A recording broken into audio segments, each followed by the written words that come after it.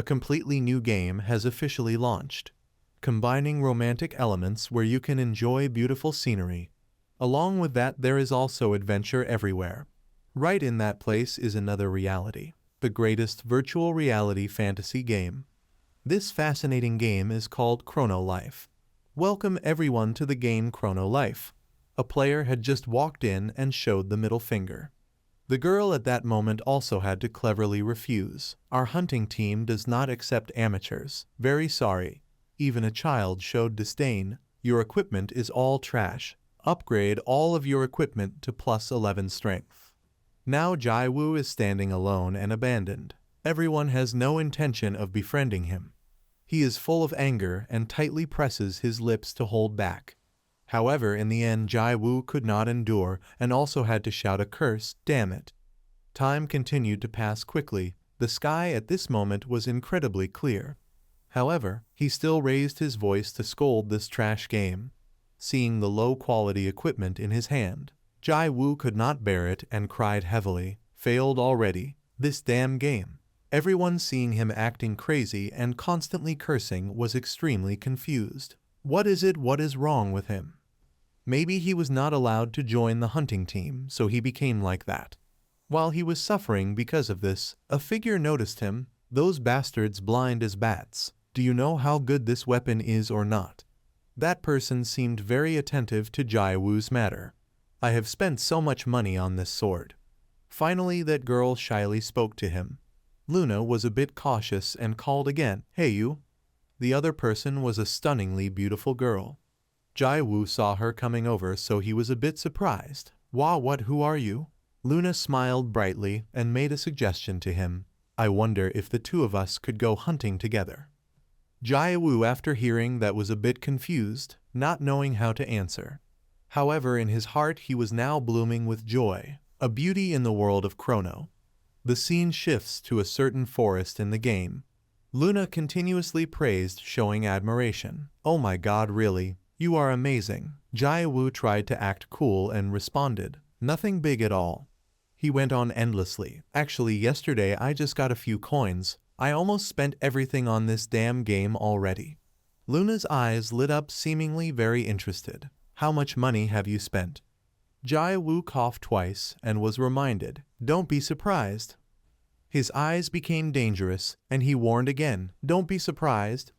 Jai-woo took out his knight sword +3 to show off. "The knight sword that I am holding is also in that package." Luna kept praising non-stop. "So cool, you look like a warrior in those novels." Jai-woo, after hearing that, felt like lightning struck across his ears, stunned for a few seconds. Then in his mind he began dreaming about beautiful days ahead. Jai-woo would date this beautiful girl. Even the scene of proposing he also thought about. Next, the two would enter a happy marriage. Then live joyfully together and have a child. Thinking of this, Jai-woo's eyes lit up. "What should we name our daughter?" After walking for a while in the small forest, they stopped. Luna sweetly announced, "Well, we finally arrived." Jai-woo still understood nothing, spacing out, observing the surroundings. He began to feel something strange. "We already arrived. This is just the middle of the forest." However, before Jai-woo could react, he was stabbed straight once by Luna. He widened his eyes, unable to believe this was real. Jai-woo collapsed under the cruelty of the beauty. He was confused and felt it made no sense. What is that?" Bright red syrup kept flowing, soaking the ground. Jai-woo looked at her figure. "Why did you suddenly do that?" He began making guesses. "Could it be you want to take my weapon?" But Luna burst out laughing mockingly. "I don't give a damn about this trash, you simp." Jai-woo, hearing those words, widened his eyes in shock, sweat pouring out. She continued speaking. "My original intention was to lure you here, then stab you, because very few people come to this forest." He sat up, not believing what he heard. "Lure about inviting me to go hunting." Luna laughed wildly, seeing Jai-woo's expression. "Of course it was just a lie. Why would I want to team up with an idiot like you?" She kept hurling harsh insults. "Pathetic fool, ultimate simp." Those words were like a knife stabbed into Jai-woo's heart.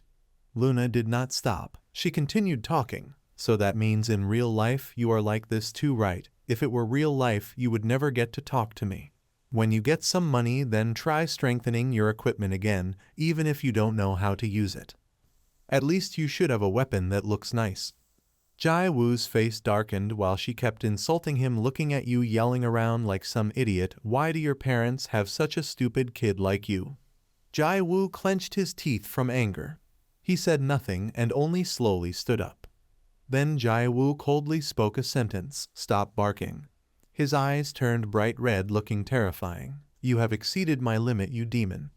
But just as he finished, Lunar ruthlessly swung her weapon at Jai Wu, splitting him in two. She looked at his tragic state and continued, What did you bark, huh, you dog? This time Jai Wu could no longer respond to Luna. He just fell painfully onto the ground. The system quickly rang out a notification. All conditions have been met, starting the classification process to transfer to a hidden class. Luna still stood there waiting for something. Seconds later, changes began to appear on her body. A blinding light from the system appeared. It covered her entire body, making it impossible for others to see clearly. When the light disappeared, Luna had completely changed 180 degrees. A pair of wings looking very majestic appeared afterward. Now the outfit on her body looked very luxurious and powerful.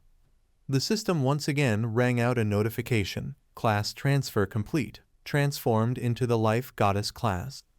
At that moment, Luna finally smiled lightly in satisfaction. Her eyes were full of joy, finally having killed 1,000 people. Luna stood there stretching to relax her muscles. Her face under the sunlight looked even more radiant.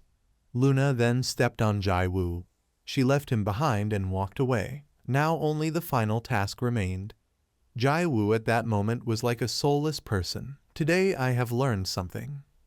A truth in this game. He had lost all strength and could only lie on the ground. The so-called big fish eats small fish. The system once again rang out a notification. Your character has died. The street was still crowded and bustling as always. No one cared about Jai Wu.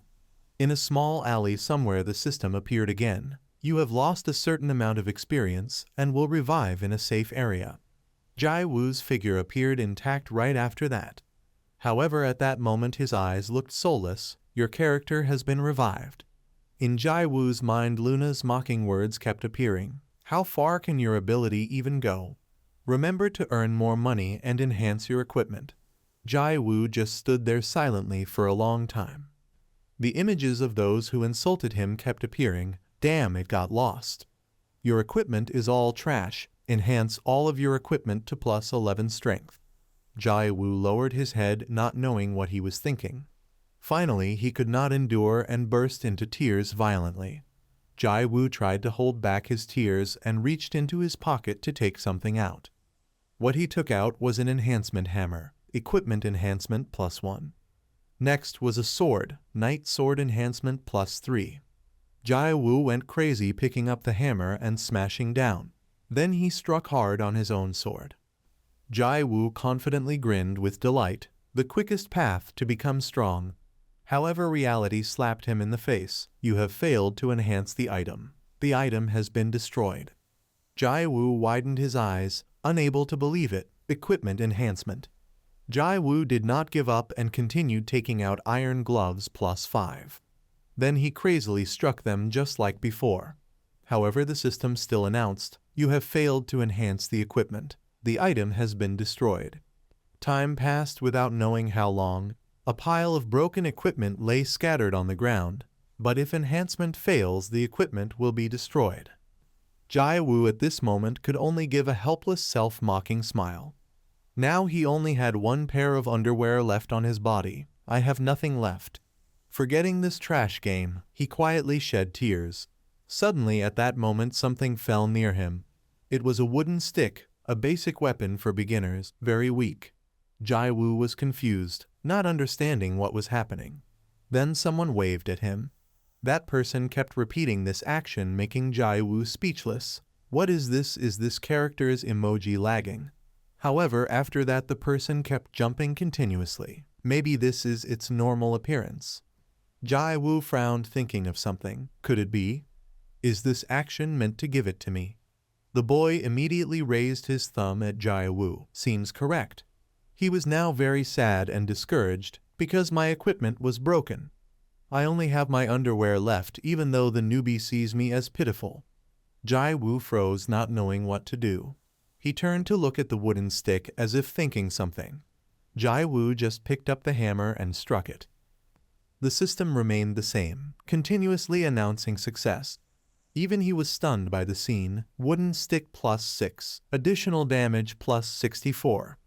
Jai Wu kept striking. What is this about? About to explode. The higher the enhancement level, the higher the chance of failure. He spent the entire afternoon just sitting there hitting the wooden stick.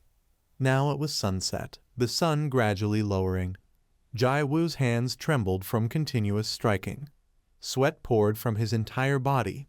Jai Wu pressed his lips tightly, seemingly slightly moved. He once again used all his strength to strike the wooden stick. This time Jai Wu was astonished when notified, equipment enhancement successful. Congratulations! You have maximally enhanced the equipment. Wooden stick plus 99. He held the wooden stick in his hands, trembling, unable to believe it.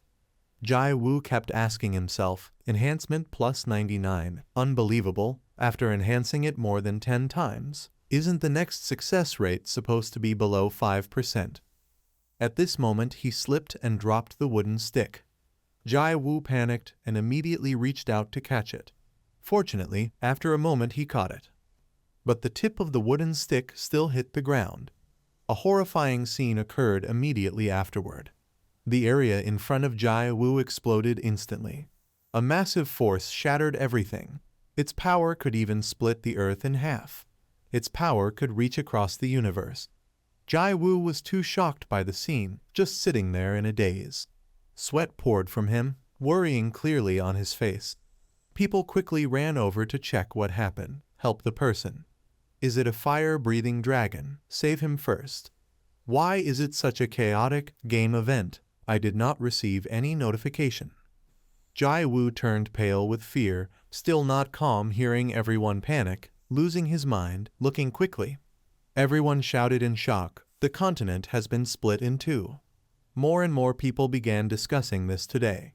A Guinness record was recorded in the history of virtual reality games. The system rang out a notification. Another person has died from your attack. Your notoriety has increased. The notification kept ringing continuously. At one moment the number of players overloaded, 850,617 players. The sheer number of notifications made Jai Wu widen his eyes in confusion. He could not help but smile slyly. Luna's words echoed again. How do your parents have such a stupid child? Jai Wu's smile became increasingly twisted. He recalled his miserable scene when Luna killed him. I have learned a costly lesson with my life. He also remembered those who humiliated him. In truth, there were also people who rejected him. The so-called big fish eats small fish. He still remembers everyone who treated him badly. Jai Wu gripped the wooden stick in his hands, the smile still on his lips. Now the wooden stick was at level plus 99. His eyes full of murderous intent. Now it is time to teach you a lesson, you pathetic fools. In reality, Jai Wu was just an unremarkable person, ordinary in appearance and height. His studies were bad, sports were poor too. If comparing his life to ranks in the game, he felt he was only at bronze 4. Amidst the old European city scenery with red-tiled houses, on the cobblestone street, each bare step sounded heavy. Only Jai Wu could be seen walking with his head down among the bustling crowd. Long hair covered his eyes, lips tightly closed. His face exuded coldness. At that moment, Jai Wu accidentally bumped into a large, muscular man. The man showed aggression, cursing, and then challenged him. Immediately after, the man grabbed his collar.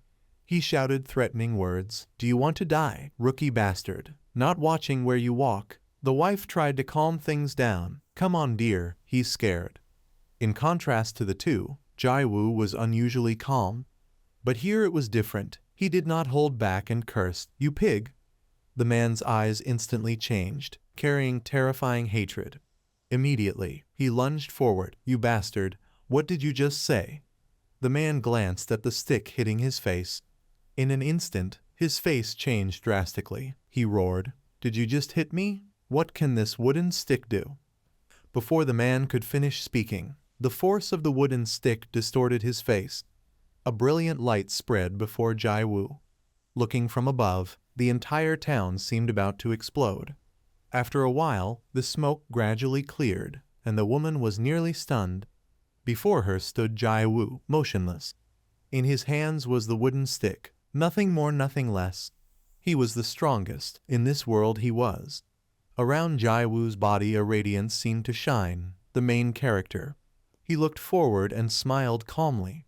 At that moment, the system announced, Warning, the weapon's durability is low. Next came a message hitting his mind, the weapon cannot be repaired. Seeing this, Jai Wu's face changed, becoming extremely confused. After a while, the sunlight was still glaring. At the same time, he withdrew into a corner, eyes contemplatively fixed on the wooden stick.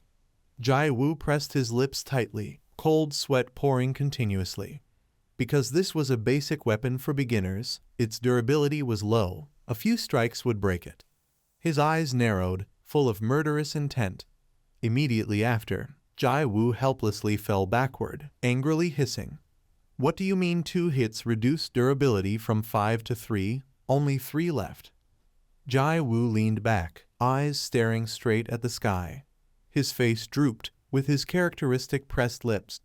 Jai Wu once again lamented to heaven and earth, It's over. In that moment, he silently resolved, he must deal with those who look down on him and also get Thinking of this, Jai Wu's expression relaxed slightly. Then his eyebrows furrowed tightly again. Only Jai Wu could be seen furious, gritting his teeth. Immediately, he stood up, holding the wooden stick tightly. Jai Wu whispered in his mouth, All right. If only 3 hits remain, he silently resolves. The scene shifted to the Valley of the Dead. Only Jai Wu could be seen confidently stepping on each skull. He just crossed layer after layer of human bones. At that moment, Jai Wu's lips moved slightly. He kept mumbling in his mouth as if reciting a spell. At that moment, the space suddenly shook. At the unusual scene, Jai Wu was briefly astonished. Immediately after, he returned to his usual calm demeanor. Before Jai Wu, dust and smoke flew everywhere. Then, 2 glowing eyes gradually appeared through the misty smoke. Eurus suddenly roared and lunged quickly toward him. Its sharp tongue was sticking out. Facing such tremendous pressure, Jai Wu remained calm. Chrono Life, the strongest monster boss, the supreme monster. Immediately after, Eurus roared wildly, You have surpassed the boundary of death, foolish fragile creature. It continued screaming, You foolish human, leave your life here. At Jai Wu's indifferent attitude, Eurus repeated, You foolish fragile creature, struggle in this despair you cannot overcome. Immediately after, an attack from Jai Wu flew straight toward it. After a while, the space fell into stillness. Eurus looked up in confusion to where the attack had flown, only to see Jai Wu coldly swinging the stick, his feet unmoving. In that moment, he whispered, Anyway, if only 3 hits remain, I will. Hearing this, it could not help feeling a bit unsettled. As the words ended, Jai Wu coldly swung the stick. He declared angrily, Then I will capture the strongest boss in this game. What's the big deal? Hearing this, it was almost stunned, unable to believe what it just heard. Eurus hurriedly spoke, Wait, please wait a moment. Seeing this, Jai Wu showed an angry expression. What is this?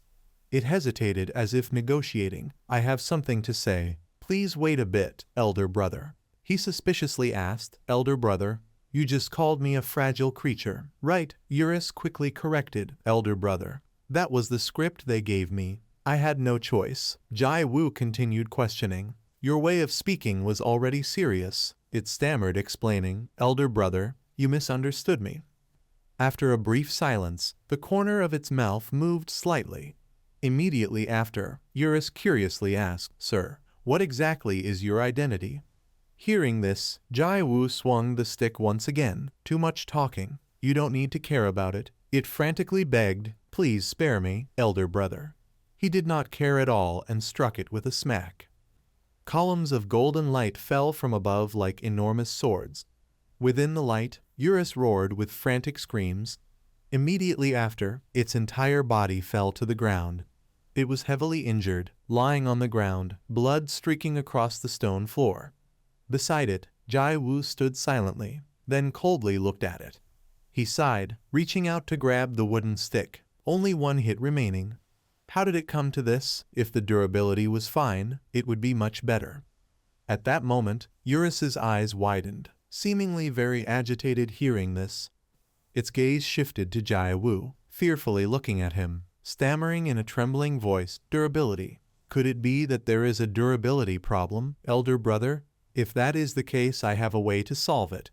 Hearing this, Jai Wu once again raised the wooden stick high. His eyes narrowed slightly, lips moving as if in disbelief. What? Suddenly the system screen appeared right before his eyes. The master-servant contract of the two-headed dragon Eurus. The strongest Eurus dragon wants to entrust its soul to you. Do you accept? Jai Wu was momentarily stunned. What the hell is this? At the same time, it scrambled to sit up. "Elder brother, have you ever heard of the ego sword?" He tilted his head slightly, eyes flashing with caution. "Ego sword? What is that?" Eurus gradually became hesitant. "If I explain, it will be a little complicated." Jai Wu raised his voice, reminding me. "Just explain it simply." It obediently nodded. "Yes, simply. Explained in an easy way. I will enter into your weapon. This body will be discarded. Only the soul will enter. If so, your weapon will carry the ego. And if it evolves into the ego sword, then it will achieve infinite durability." Hearing this, Jai Wu was extremely surprised. Eurus did not forget to emphasize, "It is said the ego sword is the highest grade weapon in chronolife." Suddenly Jai Wu threw his head back and laughed like a madman. Seeing this, it could only smile awkwardly, face showing embarrassment. Eurus hesitantly spoke, "Elder brother, are you satisfied with my proposal?" He paid no attention and continued laughing heartily. Jai Wu lowered his face, the corner of his mouth curling into a sly smile. "But if so, the plot will change. Then I can wholeheartedly take my revenge." Immediately after, he threw his head back and laughed wildly, as if heaven was helping him. Eurus slightly recoiled, trembling, unable to believe what it just heard. "Oh my God, this guy is insane." After a while, Jai Wu excitedly reached out and pressed the button. "All right, let's make the contract now." Immediately, a magical circle appeared beneath his feet. On the opposite side, Eurus was also pulled into the ritual. Its wings spread wide, carrying a strange aura. At that moment, the wings suddenly vanished. The system announced Eurus's body had been destroyed. Its soul is entering Jai Wu's weapon. In a flash, the wooden stick upgraded to the ego version. Its durability is now infinite, the corner of his mouth unconsciously curling up. Suddenly, fierce sounds echoed around. Jai Wu stood motionless, the space immediately moving. Among thousands of screaming sounds, he still did not move. From all directions, hundreds of creatures charged toward Jai. A deadly silence followed. Then an explosion. Countless shouts rose. "Avenge! Avenge our master! Avenge Lord Eurus!" All the monsters advanced. They screamed madly, demanding revenge right before Jai Wu. In an instant, Eurus's legion surrounded him. Seeing this, Jai Wu smirked. "All right, of course I have to do this." Luna's face suddenly appeared vividly in his mind. At that moment, Jai Wu raised the wooden stick high, determined to take revenge. Immediately after, the entire surrounding space exploded. The scene shifted to the next morning, the sunlight extremely gentle. At the same time, a group of people gathered around a blackboard. Everyone wore confused expressions before the wanted notice posted on the board. One of the guards shouted loudly. Everyone paid attention. The national SSS level wanted order with a reward. In just one day, this person massacred over 800,000 people, the worst PK criminal in history. This notice was distributed simultaneously across 12 kingdoms and 3 continents worldwide. Jai Wu's image had by then been pasted throughout the streets. On this side, a fierce guard declared, "The reward is 1 billion gold."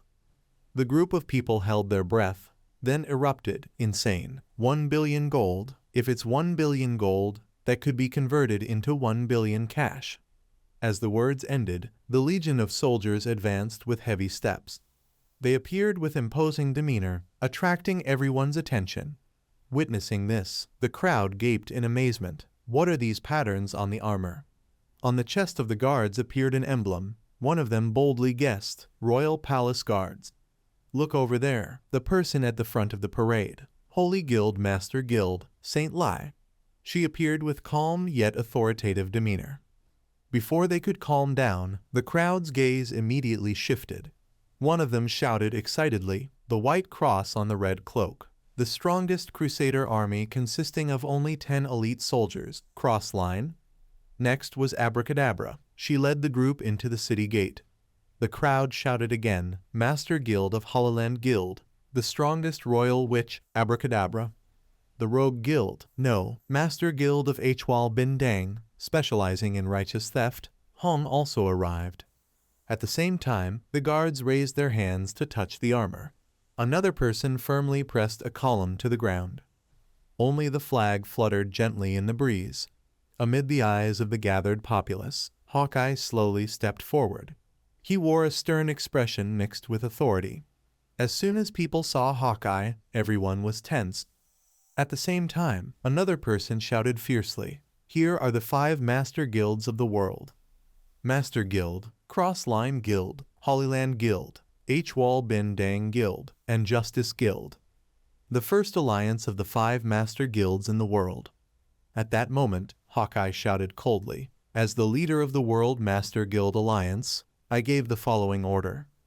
We, the World Master Guild Alliance, officially declare war against the unprecedentedly cruel PK criminal in history." Amid the vast blue horizon, the surrounding soldiers looked like ants. At the same time, the wooden staff was placed prominently before Jai Wu, with durability being infinite. Contrary to expectations, he did not feel the slightest joy, but remained silent.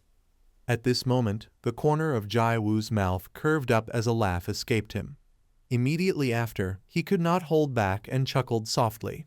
Hearing this, Eurus suddenly appeared, curiously asking, "Big Bro seems to be in an awfully good mood." Jai Wu jerked in shock and shouted, "What is that?" His eyes widened as if they were about to fall out. His voice cracking in panic, the head sticking out from the staff. "What are you?" Seeing Jai Wu's strange expression, Eurus frantically explained, "It is me, Big Bro, the 2-headed dragon Eurus." Hearing this, he was almost speechless, his eyes glued to it. In an instant, the terrifying image of Eurus appeared in his mind. Jai Wu suspiciously cast his gaze toward it and called. Eurus cheerfully smiled, "Yes, Big Bro." He nodded rapidly. "As I said earlier, my soul entered Big Bro's sword. Should I explain simply that I have become the soul of the sword?" Jai Wu was startled again. "Oh heavens, you jump out like that." Eurus's voice let out a proud laugh. "This is the special function of an ego-ranked weapon. Only Big Bro can hear and see me." Jai Wu happily poked its cheek. "It feels much softer now." After a while, he lightly nodded, roughly understanding the situation. "And your other head, did you sell it, you 2-headed dragon?" At the sudden question, Eurus was briefly confused. Yes, the other head. Only then did it notice the strange situation on its body. Eurus panicked and searched around. "Where is one of my heads?" Jai Wu replied indifferently, "No idea." At that moment, a sheet of paper drifted before them. He curiously bent down to pick it up. "What is this?" On the paper was Jai Wu's own face. Seeing it, his expression instantly turned pale like a banana leaf. Jai Wu frantically looked up at the sky where his portrait fluttered, unable to stop himself from swearing. Immediately after, Jai Wu dashed around the streets. Everywhere his eyes swept by, there was his own image. They were plastered all over the streets. At the same time, Eurus suddenly opened his mouth wide and screamed. He could not help but exclaim, "Truly worthy of our Big Bro. One hit and you wiped out 800,000 people. Such an unmatched level." If the bounty is 1 billion gold then converted to real cash it is 1 billion won, absolutely top tier. Hearing this, Jai Wu turned to question, "You little brat, who uses terms like real cash in a game? Using words unrelated to the world setting is a rules violation." Eurus sighed lightly, his tone slightly sly. "It is fine, I am already dead anyway." Jai Wu sighed helplessly. "You have grown bold now." Eurus asked with a bit of seriousness mixed with excitement, "By the way, big bro, what do you plan to do now? With a bounty like that, players all over the world will play with big bro's life." After speaking, he excitedly offered a suggestion. "How about we go ahead and destroy the human world, big bro?" At the same time Jai Wu slowly cast his gaze toward the vast empty distance, as if recalling something. 800,000 people. Maybe I accidentally dropped the wooden staff at that time. He squinted down, unable to hide his unease. Why is the atmosphere in the village so chaotic compared to... On the ground were drawings of himself scattered everywhere. Jai Wu covered his mouth and chuckled softly. Not bad at all, like becoming a celebrity. He let out a quiet laugh, lips curling provocatively. "Well, since it's like this, I guess I have to follow the concept of hiding my skills." On the side, Eurus wore a bewildered expression. "Hiding skills? What is that?" Jai Wu glanced disdainfully. "Haven't you heard of hiding your skills? People who are top tier but pretend to be clumsy." It squinted its eyes slightly, voice deepening. "Why must it be like this? Humans naturally look down on what seems easy to grab." Jai Wu once again curled his lips in a smile. "You probably don't know. That's why it's interesting." He continued talking endlessly. "In this world, you've never seen this type of warrior. Others may look down, but in reality he is the strongest main character. That's cool. A life in fantasy like this is comfortable." Suddenly Jai Wu's entire body jerked forward. Seeing this, Eurus was momentarily stunned. Just then, an arrow pierced through his stomach. Jai Wu immediately spat out fresh blood, eyes showing clear astonishment. Right after, his whole body collapsed face down onto the ground. Seeing this, Eurus panicked and shouted, "Big bro!" On the opposite side, a mysterious figure appeared with dozens of arrows. He continued raising his bow in hand. At that moment, Hawkeye appeared with a cold expression. He calmly gave orders, and the target was eliminated. It was none other than Commander-in-Chief Hawkeye. Immediately, footsteps sounded urgently. Behind him, dozens more followed in line. Returning to Jai Wu, he struggled to crawl forward. In an instant, numerous spears pointed straight at him. At the same time, Hawkeye forcefully commanded, "In my capacity as Commander-in-Chief of the Allied Nations, I order as follows. Bind the villain who slaughtered 800,000 people and imprison him immediately." Receiving the command, the group all shouted at once. Others gasped in unison and cheered. One among them shouted excitedly as a representative. Noticing the dangerous situation, Eurus urged, "Big bro, are you okay? You have to wake up immediately, big bro." It looked ahead in terror. A lone human may be weak, but gathered in amid the encirclement of tens of thousands of soldiers, Jai Wu stood alone, completely unshaken. The group lifted their heads, cold eyes sweeping across him like ice. The summoned forces numbered nearly 3 million. At the same time, Hawkeye slowly raised his hand, pointing his index finger at Jai Wu in the sea of people. Immediately after, he let out a thunderous roar, shattering the oppressive atmosphere, and attacked the whole army. At the sound of the shout, the entire army erupted like a gigantic wave, spears raised, shouting, shaking the heavens. Amid the whistling wind and the sound of steel slicing through the air, Jai Wu sighed softly. The wooden staff shot up, cutting through the wind in a blurred arc. From the tip of the wooden staff, a streak of blazing red light exploded, twisting into a massive column of fire. The sound of breaking steel, screams echoing, the entire formation shattered. Eurus opened its eyes wide, mouth agape, unable to speak. Saying nothing, Jai Wu stepped forward half a pace and swung the staff again. Jai Wu lifted his head, eyes cold, scanning the ranks. Instantly, a white pillar of light, bright as lightning, erupted, shooting straight through the formation. Looking back at Eurus, it gaped, eyes wide in disbelief at what had just happened. Suddenly, a resounding shout pierced the stunned silence. A single person is weak standing alone, but when gathered in numbers like this, it's truly formidable. A moment of stillness, as if time froze, Eurus realized in shock. This is the natural order. Even the strongest boss Eurus could not fight thousands at once, especially when the opponent was not an ordinary figure but the World Guild Alliance, a force gathering soldiers from across the globe. Even if they mobilized the Eurus Legion, they would obviously fail. In that case, the rational choice was to escape first.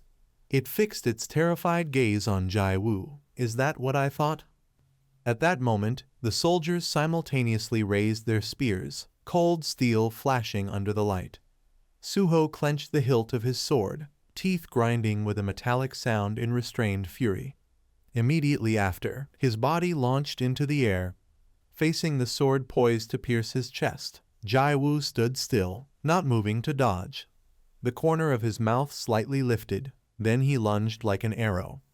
The staff swept across, its force tossing an entire row of soldiers into the air. In an instant, the previously tight formation shattered. Amid the dust, Overpowered slightly bowed her head, lips moving, strange syllables spilling out. As soon as the incantation ended, a magic array appeared at her feet. The light from the magical formation reflected on her face, and Jai Wu looked up. Right above his head, a second magic circle appeared. Seizing the moment, Overpowered let out a roar, casting magic, unleashing an ancient spell. A blinding flash of light suddenly flared, tearing through the magic formation. Jai Wu looked up dumbfounded, mouth slightly open.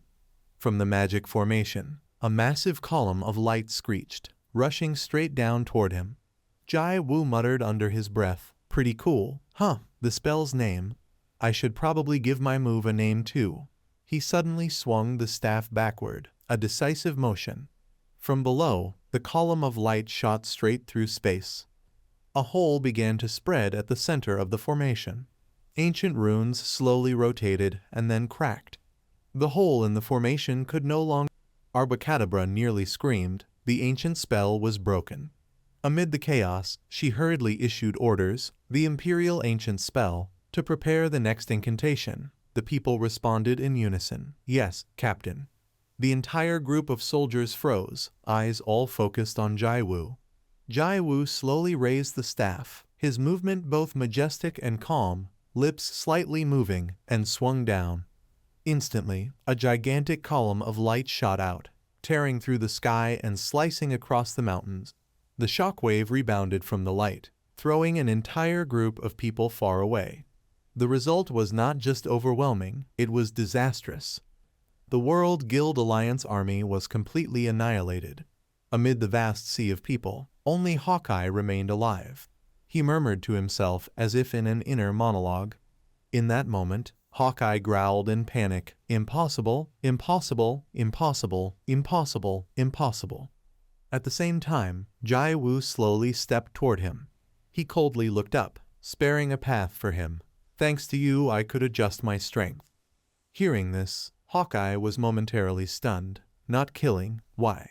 Jai Wu exhaled in exasperation. "What do you mean, why? Haven't you figured it out?" He suddenly changed his tone. "Earlier you shot an arrow at me, didn't you?" As soon as he finished speaking, Hawkeye stared in shock. Immediately after, Jai Wu struck him straight in the face with the staff. Naturally, that day's battle became a hot topic for many. Under the dreamy sunset, thousands of swords plunged into the ground. Evidently, players of Chrono Life, game users worldwide, even ordinary people who had no interest in games, were watching. On the other side, Jai Wu slowly lifted the wooden staff. He coldly aimed the tip forward. At that moment, Eurus laughed excitedly. "So it's over already, Master, that's amazing." Jai Wu looked up, bewildered. "Oh, wondering why I didn't see you. Turns out you went inside there." At the same time, footsteps echoed. Jai Wu turned around in panic. Before him stood the figure of a woman. Jai Wu immediately showed a look of disdain. "What, another one?" He let out a sound full of contempt. "How annoying." Suddenly Jai Wu's pupils dilated fully. The figure before him became increasingly clear. It was no one else but Luna. The moment he saw her, Jai Wu froze. Then his expression changed. Meanwhile, Luna's lips slowly curved into a faint smile. The sun set over the vast plains, countless swords and spears lying on the ground, 3 million corpses. Jai Wu found this quite dramatic. His black hair covered his eyes, so his expression was not clearly visible. At that moment, Jai Wu vaguely remembered Luna's teasing expression, that foolish guy. His arm trembled violently as if holding back. Perhaps because of that, it contrasted with Jai Wu's current emotions. After a while, he grinned, eyes fixed on her, smiling already. Amid the chaotic battlefield, the two stood silently, looking at each other. At this moment, Luna smiled brightly, politely speaking, "Are you all right?" She continued laughing. "What a coincidence. I didn't expect we'd meet in a place like this." Hearing this, Jai Wu couldn't help but scoff. "Coincidence? Nonsense. It's obvious you came here looking for me." Luna's lips curved gradually at his words. She innocently tilted her head and asked, "Does it look like it?" As soon as she spoke, Jai Wu's expression darkened further. He closed his eyes tightly and exhaled. "I want to smash her head right now, but she keeps talking nonsense." After that, Jai Wu's attention shifted to the top of Luna's head. "Your hair changed color. Huh, did you dye it?" Her lips curved into a mischievous smile. "Oh wow, fun, and you noticed too." Luna's voice was playful, teasing. "After I killed you, I changed my hair color, all because of the life goddess's hidden profession." The scene of the past suddenly resurfaced. Luna at that time exhaled, finally reaching 1,000 people. She casually shrugged over Jai Wu's body. Returning to the present, Luna gently stroked her hair, then added, "My hair was changed like this." Jai Wu across from her simply listened with a serious face. Then he sighed helplessly, the sound clear enough for her to hear. At that moment, Jai Wu suddenly swung the wooden staff high. He coldly questioned, "The profession changes to life goddess after killing 1,000 people. Isn't it supposed to be death goddess?" Faced with a barrage of questions, Luna smiled faintly. She tilted her head, eyes shining, tone both teasing and delighted. "There, interesting, isn't it?" Jai Wu furrowed his brow, yelling, "Very interesting." Instantly, he slammed the staff down, flames quickly erupting. Jai Wu glanced at Luna with a look of hatred. "I've heard all the interesting stories." Meanwhile, she calmly looked down, then feigned regret. "Oh my, is it over already?" As soon as she spoke, the space was shaken. Amid the thick smoke, Jai Wu remained motionless like a statue. He squinted his eyes, looking ahead. At the same time, Luna softly moved her lips, voice slightly sulky. "What a pity." She coldly fixed her gaze on Jai Wu. "I still have so much to say to you." Hearing this, he angrily turned, hands still gripping the wooden staff.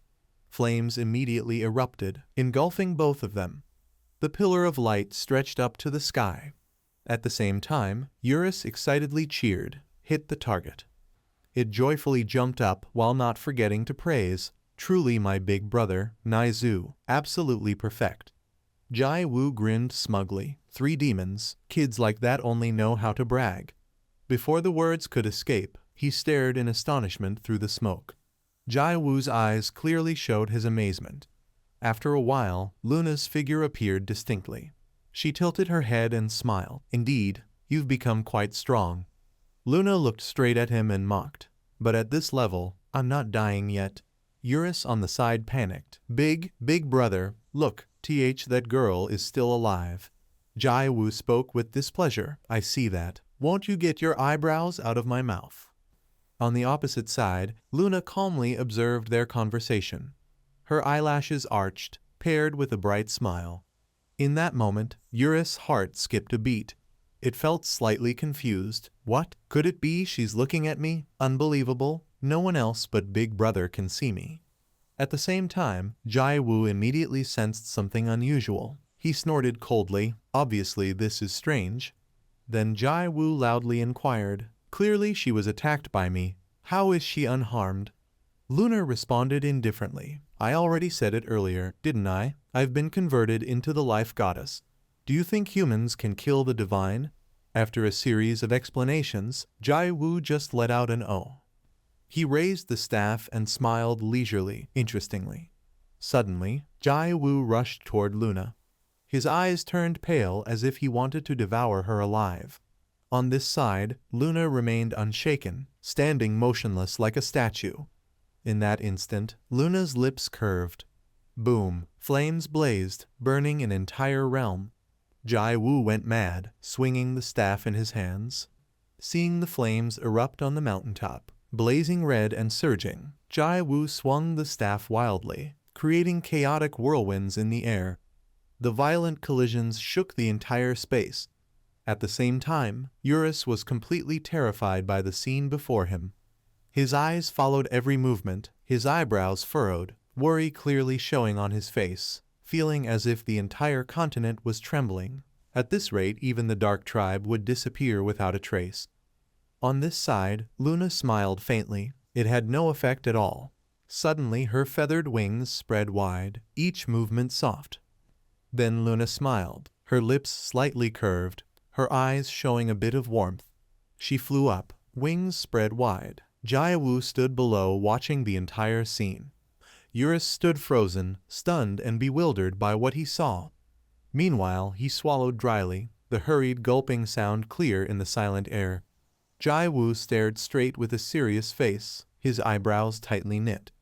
In that moment, Luna's wings glided gently, each layer of feathers shimmering in the light. The soft feathers fell, drifting slowly in the air like flying snow. At this moment, she let herself float in the wind, gliding in the sky like a free bird. Luna's feet gradually touched the ground, making a soft sound. Then suddenly she giggled. What now, poor you? Thinking about me every day must be so nerve-wracking because you want to kill me. Give up. No matter how much time it takes, no matter how strong you become, you will never be able to kill me. Luna looked straight, her gaze sharp as if carving each word into his mind. For life. He slowly looked back, his eyes stopping on her, full of thought and consideration. Immediately after, Jai Wu shut his eyes tight. In the end, he tilted his head slightly upward, letting out a sigh. Jai Wu lightly shifted his toes, as if preparing to move. He simply walked away, each step light but firm, leaving Luna standing alone behind him. She curiously called after him, her voice slightly trembling but unable to hide the concern. Suddenly, where are you going? So you finally gave up. Jai Wu gently warmed up his joints, rotating his neck and the joints of his arms and legs. After a brief silence, he replied with a voice both clear and full of determination. I will try my best to strike. If I can split you in half, then I will. Luna smiled faintly, unable to hide the mockery. I already told you it will not work. You absolutely will not. Jai Wu did not wait for her to finish speaking and suddenly interrupted this planet. Luna's eyes wavered. She looked at him in confusion. Jai Wu burst into a mad laugh, blending excitement and loss of control. If I cannot kill you directly, then destroying the entire planet is enough, right? If so, then one of the two will be caught in the explosion or swept far away from the universe. Luna suddenly whispered, her voice light as the wind. I told you already, didn't I? You think humans can do that? He immediately continued, his voice steady and firm. That is why I said I will fight with all my strength earlier. I did not use my full power. Saying this, Jai Wu once again laughed loudly. Even once, if you destroy this continent, will you die with me? Her face was expressionless, lips tightly pressed, eyes shimmering with suppressed anger. Moments later, Luna could not help feeling doubtful. So it is not simply okay, but mutual destruction, isn't it? Only then are you satisfied? She stared straight at Jai Wu as if examining whether you can do it or not. He had paid too high a price to learn these things. Jai Wu sneered, one side of his lips lifting. The truth in this game is... Then Jai Wu burst into a long booming laugh, echoing continuously, both amused and excited. The weak and the strong, the law of the jungle is the truth. After a long while he rasped out and listened carefully to the girl. Jai Wu now glared ahead. It is time for revenge on you bastards. Returning to reality, he spoke mockingly that people like you always mistake one thing. Jai Wu continued with a low voice of satisfaction or self-destruction. I have nothing left to lose, you bastard. Hearing this, Luna bit her lip, unable to remain calm. Realizing the danger, Luna quickly called, wait, wait. Meanwhile, Jai Wu coldly swung the staff down. The tip of the staff immediately struck the ground. The area where Luna stood began to shake. Under the overwhelming pressure, her body swayed. Eurus beside her was no less shocked. In contrast, Jai Wu burst into hearty laughter. In a fleeting moment, the ground split into many parts. Even the earth could not escape being shattered into pieces. At that moment, the cut began to shine. Then it suddenly exploded, and the whole space was nearly engulfed. In the vast universe, Earth suddenly glowed. Streams of light spread for hundreds of thousands of kilometers. In space, numbers began to appear, floating like glowing particles. Returning to real life, in a towering building. The scene shifted to a virtual reality room. At the same time, the game cafe staff were dozing off. Suddenly, the group in the room all shouted at once, damn it. Another person angrily roared, Chronolife got disconnected. Someone nearby spoke to confirm, same here. In an instant, the hall became chaotic. A teenager could not help but be confused. What just happened? The person next to him shouted angrily, damn it. I was fighting a boss. Immediately afterward, people rushed to the staff. Uncle, what's going on? The person nearby demanded aggressively. Did you flip the circuit breaker? Planning to operate the VR room like this? Seeing this, he hurriedly explained, dear guests, please calm down. It's not a power cut or breaker tripped. Hearing this, the teenager speculated, could it be the server disconnected? The person next to him looked doubtful. Suddenly. At that moment, another person shouted, hey, there's an announcement from the homepage of Cura. Chronolife informed players that the server was undergoing emergency maintenance. They apologized for being unable to provide normal service and would announce the reopening schedule soon. The female student's voice lowered, eyes wide staring at the screen. Looks like the server really crashed. Another person looked excited. Awesome. At that moment, someone's figure peeked from behind the door. That person just coldly observed the players. The numbers appeared once again. The system kept tracking the number of logged-in players. In the end, only one person remained, and that person was Jai Wu. He lifted his head and glanced around. Jai Wu gradually became bewildered. Where is this again? He scratched his head in confusion. Strange, just now it was clear. Suddenly a voice came from beside him. Sent 389. The person continued in a low tone. That is the name of the planet you destroyed, known as the most beautiful star in the 4 great universes. Hearing this, Jai Wu asked suspiciously, how is that possible? The god of destruction grinned, that is the place my mother liked the most.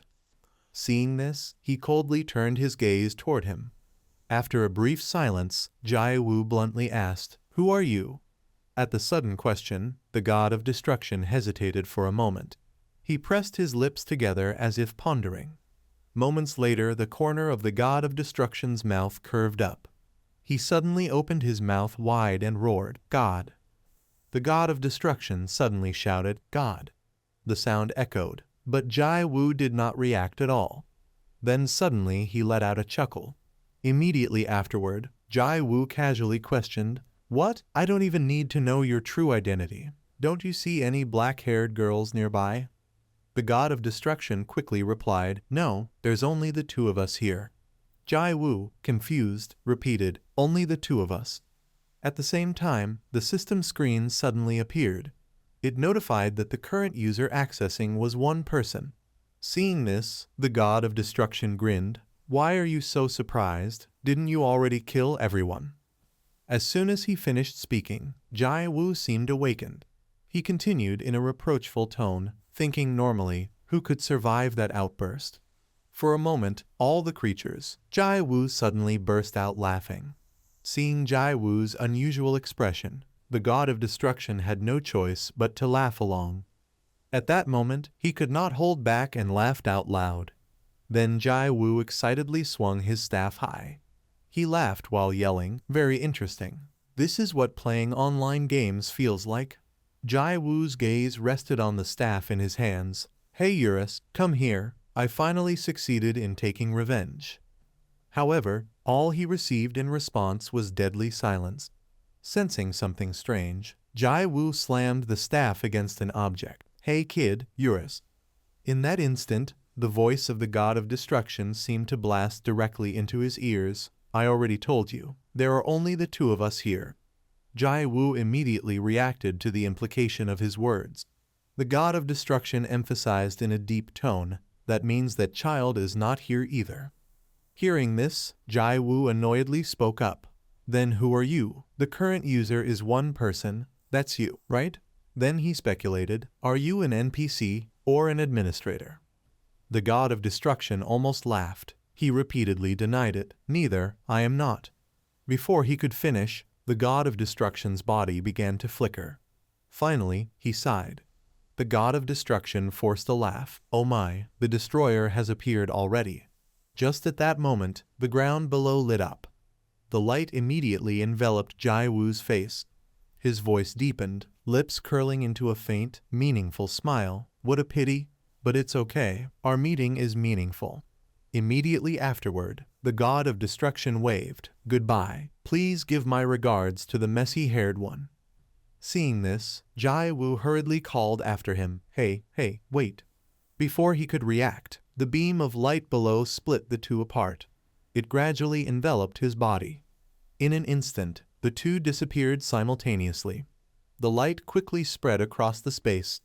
In the hazy scene, the system suddenly announced, "Logged out of the game." In the virtual reality room, there was no one left. The entire room was strangely silent. After a while, one of the doors suddenly swung open. Inside was Jai Wu, a flesh and blood human. He slowly placed his hand on the glass while taking it off. Jai Wu furrowed his brows, his face showing irritation. He growled in his throat, speechless. "Why even appear then? And that messy-haired guy, what the hell is that?" Jai Wu froze in front of the unfamiliar group. Deok B stared at him. Then he lifted his hips from the chair, pressing both hands firmly on the armrests. Immediately afterward, Deok B quickly stepped toward Jai Wu. He spoke politely. "Li Jai Wu, 21 years old, has been playing Chrono Life for 3 months. Current weapon in use, level 99 plus wooden staff." At this, Deok B coldly asked, "Is that correct?" Jai Wu shivered. "Messy-haired guy." Jai Wu, confused, nodded. Yes, that's correct. But who are you?" He only saw him carefully remove his glasses. Deok B loudly declared, "Who else is the one who came to take your wooden staff? Your name is Li Jai Wu, 21 years old. Jai Wu is an ordinary university student who likes playing Chrono Life. To be honest, not long ago he was still a newbie. Jai Wu played with a mindset of always losing. But by chance, he created a level 99 plus wooden staff. Jai Wu wiped out all those who displeased him. And of course, that included this girl. The entire space was blown apart by Jai Wu. Not only that, even the earth was affected. Then a being calling himself a god appeared. Suddenly, he disappeared without a trace, and now, the scene shifted to a towering skyscraper. All that could be seen were bodyguards lined up neatly, at a restaurant with a very distinctive signboard. On the table was a steaming bowl of blood sausage. At the same time, Deok B calmly ate, while Jai Wu sat motionless like a statue. He then urged, "What are you waiting for? Eat quickly." The cooking skills of the shop owner are not ordinary. Hearing this, Jai Wu hesitantly lifted his spoon. "Ah yes, silently cursing inside. What on earth is going on here?" After a while, Deok B slowly introduced, "This restaurant I used to visit before I had money." Looking back, it's been roughly 15 years since the company was established in the early stages of developing Chrono Life. Those words struck Jai Wu like a thunderbolt, establishing a company, developing Chrono Life.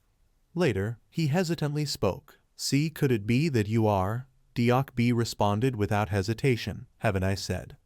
I am the president of Chrono Life, Choi Deok B. Jai Woo nearly exclaimed, PR president. Not some gangster, right? Then who are those people in suits? He calmly replied, company employees. They are the character designer, head of sound design, and head of marketing, respectively. Jai Woo immediately showed his attitude. Damn, I thought these were gangsters, so I was holding back until now. But why did the president suddenly come looking for me? In response to his question, Deok B appeared indifferent. Why? Didn't I already stay in the game room earlier? He then declared sternly, I came to reclaim the level 99 plus wooden staff. Hearing this, Jai Woo's mouth fell open in shock. What? Seeing this, Deok B calmly explained, what's so surprising? As a game company, it's a natural measure. We have to reclaim bugged items. Hearing that, Jai Woo jumped up, loudly denying that it's not a bugged item. I personally enhanced it. Suddenly Deok B blurted out a number, 3%. The success rate after the item was enhanced to level 10. Of course the probability decreases further for later enhancements. Then he narrowed his eyes at Jai Woo. You understand that, right? Faced with Deok B's questioning, Jai Woo broke into a cold sweat. Seeing him silent, Deok B continued coldly, if it's not a bug, then what success rate did you surpass? Jai Woo didn't respond, standing up boldly. Meanwhile, Deok B sighed helplessly. Immediately afterward, he emphasized in a low tone, from this moment, I will reclaim the level 99 plus wooden staff. The scene shifted to the next day, a day radiant with sunlight. Near the village ahead, the trace of a beginning. All that could be seen was Gorus opening its mouth and growling. It appeared with a massive body, rough skin. Seeing this, one of them shouted, It's here. At that moment, a spear suddenly thrust straight into the sky. A woman leaned forward and swung the spear forcefully. Immediately, she launched a rocket strike. The flames quickly engulfed Gorus's body. At that moment, it screamed in madness. The man laughed with delight. Nice, cleaned up. Now hit another room like this.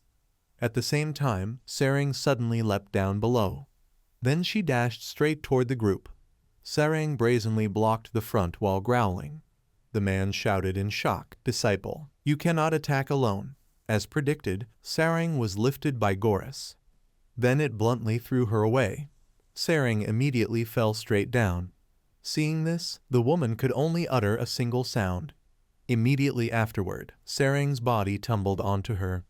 The group began to panic. It's over. Get up quickly, mage. The mage fainted. Seriously.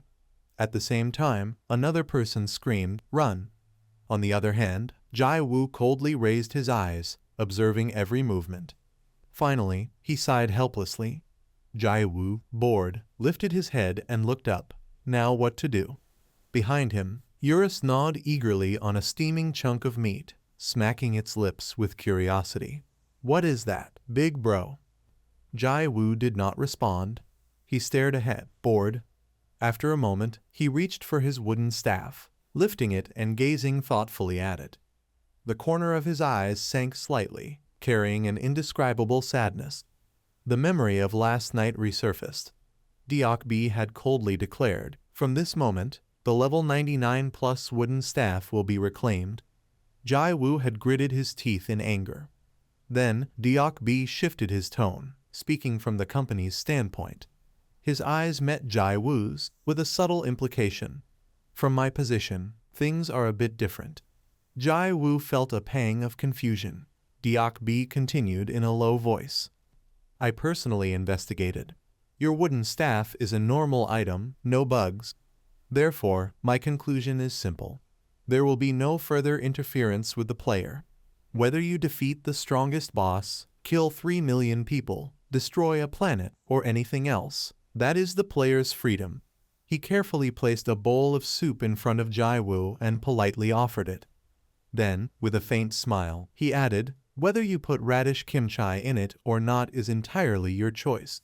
Jai Woo's eyes widened, staring blankly at the bowl, and unconsciously reached out to take it. From that moment, an invisible bond seemed to form between them. At that instant, the shop owner suddenly struck Deok B lightly. Hey, don't put radish kimchi in the soup. What's the point of simmering beef bones all night if you ruin the flavor with kimchi water? After a pause, Jae-woo muttered to himself, radish kimchi water. Returning to reality, he stared at his wooden staff, the thought lingering in his mind. From below, a man's curse rang out. Pointing at Sarang, he shouted, that female duelist, what are you doing? Playing alone. Don't you know hunting in a team is basic? Are you trolling? A woman quickly intervened. Stop, please. But the man continued his words harshly. No holding back. Because of that crazy girl, the hunt is ruined. You defective sperm, get lost. Jae-woo's thoughts drifted back to Deok-bi's words, echoing faintly in his mind. Just one thing, I want to entrust it to you. Chrono Life is a great game. Free, romantic, adventurous, a virtual world anyone would dream of. If you fight carelessly, just restrain yourself a little. Enjoy the game slowly, savor it.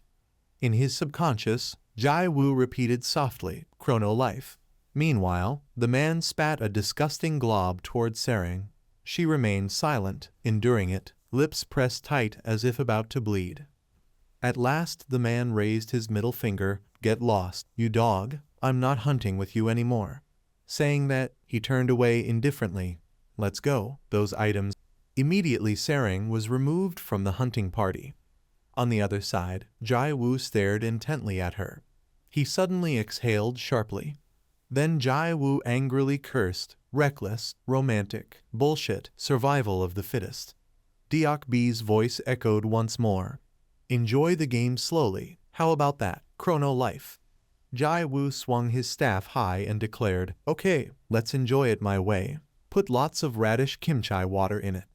From above, a beam of light suddenly shot straight down. It darted toward the group from before. More precisely, the beam targeted the man. Above, Jae-woo accidentally lost footing, his body swaying uncontrollably. He looked down below in confusion. Sarang suddenly screamed, this trash game, this bullshit game, this crazy game. She shouted in fury, don't you see how powerful this weapon is? I've spent so much money on this game. Then Sarang fell silent. Jae-woo was momentarily stunned. He unconsciously remembered his own appearance when losing a match. Jae-woo turned to look at Sarang as if seeing himself. His posture was always exposed to the scrutiny of the group. His eyes suddenly brightened as if lit from within. In that moment, the image of himself crying bitterly still remained clear. Meanwhile, Sarang could not help but continue yelling, I don't need anything else. From now on I won't join the hunting party. I'll hunt alone. Saying that, she turned and walked away without stopping. Even recalling this, Jae-woo did not know why. At the same time, Gora suddenly let out a roar. Sarang stared blankly at the massive figure before her. In an instant, she was surrounded by dozens of monsters. Her face turned pale, like a banana leaf. Its jaws opened slightly, carrying a chilling breath. Immediately, they began rushing toward her one by one. The monsters crazily gaped their mouths, as if hunting prey. The sound of their footsteps grew louder and heavier. Faced with their overwhelming presence, Sarang almost froze. She fearfully raised both hands to shield herself. Jae-woo suddenly appeared, standing directly in front of Sarang. Why did he choose this moment? Jae-woo showed no fear. He raised his wooden staff high. In an instant, Jae-woo roared fiercely, striking downward. A pillar of fire immediately pierced through the space. After a moment, the smoke gradually cleared. Sarang still clutched her head, so tense that she trembled. Then, she cautiously opened her eyes and looked ahead, staring wide-eyed. In the vast space, their gazes accidentally met. At that moment, the two felt a shared sense of empathy and compassion. Sarang stared blankly at Jae-woo. It seemed the reason wasn't about those things. According to him, it was simply because he found it interesting. Thinking this, Jae-woo grinned brightly. Seeing that, Sarang displayed a stunned, bewildered expression. At the same time, he slowly moved forward. And yet, somehow, there was a sense of slight disorientation and trouble. Jae-woo's opening story ends here. The corners of his mouth curved into a crescent. He gave a gentle smile, rare and bright, and said hello. As soon as the words left his lips, he looked straight at Sarang with sincere eyes. Looking back at Sarang, she seemed momentarily dazed, standing completely still, like a statue. At that moment, Jai-woo spoke casually. "Do you want to pair up with me for the hunt? And from now on, your story officially begins." Facing it, he only shouted loudly, "Fling it away." After that, the wooden staff quickly swept behind his back. The air rapidly ignited fiercely. A massive blaze pierced through the planetary shell and burst outward. The terrifying gale lifted leaves into the air. He stood still waiting for the storm to settle. Sarang was terrified and held her head tightly throughout the entire process. Only when she no longer sensed danger did she open her eyes. The scene before her made her pupils shrink. In the high sky, a strange radiance was shining. Jai-woo slowly turned his face to look at her. He formally greeted her properly. After pausing, he gently smiled at Sarang. Jai-woo's cloak drifted softly in the wind. At the same time, Sarang felt a cool breeze sweep into her heart. Her face froze completely without any expression. And that was the beginning of Jai-woo's story. Under the miraculous radiance, Jai-woo softly asked her, "Since it is only the two of us, do you want to pair up with me to go hunting?" And from there Jai-woo's adventure officially begins. But Sarang suddenly gave a sign of refusal. "I will not hunt with a beginner." While walking away, she kept muttering something. Jai-woo sighed inwardly that it was not a smooth start. His story had already reached episode 6, Youthful Love. A new day arrived in the crowded city. On the subway, many people were absorbed in their phones. At school, a few students also used mobile phones. They unconsciously glued their eyes to the screen. People had a reason to focus on the issue. The world's concern grew bigger. Everyone called that day by that name, the end of the world. Debates in the global gaming community continued endlessly. Some of the discussions were as follows. Killing 800,000 people at once, who is that person? A multi-personality serial killer. The screen suddenly lit up. Chrono Life, the strongest player. He furiously shouted at his computer screen, "Nonsense. What is the strongest player if not a game error, then a hacker?"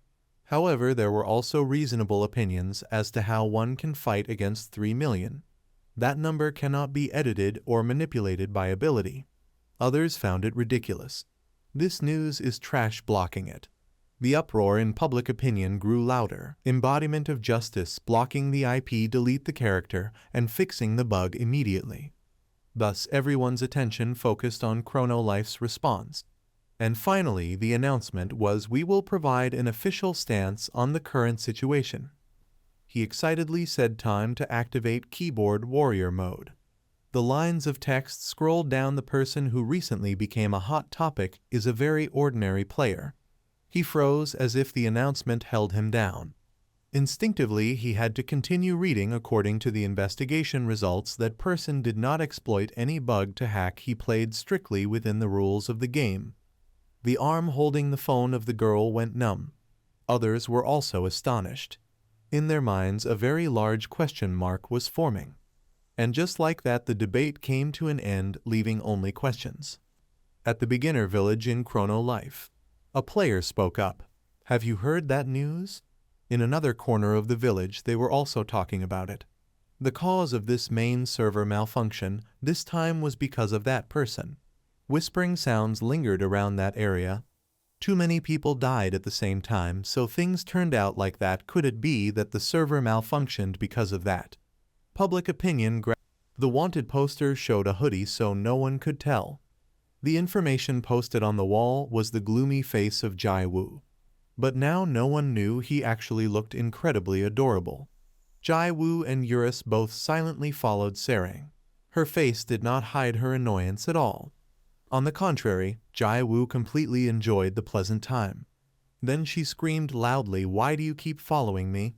He calmly replied, "We already decided to hunt together." Hearing that, Sarang became even angrier. "What do you mean we said? I would not go with someone as terrible as you."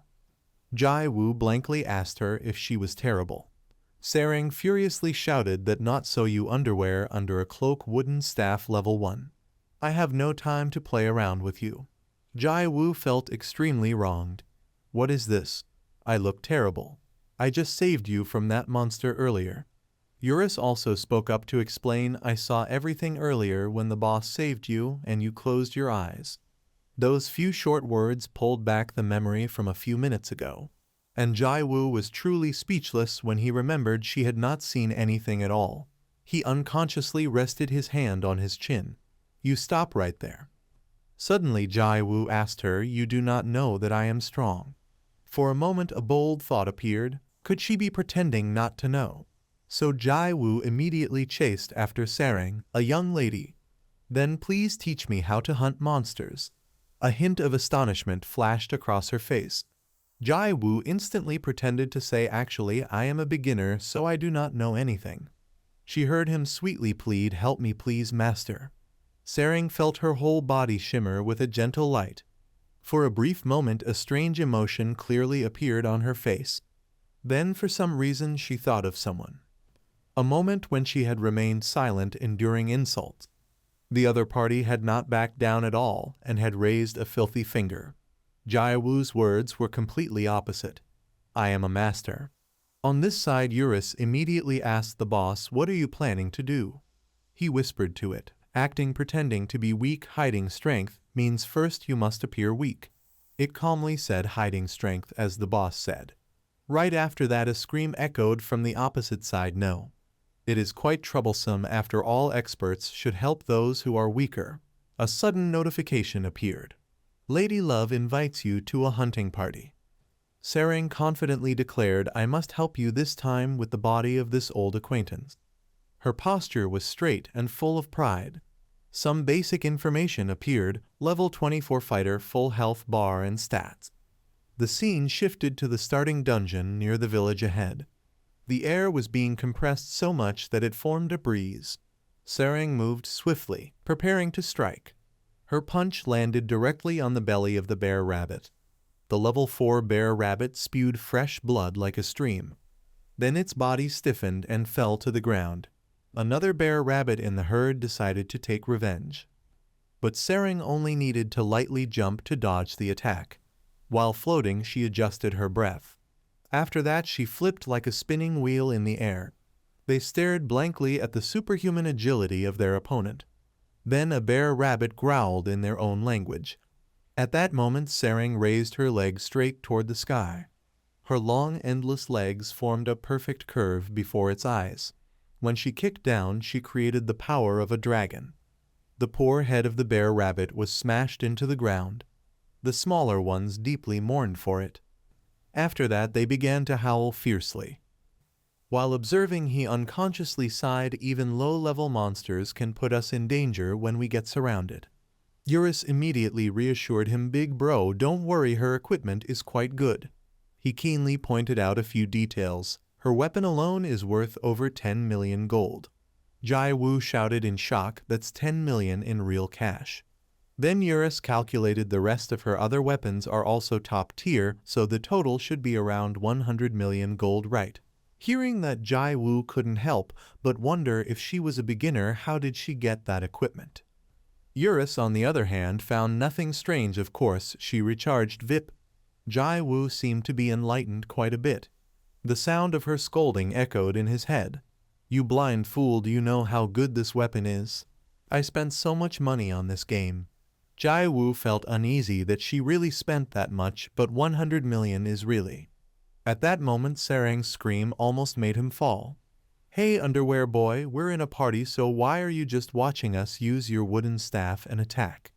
Jai Wu nervously lifted his weapon attack with this. Sarang immediately lectured him that it's right, kid, you have to attack directly to get stronger. Do you plan to sit there forever? That's why I said I hate pairing with beginners with no motivation at all. To avoid interrupting her lecture, Jai Wu struck the bear rabbit on the head. Its body burned up in 1 second. When Sarang turned around, nothing was left. She innocently asked, what was that, a breeze from the dungeon? He silently sighed, since his hidden power almost got exposed. After that, a window popped up in front of Sarang.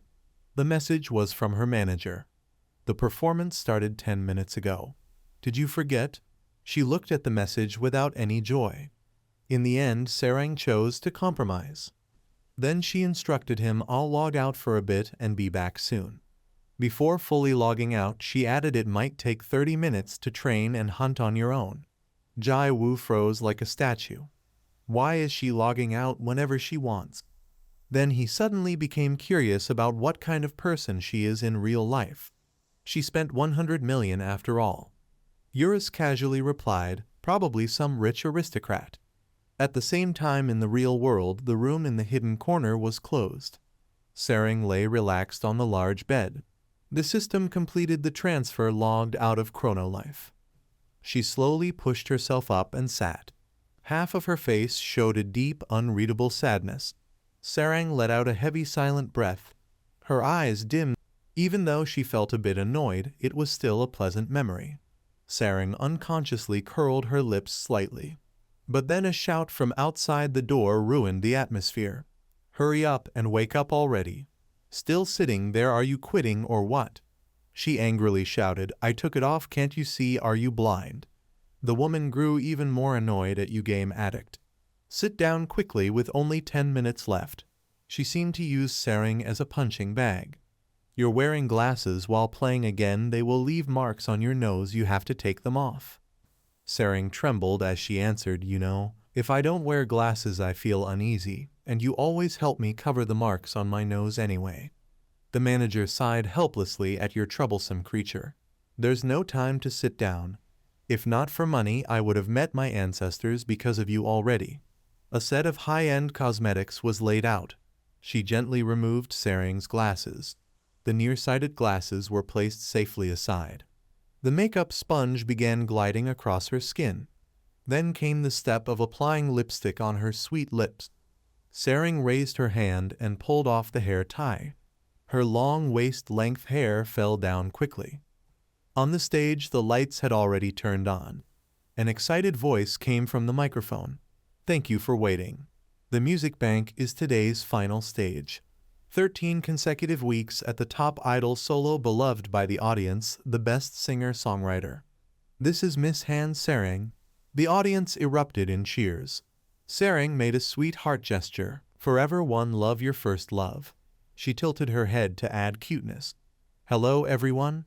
The stage sparkled because of her voice. I am Han Sarang. The true identity of Sarang was revealed to be Han Sarang, 17 years old and an idol. Her hobby that no one knew about was online games.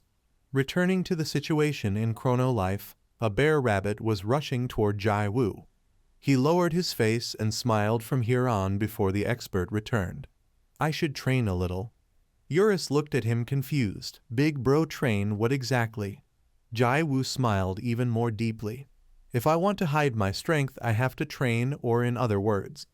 The monsters were approaching. They bared their sharp fangs fiercely at him. However, Jai Woo's face was filled with confidence. The tip of the wooden staff emitted light training hits that didn't kill. A spark was cutting across the galaxy. That was because an explosion occurred at the edge of the universe. That supernatural phenomenon made the deity smile. She calmly repeated his words, hits that don't kill. This name sounds quite interesting. Earth far. Before continuing the story, let us learn about Sarang, whose full name is Han Sarang. She was 18 years old and a second-year high school student. At that age, she had already entered the entertainment industry. She went through a long period of obscurity when few people knew her, and now she had reached the peak of fame, becoming the most popular idol singer and songwriter. The host began to say, congratulations, you are truly incredible for holding first place for 14 consecutive weeks. His eyes were full of admiration for her in the first place. This time, the sad lyrics of your song, The Story of the Little Mermaid, were truly moving. How did you manage to write lyrics that are so beautiful? Sarang smiled brightly and answered, because I like staying home alone reading poetry and manga. He quickly caught on to manga, so that is why the title is The Story of the Little Mermaid. Sarang shyly covered her mouth. My manager told me not to mention manga. Sorry, my hobby is too childish, isn't it? Just one smile from her was enough to make the male MC's heart skip a beat. The staff in the studio also blushed. In the waiting room, her manager was quietly watching. She slowly lifted a cup of coffee to her lips, but still did not forget to comment, "Acting all fake in front of everyone I know too well." She sneered at poetry and manga, damn it. Just as the manager said, Sarang's real secret hobby was gaming. Meanwhile, the host continued asking, "Besides being a singer, you are also famous as an actress. You recently signed for an interesting role. The movie is called The Rude High School Girl, correct?" Sarang gently replied, "Yes, that is why my mom has been very tired lately, because I have never cursed once since I was born." But when she returned to the game, Sarang was completely unrestrained. "Damn, you underwear boy, want a beating or what? The leader is back, and you don't even know how to greet." Jia-woo asked the leader nervously. Sarang shouted, "What upset me was that she didn't want to Then Eurus asked, "Big bro, why are you still standing there? Hurrying up and getting rid of that rude girl." Jia-woo whispered as quietly as possible, "I am hiding my strength. I have to act weak." Sarang began giving orders, saying it again to Leader Love. Jia-woo obeyed immediately. Eurus could only stay silent, already tired of this. A moment later, they ventured deeper into the cave. Jia-woo took each step very slowly. During that time, Sarang asked if you practiced slaying monsters much. He pretended to struggle. It was a harsh time on the level of the apocalypse. Eurus interrupted, "Useless training, more like hits that don't kill." Jia-woo had to tell him to be quiet. Sarang then teased, "You're about to shed the newbie label, so what should we expect from you?" Next, she smiled brightly. "I just realized I don't know what your character's name is." Jia-woo became slightly hesitant. "Should I tell her my name is?" She immediately cut him off. "Never mind, I will call you Underwear Boy." While they were still busy arguing, someone had already stepped up behind them. Moreover, everyone looked at them with eyes full of killing intent. Mr. Kim could not help being excited. Found them. Their line of sight continued to lock onto Jia-woo. At that moment, someone asked, "What should we do?" Mr. Kim gave a brief order, gathered the members into the dungeon. "Today we will carry out justice." The rabbit bear deep inside the cave roared madly. Sarang immediately announced, "It appeared. Charge Underwear." Jia-woo obediently followed. He was only an arm length away from it. His shout of determination confronted the monster. The rabbit bear also roared loudly in response. But suddenly Jia-woo turned into a playful fool, his gestures twisting like a worm, his arm trembling, refusing to touch it. The distance between the weapon and the rabbit bear was only a few millimeters. But suddenly the rabbit bear's fur expanded. Then the state between both sides changed to touch. With just that contact, its 7 orifices spurted blood. The black pupils in its eyes disappeared in shock. Finally, its whole body made a thud as it fell. A pool of fresh blood spread out, but its health bar still had 1 line left. Jia-woo could not help rejoicing. Survived. The plan to hit without dying succeeded. Sarang immediately praised him. "Got one already. Our underwear is getting stronger." At that moment, a concealed weapon suddenly flew toward them. Her sharp instinct had sensed it. Sarang quickly grabbed his collar. Her other leg directly changed the direction of the weapon's flight. Mr. Kim, without hesitation, caught it. The moment he put the blade into its sheath, he even praised it. "Pretty good." "Not correct. It must be that the equipment has been upgraded." Sarang cautiously tightened her hand. "Who are you?" A sinister smile appeared instantly. The men in black cloaks also stepped out at the same time. Kim laughed as he asked, "Already forgot my voice so soon? You hurt my feelings." After that, the other members also revealed their identities. They were all people from the Hallison Guild led by Kim. She saw those few lines of text and became endlessly terrified. Hallison Guild. Kim calmly spoke, "Long time no see." After that he said to his companions, "Why are you still standing?" A cruel order was given, "Salt it."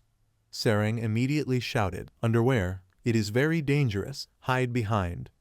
After giving him instructions, she took a stance and waited. Those men began to leap toward her. Sarang's eyes showed no fear at all. The force at the tip of her toe slightly trembled. Just one high kick hit the target. The enemy's face immediately twisted. Sering used that to jump onto his head. She used it as a springboard to spin in midair. Her fierce shout echoed through the cave. The aura of L1E1C long kick awakened. 6 streams of spiritual force quickly flung the enemy away. Once again, Jai Wu had to witness the chaos in the distance. He felt a bit bored. Why did something explode out of nowhere? Eurus calmly said, I am not sure either. Then he comforted himself again. Anyway, the overall situation was still within expectations.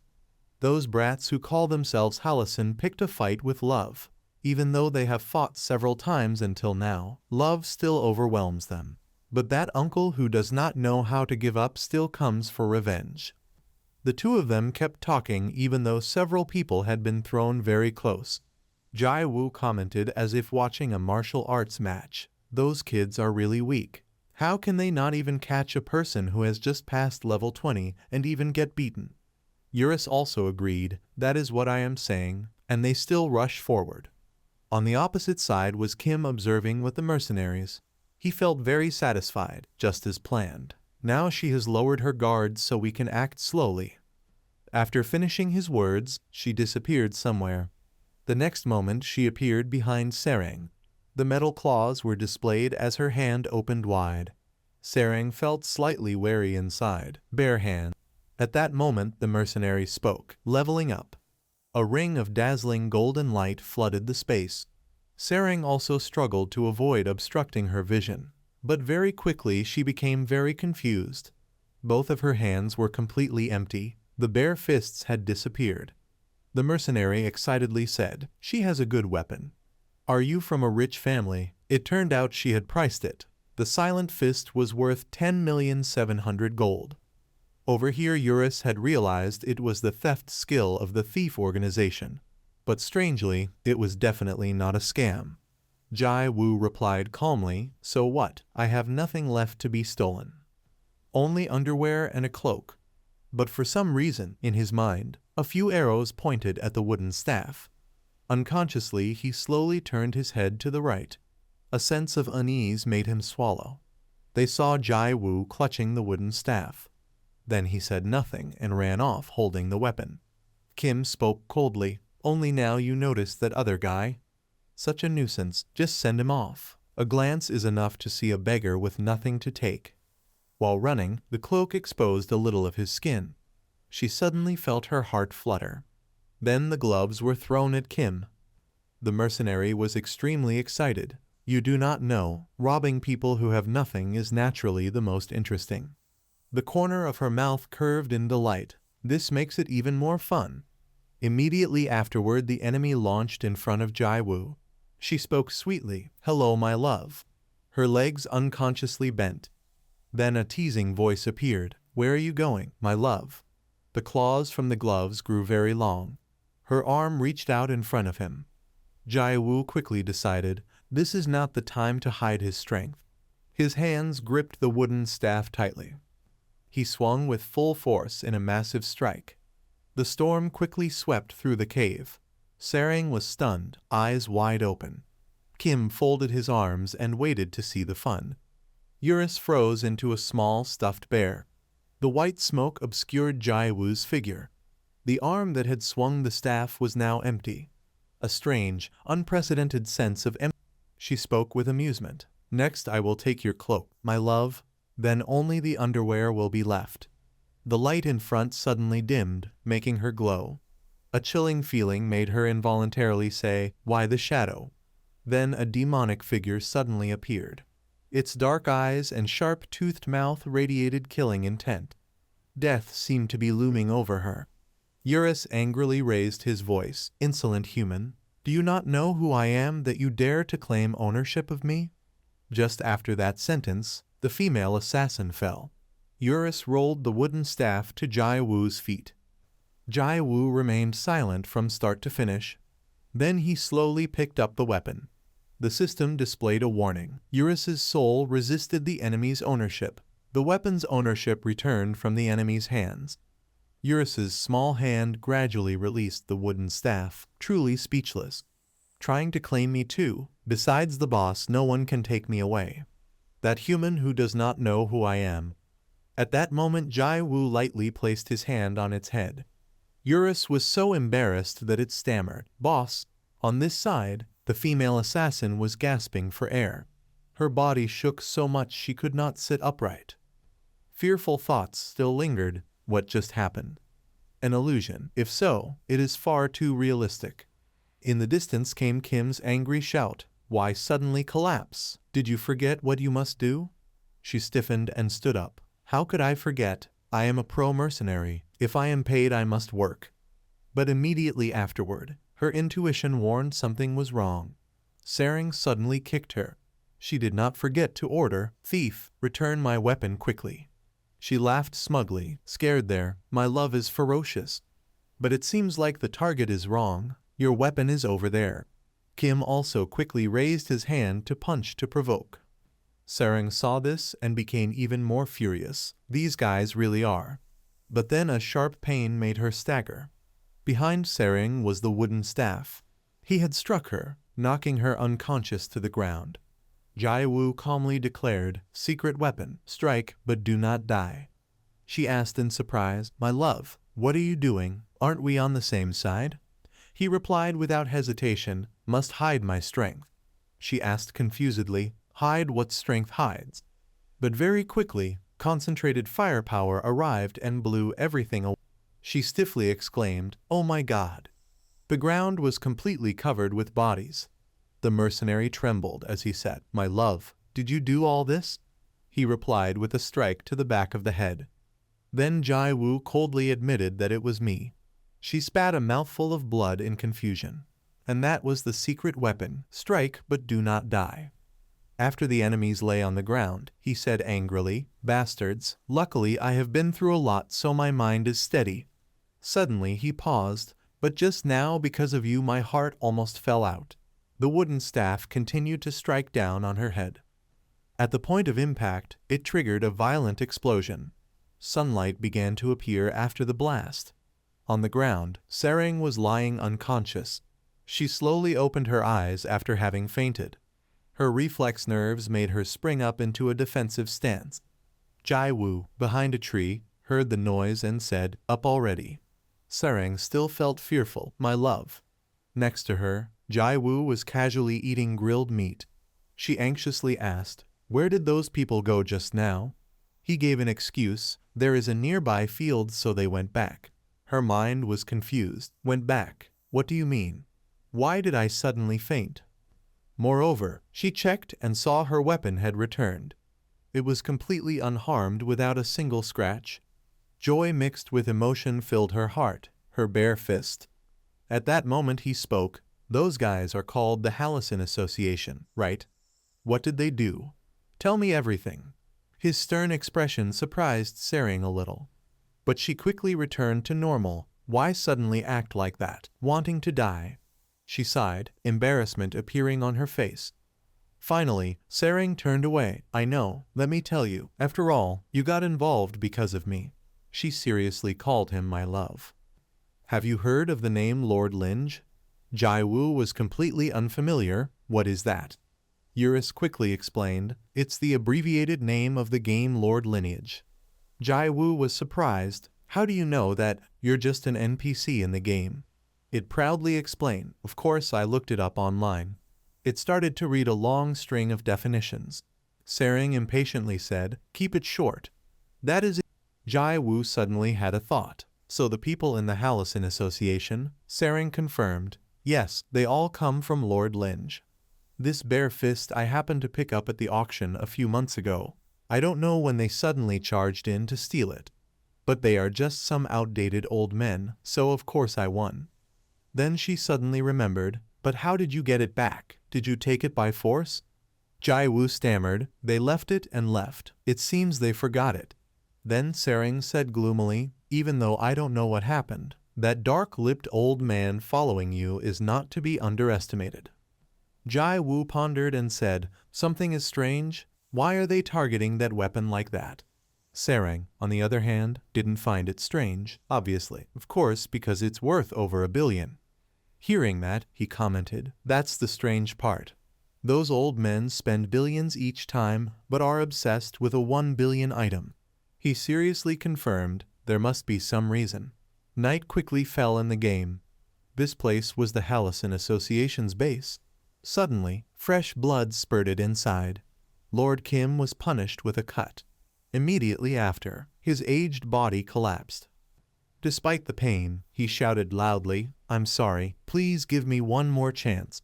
King coldly interrupted, "Shut up, you loser. No more time for delays. Your mission will be replaced by the other 4 heavenly kings." A trembling feeling rose in his mind. 2 other dark figures began to mock. "Still not handled. Serious. I've already dealt with 3 cases." Their dark faces looked at him with contempt. They were the 4 heavenly kings of the Halcyon Association. The second one questioned, "At first, letting that guy join us, a heavenly king, is that acceptable? Spending only 100 million in the game, truly pathetic." The third heavenly king laughed scornfully. "That's why I said to kick that guy out." But the elder is sentimental and felt pity for him. The leader of the 4 heavenly kings stood with arms crossed observing. Then the second one lowered his body. He continued to mock, "Even in combat too cowardly, and still needing mercenaries. That's why he failed." Suddenly, the first one stepped forward. "Let me go." His hand, adorned with... Then he couldn't hold back and burst out laughing. Sparks flashed in his eyes. "Well done." The dazzling light gradually spread to the far end of the room. The elder loudly urged, "Go and show them the terror of the Halcyon Association." The excited smile continued unabated. The leader remained cold and expressionless. The others felt very eager because they knew very well the Bloodbath Association had begun. Jai Wu casually put his hand to his nose and applied force. He appeared unexpectedly but remained very composed. His presence was probably slightly beyond their control. Jai Wu alone laughed even louder than King's voice. Truly a bunch of brats. The Bloodbath Festival and the 4 heavenly kings as well. The king angrily asked, "Who are you, and where did you come from?" He calmly asked back, "Guess." Glittering waste was flicked out by him. Then Jai Wu, while wiping his hand on Eurus's head, said, "You guys keep disturbing love. Making me hide my power is exhausting. Even this time, just let it slide. I already worked hard." The 4 heavenly kings, truly a joke. "Let's stop talking and end this quickly." The king exhaled heavily in annoyance. He also despised Jai Wu, that crazy kid. "Die." The remaining 3 heavenly kings understood and charged. But Jai Wu's feet still did not move. Their faces were full of bloodlust. Their target in their eyes was just a weak rookie. But that mysterious smile, of course, was no ordinary thing. The wooden staff quickly shot through the air. The atmosphere ignited, engulfing the 2. The expensive coat was about to be torn apart.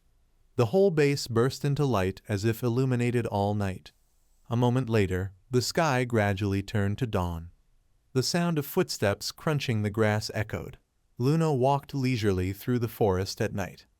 Meanwhile, the leader of the 4 heavenly kings made a move. Luna was still humming a sweet melody. Inside the base, Jai Wu was hitting in the middle of his stomach. The stabbing pain made him spit out fresh blood. Of course, all of that was completely beyond her understanding. Jai Wu's lips slightly curved as he enjoyed the joy of fighting. Luna's hair lightly fluttered in the night breeze. At that moment, the base exploded into 2 halves. The path leading to the base grew closer. The shock made Luna's steps falter. Her mouth opened slightly in extreme astonishment. But very quickly, it turned into a sweet smile. The soft moonlight highlighted her pure beauty. Her outfit had been completely changed. In the quiet space, Luna exclaimed, "Oh my God!" Returning to the Halcyon base, King had been pushed into a corner, with all the association members attacking. Young men in armor charged forward. Everyone recklessly ran toward Jai Wu. The proud smile of the strong one deepened even more. His arm holding the wooden staff relaxed leisurely. "An old scene appeared, trying to kill me." He spoke to them. then brought 300 people here. Then Jai Wu bent his elbow. The air cut twisted like the scythe of death. The staff's head struck hard against a face, distorting it. Layers of firepower fluctuated. He was like a ball being spun in the air. Jai Wu's eyes seemed to shoot laser beams. He freely blasted away the surrounding creatures. The aura continued to erupt ahead. Soldiers flew like leaves in a storm. Shouts echoed around King. His face darkened with fear. Meanwhile, Kim trembled, calling, "Big brother, run quickly or all will be destroyed." For a moment, he felt uneasy. Thoughts surged in his mind. Except for Kim and his subordinates, all association members had deposited millions of won. Even the newest member had deposited over 10 million, and even the fifth largest association could not underestimate us. He clenched his teeth, but what exactly is that guy? Seeing the pile of bodies on the ground terrified him. How could he? But suddenly everything seemed to fall into place. King felt an obsession arise. He was that guy. The name from the rumor, he involuntarily thought of the wanted notice. During the fight, Jai Wu's cloak fluttered. He had a chance to see clearly. The underwear guy had a wooden staff. Before continuing the main events, the story of King at 9 years old will unfold. The first time I played a game was in 2nd grade. The game back then was not grand, only tasks like Sky Garden to level up, no missions or raids. But even that was already very fun. When he secretly played games all night and was caught by his parents, he would be scolded. A time of childhood memories spent at internet cafes all weekend with friends to level up. A skyscraper appeared in his memory. And just like that, the years passed. Growing older and older, King was swept away by the storms of life. Even when recalling the past, he suddenly became sober. Wanting to live a life without busyness, he realized he was already in his 40s. In the executive office, decorated very luxuriously, a nameplate was placed right on the desk with his name. Immediately after, someone hurriedly ran in, "Big brother." Kim excitedly announced, "I found it." King had wanted to give himself a gift for living diligently, a gift named memory. But Kim was very puzzled. Why insist on this antique computer when there were many more advanced games available? In fact, only the king understood. The feeling of excitement was like returning to that time, a feeling like meeting a lost first love again. He unconsciously smiled like a child. But then the smile suddenly stiffened. Then it gradually faded. The emotions were completely buried. Because what changes with time is not only himself. Returning to the main events, the wooden staff had taken down another enemy. When he fell to the floor, it created a huge impact. The place where Jai Wu stood became the center of the explosion. The floor and the base was being pushed up one by one. Even though everything around was collapsing, King still stood in deep thought. Or rather, he was too scared to do anything else. Dust and space had been shattered by Jai Wu.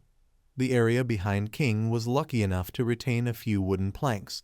He smiled with satisfaction at him. Roughly, everything's handled. Now there are only the two of us left, right?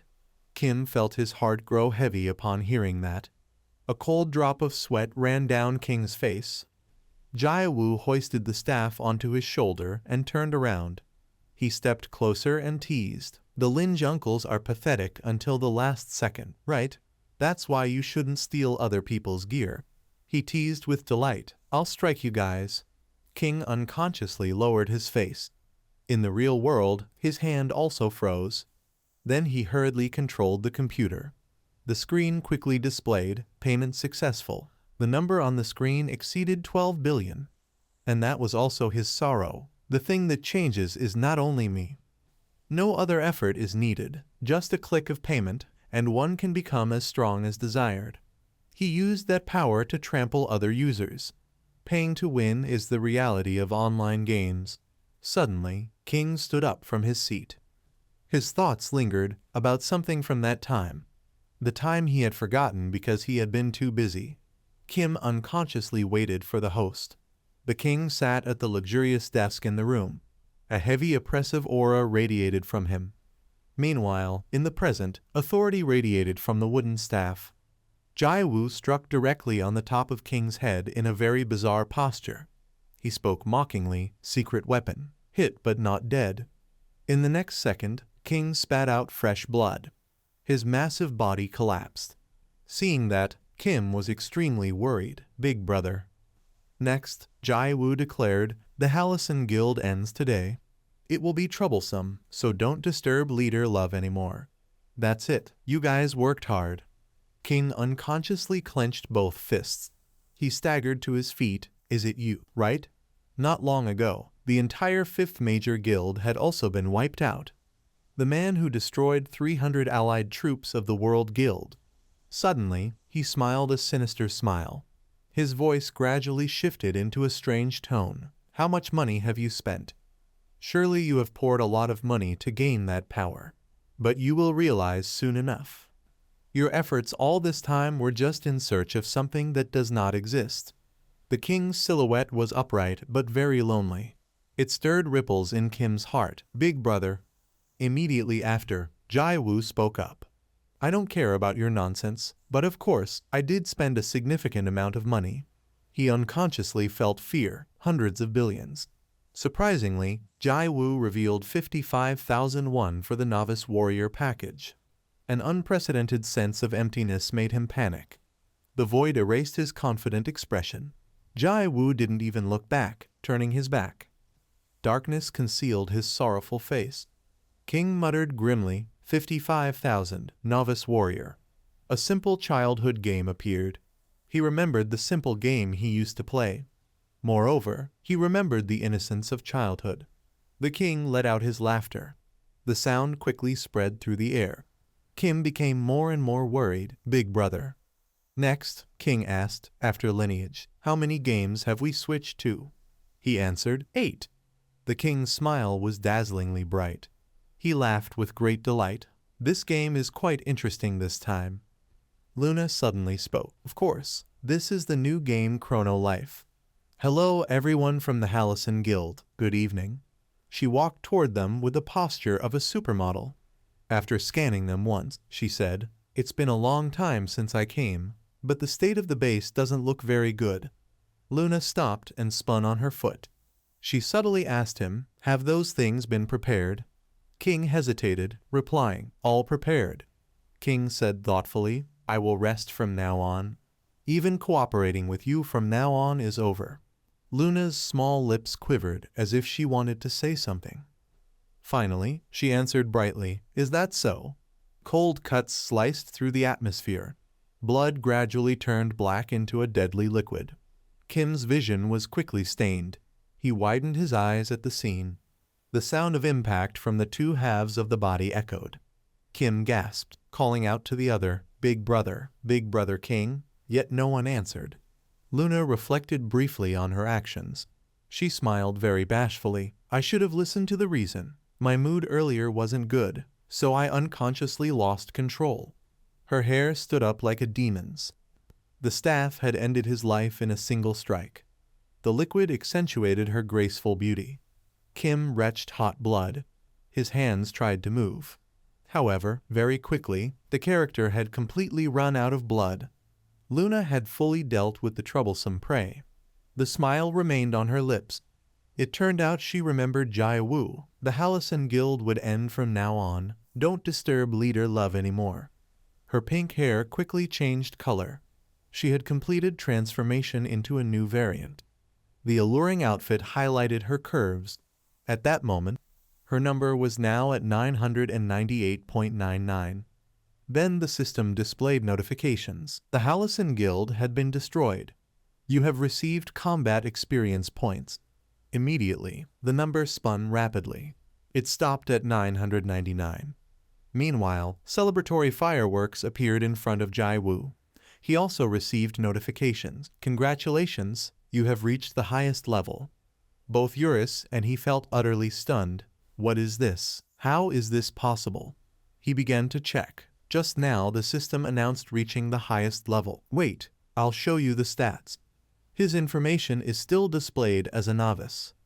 However, his actual player level was 999. Their two faces quickly shared the same expression of shock. In the night, exclamations echoed. Wow! The weather in the game today was quite good. The number of logged-in players ranked first. Simultaneously, the accumulated players ranked first, revenue ranked first, player satisfaction also ranked first. All players agreed. This is the world's top virtual reality game. Meanwhile, the Chrono Life press conference was taking place. Sang-hyuk laughed during the interview. I'm about to reach the highest level. Impossible. In fact, everyone knew, even if players worldwide grind endlessly, no one could reach that realm. They all thought of the master level, with the number 999. Sang-hyuk spoke thoughtfully. Let's see, the top players in the world, including me, if continuously hunting for 12 hours, it would probably take 10 years. Jai-woo's face was covered in sweat. Eurus tried not to shout too loudly. Big Brother is the player with the highest level in the world. Big Brother is the best. So exciting. Jai-woo was still in disbelief. What? I was clearly only level 7 at that time. But soon he calmed down, and that result was only natural. On the first day with the wooden staff, he had slaughtered 800,000 people. Of course, all were players, and countless dungeon monsters along the way were also wiped out. Plus, the experience points from the game's strongest boss, Eurus. Even the experience from Eurus' army belonged to the highest difficulty dungeon type. Experience gained from the allied army of 3 million people from guilds around the world. Suddenly, he remembered something, and finally, the planet exploded. The light from that event was still imprinted in his mind. Jai-woo now focused on a few words. First in the world, he was the player to reach the highest level in the game. The vibrations made his thoughts vanish. A beam of light shot up into the sky like a pillar. The system began to announce, by becoming a max-level player, you will be allowed to enter the transcendental space. Finally, he was engulfed by the explosion. The galaxy shone clearly in the night sky today. The mountain clouds below were extremely quiet as night fell. Near the cliff lay Sarang, her face filled entirely with boredom. The moon seemed to hear her complaints, so boring. Then a wave of anger quickly spread around. Sarang shouted in fury. Crazy, where on earth did the underwear go? I was told to wait a bit, but the sun has already set, and it's gone. She lowered her face to hide her thoughtful eyes. Jai-woo, at that moment, asked very seriously, what about the Halcyon Guild? What did they do to you? Tell me. Her cheeks flushed with embarrassment. But for now, she could only sigh in anger. Then Sarang lay down on the ground again. She muttered, I'll wait just one more hour. Her body then completely relaxed. The scene shifted to another universe. There, an oasis floated in space. Stones rotated around the structure. The island was quite thick. Jai-woo looked around cautiously. Where is this? 2 distant lamps lit up. He complained angrily. Why do I always get dragged away these days? I felt the same when I met that god, and the director of Chrono Life too.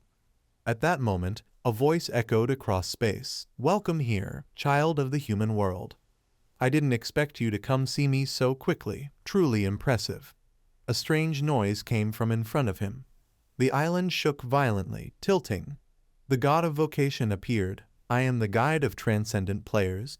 Welcome to this place. He extended his magical arms. Jai-woo felt incredibly small before that god. Then he continued, I commend the path you have chosen. With your efforts, from novice to the highest level, all are worthy of respect. Eurus suddenly asked, he said novice, could it be that Big Brother didn't change class? Jai-woo quietly replied, my original wish was to become a swordsman. Suddenly the system appeared, tasks completed, and the class changed to hidden class. A circle radiated golden light from the ground, enveloping Jai-woo. Small stones hovered in front of him. A sharp sword-shaped seal appeared. It shot toward him like a shooting star. Then he received information. The soul of the sword has merged into your body. Meanwhile, the other stones also began to move. Each time something merged, the system displayed a notification. From ordinary weapons to more complex ones, The final announcement made Jai Wu very satisfied. The souls of all weapons have merged into your body. He felt his feet slowly touch the ground. Another notification blinked. Class change complete. The system emphasized the information. Hidden class, Master of Weapons. Red screens flashed continuously. You have received a special class. All existing abilities have increased. Ability distribution has tripled. The numbers on the panel started jumping wildly, all turning into 5s. Eurus screamed in panic, "What?" Ability points distributed 14,985. The space was filled with his screams. How did this happen? I know nothing about hidden classes. Ability distribution tripled. Jai Wu glanced at him calmly. Compared to classes in the hidden category, does this increase more? Eurus replied excitedly, "Of course. Normally leveling up only increases by 5 points," he said excitedly, "but now each level grants Big Brother 15 points. Compared to other max level players, Big Brother is 3 times stronger." Seeing Jai Wu act so nonchalant, he yelled again, "No, you can't be so calm in this situation. This is such a big deal that even the game developers wanted to keep it secret." Jai Wu's thoughtful tone lingered as he looked at the stats panel. His expression gradually changed. Finally, Jai Wu smiled cunningly. He clicked the plus sign on the screen. Ability increased.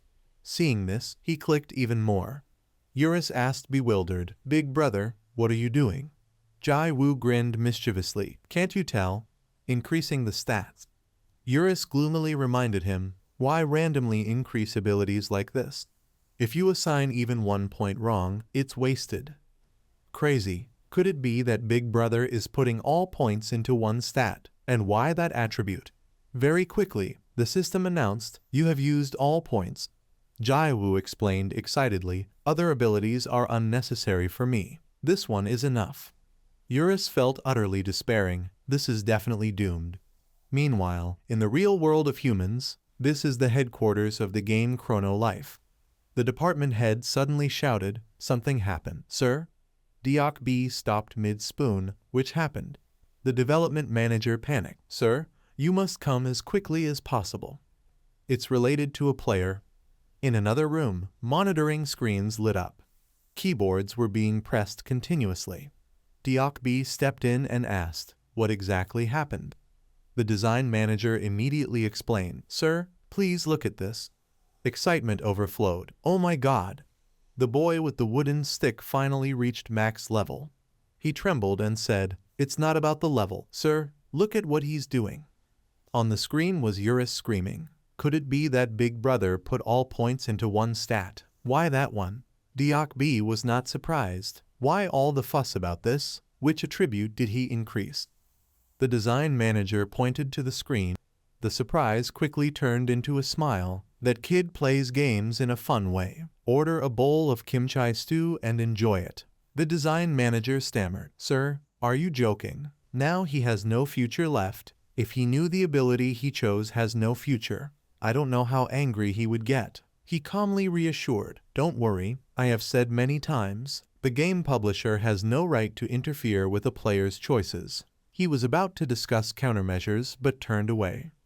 The development manager tried to call, "Director." As he touched the doorknob, he paused thoughtfully. To think he put all points into that, even as a hidden class, Master of Weapons. Thoughts ran through his head. No future, huh? In a VR game, strange choices often create the weakest and strongest characters simultaneously. Jai Wu's smile in the game was extremely confident. At that moment, the occupational god spoke. His voice echoing through the space, Jai Wu flinched slightly. He spoke in an emotionless tone. "Now is the final stage of guidance. I will grant you one choice. You may select one of the supreme weapons in my possession." He emphasized the last words, "and possess it." Jai Wu answered sincerely, "No reason to refuse a free gift." The god's arms holding multiple weapons swayed slightly. Then he asked again, "So which weapon do you choose?" Jai Wu casually declared, "Honestly, I want all of them." He folded his arms to contemplate. After a moment he raised his head. "I've made my choice." His hand slowly reached forward. A brief proposal appeared. "Give me all of them." His feet turned to face the god. The god's eyes closed, his lips pressed together, curling downward. Several minutes passed before he finally spoke. Child of humanity, I cannot accept your request. Your ambition angers me, but I will let you choose again. Jai Wu couldn't help but interrupt. Hey, want to get hit? Just give me everything already. The god's expression remained unchanged.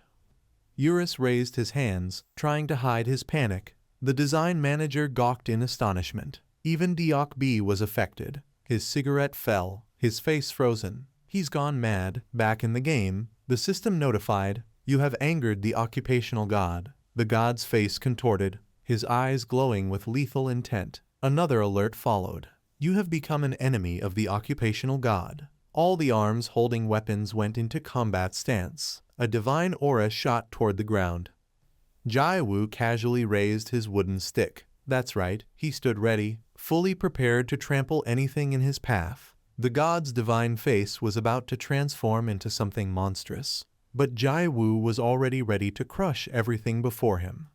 Even the soul of the bare fist had entered Jai Wu's body, followed by the soul of the spear and the soul of the sword. After a series of notifications, the system concluded that the souls of all types of weapons had entered Jai Wu's body. His feet finally touched the ground.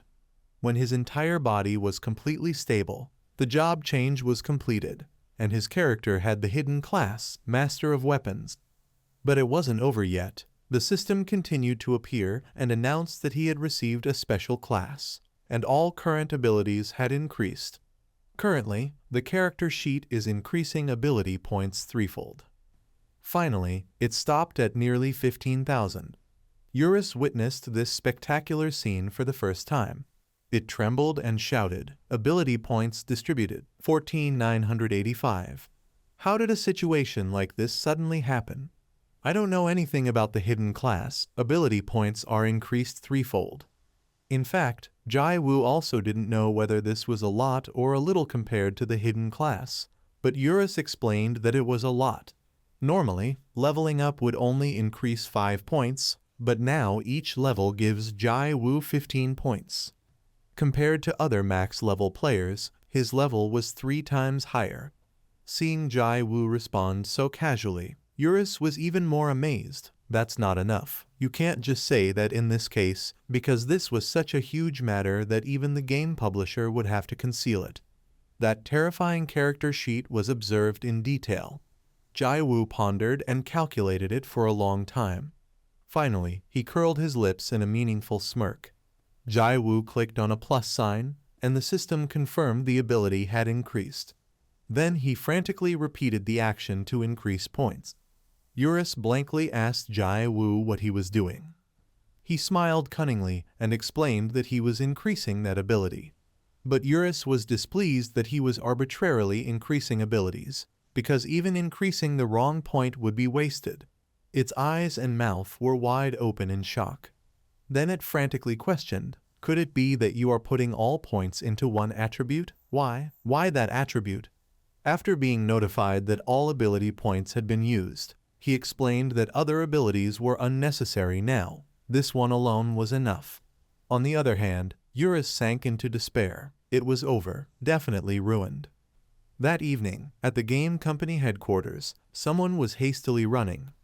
Deok B was informed that a major incident had occurred. Despite being interrupted during his meal, he waited to hear the news.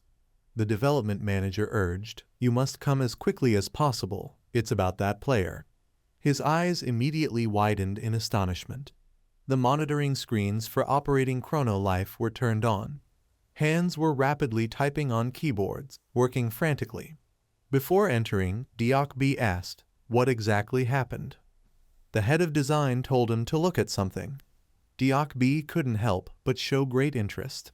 He was surprised that the boy with the wooden stick, Jai Wu, had finally reached max level. But the head of design said it wasn't a matter of level. The important thing was to see what Jai Wu was doing. On the screen was Eurus panicking because he was putting all points into one attribute. But Deok B angrily asked, why all this fuss just over this? Which attribute did he put points into? The head of design pointed at the attribute on the screen. In an instant, something stimulated his nerves. Diok B couldn't help but burst out laughing. That kid really plays games interestingly. Let's order a bowl of delicious ramen. The head of design thought he was joking, because now Jai Woo had no future left. Furthermore, he believed that if Jai Woo knew that the ability he chose had no future, he would get angry. However, Diok B thought differently. I've said many times, the game publisher has no right to interfere with a player's choice. While he wanted to think of a countermeasure, Diok B turned away. At that moment, he stammered to call him again but received no response. Diok B was deep in thought, not expecting that he would put all points into that, even when already having the hidden class, Master of Weapons. Then, somehow, the corner of his mouth curled up. Useless, no future. Diok B held a belief that in virtual reality games, strange choices mark the birth of the weakest and the strongest characters. Switching back to the game, the divine class spoke in a deep voice. Listen, transcendent player. Now is the final stage of guidance, so I will grant you a choice. You may select one of the supreme weapons in my hands and possess it. Jai Woo immediately replied excitedly, there is no reason to refuse this free gift. The treasures in his hands glittered with immense value. The divine class then asked which weapon he wanted to choose. But Jai Woo's first answer was too arrogant. He honestly said, I want them all. Then Jai Woo began to seriously consider. After a few minutes, he said he had made his choice. His hand reached out full of anticipation. Yet Jai Woo still boldly demanded, give them all to me. The divine class did not respond, closing his eyes in contemplation. He did not utter a single word. After a while, he finally spoke. Child of humanity, I cannot accept your request. Jai Woo's arrogance made him angry, yet he still allowed him to choose again. Suddenly Jai Woo interrupted him. He was not afraid and asked directly, do you want to get hit? Just give them all to me. The face of the divine class remained thoughtful as before. On the other hand, Eurus was so panicked he was nearly out of his mind. The head of design also stood there gaping. In a distant corner by the door, Diok B froze. His mouth holding a cigar dropped open. It turned out Diok B was experiencing a psychological shock, thinking Jai Woo had gone insane. Back in the game, the divine class was meditating. But a second later, his expression turned furious because Jai Woo had made him angry. Then the system reported that Jai Woo had become an enemy of the divine class. Yet Jai Woo still stood calmly below. Next, he took out his wooden stick. He did not hesitate and taunted, so you really want to hit me, huh? The divine class's face was fierce, as if he wanted to devour him alive, while Jai Woo was standing ready for battle. At that moment, something huge swung down toward Jai Woo. The wooden stick in his hand immediately came into action. The divine class frantically struck down where he was standing. The blade of the axe split the ground with each swing. Eurus felt deeply worried because in a moment its master had stopped attacking. Then the divine class suddenly spoke. I did not expect to have to deal with a superhuman personally. What a pity. But just 1 second later, a massive strike shot straight toward him. Jai Woo had jumped up from who knows when, casually taunting, that hurt, huh? It depends on each god. The smug smile on his face grew even deeper. At that moment, the player info panel reported that his health had dropped by 2 bars. On the other hand, the divine class suffered damage on both sides of his face. At the same time, Jai Woo's sub-stat remained at 14,990. In fact, this was not only a recovery stat, but also affected immunity to abnormal statuses. The dust from the strike had not yet settled, much like Eurus's spirit had not stabilized. At that moment, it muttered that Jai Woo was insane for daring to bet on a sub-stat, let alone just a sub-stat. After witnessing everything, Eurus spoke. Master has made a fatal mistake, becoming a consumable character. In fact, all equipment in Chrono Life has a concept of weight, so regardless of class, the minimum strength must increase. Simply put, now its master is not sufficient for any equipment, except for the shirt and the wooden stick. Yet Jai Woo felt that was enough. Then suddenly, a system screen appeared. announcing 3 conditions to obtain a hidden skill. This hidden skill was the original resurrection ability, allowing the player to fully recover regardless of damage, immune to states like poison or disease. And so, Jai Woo's HP bar immediately refilled completely. Taking the opportunity to tease, he mocked Eurus, a consumable character, Meanwhile, the divine class still held his head in dizziness. Then a sound of rage erupted. "You bastard! You despicable mortal!" A laser from the divine class shot straight through Jai Woo's body. He immediately felt powerless throughout. Eurus panicked, screaming for him, "Master!" But once he lay down, Jai Woo laughed without closing his mouth. He found this game amazing because the holes in his body were regrowing new cells. But for Eurus, it was not good at all, more like a horror game. The divine class was still furious and roared again, "You ordinary being!" A long slash exploded across his body. Immediately, Jai Woo's health bar dropped by 3 segments, but in just a moment, it had fully recovered. Seeing this, the divine class became even more determined to strike harder. Jai Woo was not afraid at all, just standing there smiling and taking the blows, because no matter what happened, his HP would always be full. After a while, he looked up and spoke, "Thanks to you." The divine class paused out of curiosity.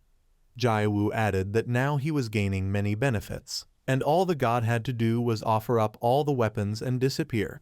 The god's normally cold face showed a wary expression. Then the divine class warned him that bottomless greed could destroy him at any moment, suggesting that if the day came, he would be. Then he coldly swung his stick for an attack. The knock-up move created a tremendous recoil, and a new notification appeared. The divine class had been defeated. A huge web-like crack appeared in the space, which could not withstand the imbalance and shattered. The space of the superhuman was announced to be collapsing, and Jai Woo would be returned to the original location. The surroundings gradually became a hole on a blank sheet of paper. Then the crack slowly shrank and finally left no trace at all. The scene shifted to a familiar forest for the player. Behind the mountains, a massive explosion was occurring. Jai Woo appeared cold and composed from the midst of the dust. In the next moment, a strange sword suddenly fell. Not just one, but countless weapons, from knives to hammers to bows of the superhuman, appeared. The system recognized Jai Woo as the owner of all superhuman weapons. 1 second later, they all turned into a brilliant glowing color. The system had moved these weapons into a magical space, and they would respond to their owner's call at any time. Jai Woo smiled brightly and praised, "Very good." But then his handsome face suddenly turned fierce. It turned out Jai Woo was being scolded by Sarang. How dare he make her wait like this? No matter what excuse he had, she would not let it slide. At that moment, rustling sounds came from the bushes behind. A very energetic greeting appeared. Jai Woo cheerfully announced that he had returned. But that greeting was met with a straight punch to the face. Sarang kicked him forcefully, saying, "Are you trying to die? I said wait a bit, and now it's already night." Poor Jai Woo tried to explain that he thought he would return early. He didn't expect it to be this late. Before he could finish, her anger hadn't subsided. Sarang turned her back and left. He innocently asked where she was going, and Sarang shouted, "Log out of the game." Jai Woo calmly replied, "Oh, all right, go hard then." Hearing that, Sarang gritted her teeth even more, her mind reluctantly deciding to compromise with him. Later, Jai Woo received a reminder, "Tomorrow at 7:30 p.m., when I'm done with my work. So make sure to log in, understand? If you're late, you're dead to me." Sarang then finally logged out of the game. Jai Woo unconsciously complained that she only liked to do things her own way, while Eurus sensed a faint ominous aura from them. Then Jai Woo stood up and told it that he would log out too since it was already past midnight outside. When the system asked him if he wanted to end the game, he didn't hesitate and chose yes. Then the system announced that he was logging out of the game. The staff served him very sincerely, saying, "Thank you, please come again." Jai Woo lazily yawned a long yawn. Walking along the street, he felt very satisfied with the day, and the game had been extremely fun. As for the super weapons, he didn't know how much gold they would be worth, but thinking of a high price made him feel very pleased. Then Jai Wu pondered, maybe they are reclaimed items. If I were a reclaimed item, I couldn't be sold. At that moment, something else caught his attention. Jai Wu didn't know whether to get a bowl of rice with soup or not, but seeing that he only had a single bill in his wallet, he could only curse silently. The sadness of being from a poor family made his steps slump even more.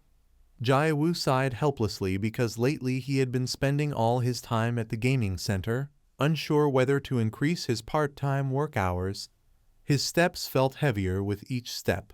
Alone, Jai Wu quietly walked down the street. Suddenly, something reminded him, wait a moment. It seemed that Eurus had shocked him earlier by saying that Sarang's weapon was worth 10 million gold. Moreover, all those other equipment pieces were also top tier, and altogether would convert to 100 million in real life. Jai Wu quickly realized the benefit of selling items for cash. His toes pivoted quickly. Jai Wu dashed like the wind down the back road.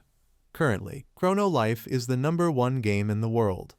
But he had heard that Chrono Life had a forbidden area, known as the boundary between life and death, the tomb of all who had passed. A place where sharp spikes grew high into the sky, somehow hidden recently. That place was the residence of Eurus, the strongest boss in Chrono Life. At that very moment, Jai Wu appeared there. Eurus's small hand twitched a few times. It transformed into a steward and respectfully said, "Welcome home, master." The greeting went unanswered as he walked past. Jai Wu smiled slyly and said, "Temporarily let me owe you a favor." Eurus obediently accepted, but it couldn't see his expression. Jai Wu spoke in a very sinister tone, saying, "Although last time I came, I was blinded by hatred and left without grabbing any items. Today I'll take a whole bunch." Little Eurus could only cry silently, apologizing to the others. Then a streak of purple light shot across. Through the white smoke, countless lights flew toward him. More accurately, they were the hungry eyes of monsters. They had awakened and were extremely bloodthirsty. Jai Wu only smirked dangerously. "Come on then." In front of him was a mountain of monsters belonging to Eurus's legion. Each one looked fierce and aggressive. But facing them, he knew that his life of poverty would finally end. Jai Wu's eyes shone with excitement, time to make money, and in that instant, he became rich. In Chrono Life, the Valley of the Dead was actually the highest difficulty hunting ground in the game, but now it was being swept by a force as if wiping everything out. The monster with many tentacles was Turbot, known as Despair. Accompanying it were Lapis, also known as the Abyss, and finally the great monster Trigon of Fate. They were the three strongest leaders of Eurus's legion. A pressure-filled strike once again blasted straight into them, truly annihilating them. Through only 2 brief ascents in strength, all the monsters in the Valley of the Dead had completely vanished. Jai Wu walked toward an item. Not only that, a pile of high-value items was falling from the sky. The ground was covered with treasures from swords to enhancement gems. It was no different from witnessing a rainstorm pouring down. Eurus still calmly spoke, "In such a short amount of time you have already finished everything, sir. Thank you for your hard work." But Jai Wu answered in a low voice, "Finished? What are you talking about? This is only the beginning." Eurus felt a rising fear that made it hard to speak. Suddenly another tremor appeared ahead. Standing in the middle of the items, Jai Wu was drawn to it. He raised his voice and declared that he would regenerate. To explain a little, regen was the phenomenon where all monsters in the game were reborn after dying. Only a few special beings like Eurus could not respawn, but Eurus did not care much about that. It was silently praying for the monsters to run faster. Returning to Jai Wu, he gently declared he would go easy this time because it was his first time borrowing from Eurus. But going easy, by Jai Wu's definition, meant wiping out this place about 100 times. And so, from the surface of the planet, a violent explosion erupted. In the past, there was a very interesting lecture at Harvard University in America. The professor talked about Bill Gates, the founder of Microsoft and also the richest man in the world. On his way home from work, even if he found $100 bill on the ground, he would not bother picking it up. According to the professor, there must have been a reason. Because if Bill Gates picked up the money on the ground, it would be a huge economic loss for him. The time to pick up the bill took about 3 seconds, but in 1 second he had already earned $150, meaning that if he picked up the $100, economically he would lose $200. It was considered a wonderful lecture with a humorous story. However, the story returned to chrono life. The ground turned purple from the items glowing, or more accurately, this entire mountain of items was radiating a massive brilliant light. The total time needed to clear this place 100 times, including region time, and the total amount of money, it was about 1 billion gold, equivalent to 150 billion in real life. With the standard of earning $150 per second, the total amount of money Bill Gates earned in 1 hour was 500 million. But a teenager doing part-time work at some convenience store in Korea had earned an amount surpassing even the income standard of the world's billionaires. The scene shifted back to Jai-woo's real world. From inside the store, the staff could be heard saying, "Thank you, sir. Please come again." The market-bought flip-flops had been replaced with premium sandals. The value of his entire outfit was roughly as follows. The shirt was about 2 million, the pants about 1.5 million, and the branded sandals were more than 600,000. Next, there were more than 10 million spent on bags, and especially a supercar worth more than 400 million. The boys on the street unconsciously turned their heads. The young girls also blushed while looking at him. Everyone marveled that Jai-woo was truly incredible and rich. He gently lifted his more than 2 million won glasses to look the most handsome. Then Jai-woo casually leaned back in his seat. He felt excited because this would be the moment to show off. The engine made the wheels spin so fast sparks burst out. But the supercar swerved for about 5 meters before crashing into a street pole. The supercar immediately spewed white smoke. Jai-woo was frightened to the core. He panicked and screamed, "I bought a Lamborghini worth around 400 million. In the blink of an eye, Jai-woo was sitting in a blue car. He happily drove around the street and shouted, "If I like another color, then I just have to buy it." At this moment at the game company headquarters, Deok-B was taking out his lighter to light his cigar. Then he gloomily covered his forehead with his hand. Next, the staff continued to report as usual. The design department head seriously said, "The sale of items and equipment on the market worth more than 15 billion are all high-grade items, because the consumption speed of content has been pushed 2 years ahead and many issues have arisen due to the fluctuation of item value. The company is like his cash machine. The customer service center had to form a team to handle customer calls. Because of this incident, more people were doubting the company's credit and the stock price was decreasing." Feeling overwhelmed, Deok-B directly ordered, "Tell me something that will make me feel better," regarding the method to stop his transactions, but the design department head believed there was no way, because the law allowed it. Thinking that made Deok-B even more troubled, at that moment his phone lit up. He answered and as usual said, "I am listening." On the other end was Jai-woo in high spirits. "Hello, director. Have you been well lately? I am making money. Do you need to buy anything? I will buy it for you." But Jai-woo had no idea that the more Deok-B listened, the darker his face became. Finally, a few affectionate-sounding words came through the phone, making Jai-woo jump. Believing the director was upset, he immediately ended the call. Then he returned to fretting because lately he did not know what else to buy. Maybe he should just buy everything. Jai-woo mumbled in boredom, "Recently am I lacking anything? I am just too excited."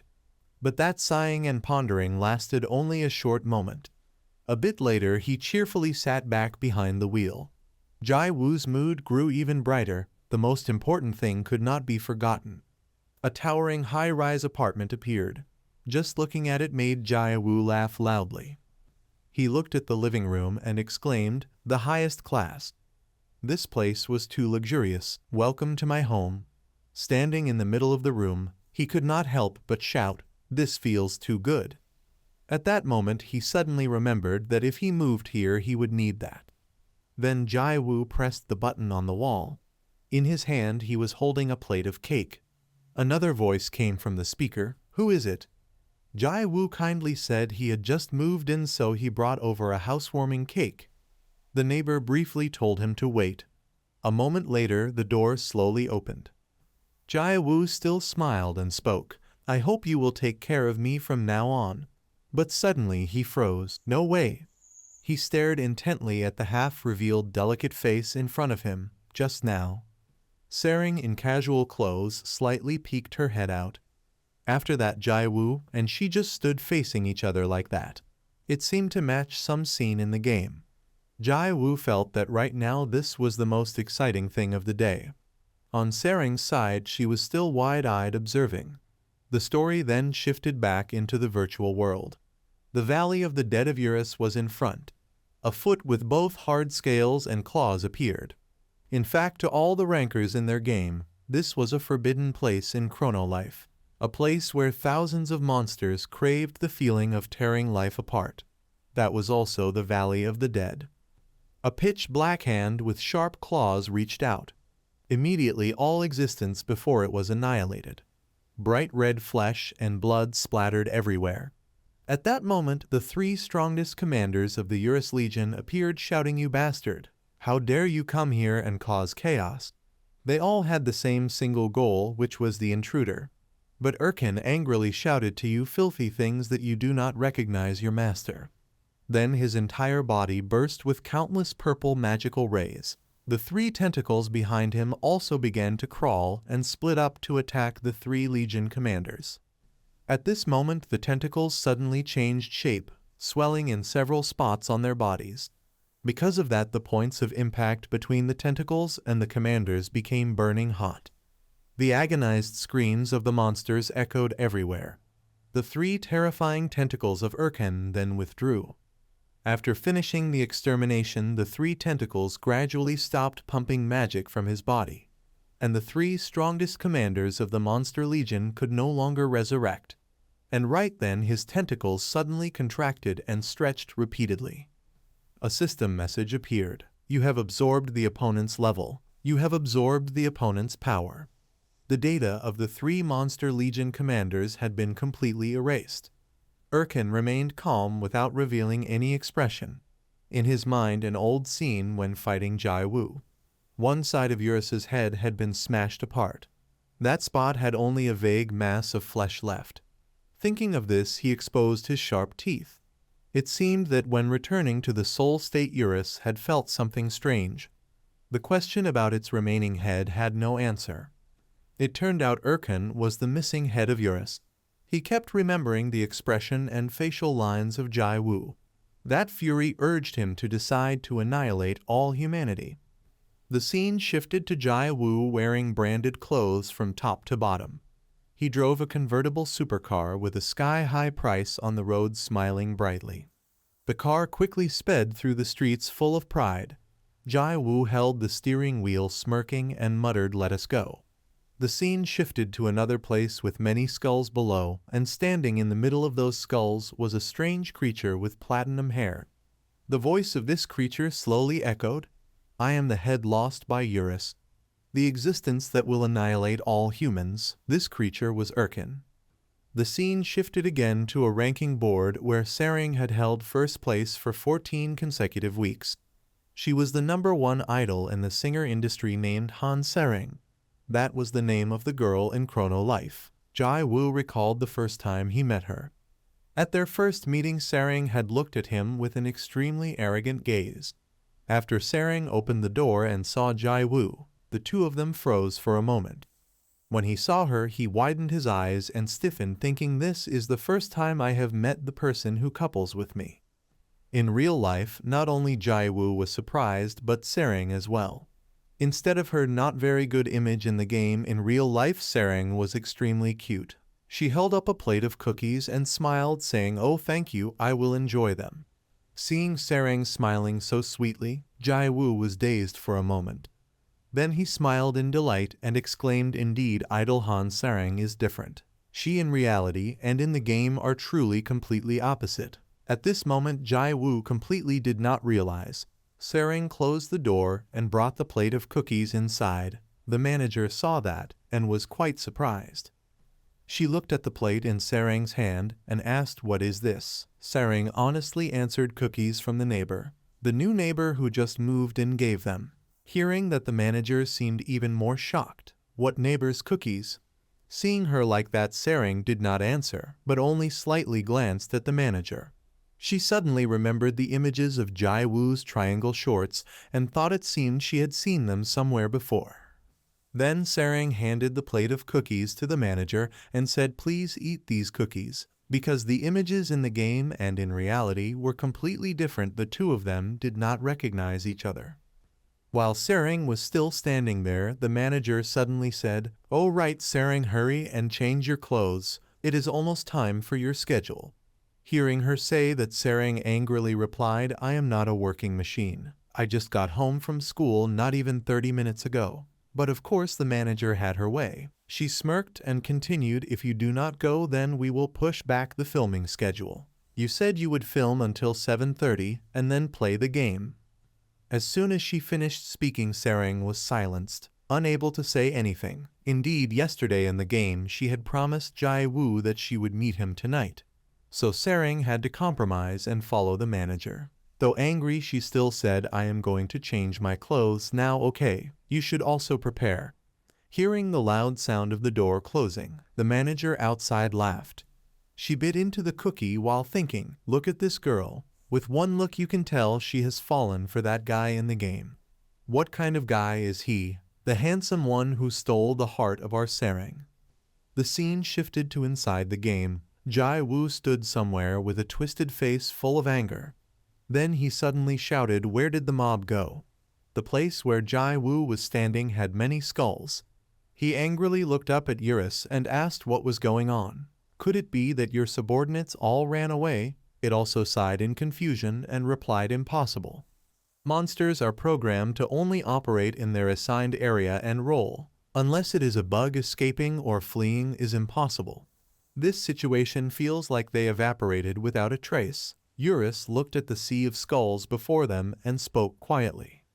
Hearing that, Jai Woo remained silent. Then he let out a sound while scratching his head and said, "All right, maybe only this place is the hunting ground. We can go somewhere else and make up for it, right?" At that moment Eurus also remembered something and immediately reminded Jai Woo, "Right, today is the day to meet that person." Hearing this, Jai Woo also remembered. Thinking back, it is almost the appointment time. Going hunting today was truly a mistake. Better go now. Jai Woo turned and walked, but Eurus still stood there watching. It did not pay attention to his complaints, but furrowed its brow thinking about something strange. No matter how familiar it is, I sense something ominous. The scene shifted to a land with many mountain ranges covered in pure white snow. This is the place of the giant snow mountain serpent Aleros, with rank 19 as the boss here. But immediately its head exploded. From that place a voracious creature could be seen. It seemed to be the one that drained all the serpent's energy. At this moment 2 notifications appeared. One showing that the level had been absorbed. The other showing that the ability stats of the serpent had been absorbed. Erkin seemed intoxicated. His eyes half-lidded, mouth drooling. A moment later Erkin suddenly woke up, glaring forward and muttering, still lacking a lot." Erkin crazily stared ahead, drool continuously dripping. Suddenly he remembered Jai Woo's face and whispered, "To destroy humanity, still lacking a lot." At that moment he suddenly noticed a shadow descending from above. Luna did not know from where it came flying, hovering in the air, and said, "Oh my, you have come all the way here. Indeed, this is my boy." Luna looked at Erkin and smirked. Then she continued, "Surely you have eaten very well and come." But before she finished, Erkin's voracious part lunged forward, piercing her abdomen. Luna froze and looked down at her stomach in surprise. Erkin below still muttered, "Still lacking a lot." He stared wildly at Luna and said, "But mother, you look delicious." Erkin's voracious part started draining nutrients from Luna. She quickly broke into a sweat and said, "Wait a little." But before she could say anything, Luna was drained, her face contorted in an instant. Then Luna fell straight down from above, landing right in front of Erkin. He coldly looked at Luna falling, saying nothing, only retracting his voracious part. At that moment 2 notifications appeared reporting absorption failed. Suddenly Luna reappeared intact behind Erkin. She sighed in exasperation and said, "How can you open your mouth and attack Mother so thoughtlessly? Are you in puberty?" Hearing this, Erkin replied nonchalantly, "Can I call it a welcoming ritual? Clearly because making someone salivate." Luna was annoyed and scolded. "That is not important," Erkin continued. "After all, you are a meal no one can eat. What exactly is your form? Your scent is exactly like mine." Seeing him say that, Luna just smiled. Then suddenly she pointed in a direction, signaling Erkin to look. Following Luna's finger was a very crowded village below the mountains. That place was separated by many mountains from here. Luna gently told Erkin, "If you go there, there will be plenty of food. Go and eat to your heart's content." She then glanced at him.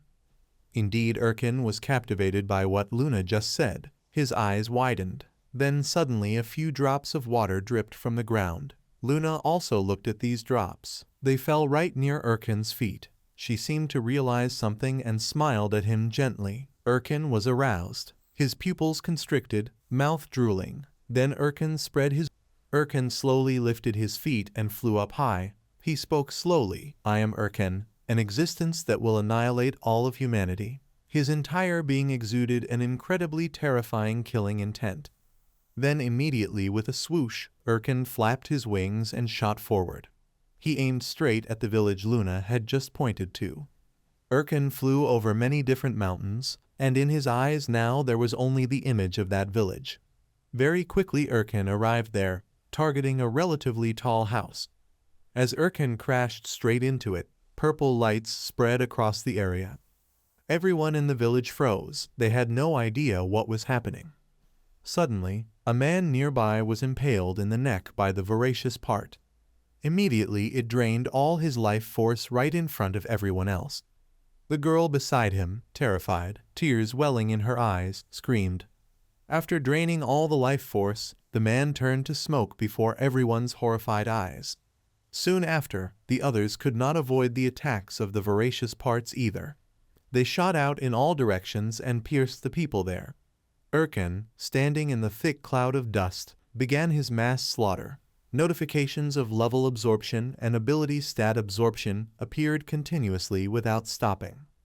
Erkin laughed maniacally, drool flowing from his mouth. All the players had become Erkin's food. The villagers in the village did not give up and charged to attack him. This was the place where both new players and experts were active, the village of Pront. Of course, for new users, and even for the experts and rankers, unfortunately, they all rushed together to surround Erkin from all directions. He still laughed, mouth wide open, showing his fangs and drool. Shortly after, a red notification appeared. The character had been wiped out. The scene shifted to a skyscraper in the real world. At this moment, the head of design suddenly pushed open the door and stepped into CEO Deok B's office, speaking loudly. "Chairman, something big has happened. Currently, user complaints are pouring in relentlessly. The customer service center, the community village, and YouTube are all streaming live. Even the one-on-one support system of the customer service department was paralyzed. All of them were facing the fury of the players. The petitions and curses from everyone were sent directly to the company. There were even merciless comments calling this a trash game." Hearing the staff report this, Deok B furrowed his brow, leaned back, closed his eyes, and thought. Then he suddenly burst out laughing, saying, "So Erkin has come out too. Interesting." The head of design was bewildered, not understanding why Deok B said that. Then he sat up straight and slowly said to him, "From now on, focus all the monsters on just 2 characters. One is Erkin, the other is," according to Deok B's words. The scene shifted to the village of Pront, now burning. Erkin stood in the flames silently. It seemed that the villagers of this village had all been wiped out by him. At that moment, Luna suddenly appeared behind Erkin, smiling and saying, "Oh my, amazing. I didn't expect you to eat the whole village in one go. The village of Prant has instantly become a ghost village. As she finished speaking, Erkan's drool dripped down along with his muttering, still not enough. Speaking, where is the next meal? Erkan glared and turned to look at her, asking. Hearing this, Luna propped her chin and thought, then said, yes, the next meal. She opened her mouth slightly, pondering something. Then Luna closed her mouth and smiled faintly. She spoke to Erkan, a human. As she said this, Luna even laughed excitedly. This one is very delicious. The scene shifted to another place in the game. Currently, in real time, it was 7:34. Sarang stood in front of the time notice board, trembling slightly. She recalled that the previous day she had arranged to meet Jai Woo at 7:30. She even reminded him more strictly, if you are late again, you know what will happen. Remembering this, Sarang was furious and roared, that underwear guy still, clearly warned already but still the same. Then suddenly she glanced behind. She turned around and shouted, hey you underwear guy, why are you so late? But behind her was not Jai Woo but Erkan. Seeing him, she was startled and stepped back a few steps. Sarang looked at him in confusion, Warrior Class Lob LV-24. Erkan stared at Sarang, drooling profusely. He was the lost head of Eurus at LV-999. Rewind time. When the village was still peaceful in Chrono life, Hawkeye moved with a very dejected demeanor, muttering the words damn it. His face was withered like that of an addict. If he hadn't appeared before, it would have been hard to guess it was the same person. Hawkeye was a character not to be underestimated. He was a ranker with the highest status in Chrono life, also the supreme commander of the World 5 Master Guild Union. However, after the Doomsday incident, that organization was disbanded. The former Supreme Commander not only had to take responsibility, but was also slandered to the point of disgrace and ruin. He seemed insane, muttering to himself, I am Hawkeye of the World Guild Union. Those who were once under my feet, all those despicable people, were once beneath my heels. Suddenly, something exploded on the ground. The crowd panicked and screamed, reporting that a monster had appeared in the central square. That very day, Hawkeye witnessed everything. A giant tentacle rose straight into the sky, and the scene of thousands of players being wiped out unfolded. Hawkeye stood hidden in a corner behind Erkan. He checked the situation info panel very carefully, but found no clues. What is happening? The comments only made him more anxious. This is insane, characters being deleted. This is truly terrifying. At that moment, Luna discovered Hawkeye's presence. Her face revealed a deep, subtle expression. Then she turned to praise Erkan, saying that one is formidable. In a single strike, he devoured the whole village. But the drool dripping down showed he still felt very hungry. The hunger-driven rage made him speak more arrogantly, quickly telling me where the next meal is. Luna pretended to ponder and replied, I'm not sure. Perhaps the next meal is... Then she slowly smirked proudly. Luna said there is another person, a very delicious meal waiting for him. Then Erkan and Luna flapped their wings and rose higher. They both shot off, leaving only 2 streams of light behind. Luna maintained a normal speed, neither fast nor slow. The special one was Erkan. He flew much faster out of eagerness. Hawkeye still stood hidden inside, waiting for them to leave completely. A gloomy atmosphere clung to his brow. The screen kept flashing, but there was no response. At that moment, a drop of cold sweat fell. Hawkeye hesitated, opening his mouth to make a weak sound. Then, for some unknown reason, he laughed like a madman. The scene shifted to the location where Sarang had arranged to meet Jai Woo. Right now, 2 opposing sides are confronting each other. Luna hesitated and secretly examined the situation. What is this? It seems like it is not a player. Was this monster originally on this hill? Luna suddenly spoke first. Very nice to meet you. Are you Captain Sarang? She enthusiastically replied, Are you acquaintances of the underwear guy? Only he calls me that. We almost got into a fight. Why is your character design decorated so scarily? Luna said nothing and observed her for a moment. After that she asked, It seems you are quite close with that underwear man. Sering honestly said that she had only been playing with him for a short time. She told him she didn't like it, but Jai Woo kept clinging to her. But the more she listened, the darker her expression became. That gaze seemed to sink into old memories. She was remembering that time. Luna felt she shouldn't say anything, but her mood at that moment wasn't good, so she let it be. Then her hair changed. She still couldn't let go of the title Captain Serang. In the end, Luna concluded with one sentence, "As expected, you really are troublesome." Serang was surprised, not understanding why the other party would talk like that. But before she could respond, she was restrained by those tentacles. A mouthful of pitch-black blood sprayed from her mouth. Erkin's tentacles were greedily siphoning nutrients. Luna put on a kind expression and said, "Rest in peace, you inconsiderate girl."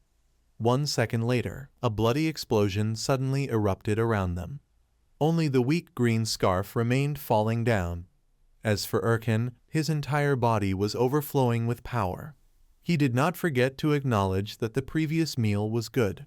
Luna felt it was only natural because that was a fragment of the god. Hearing that, he was astonished and exclaimed, "What is a fragment of God?"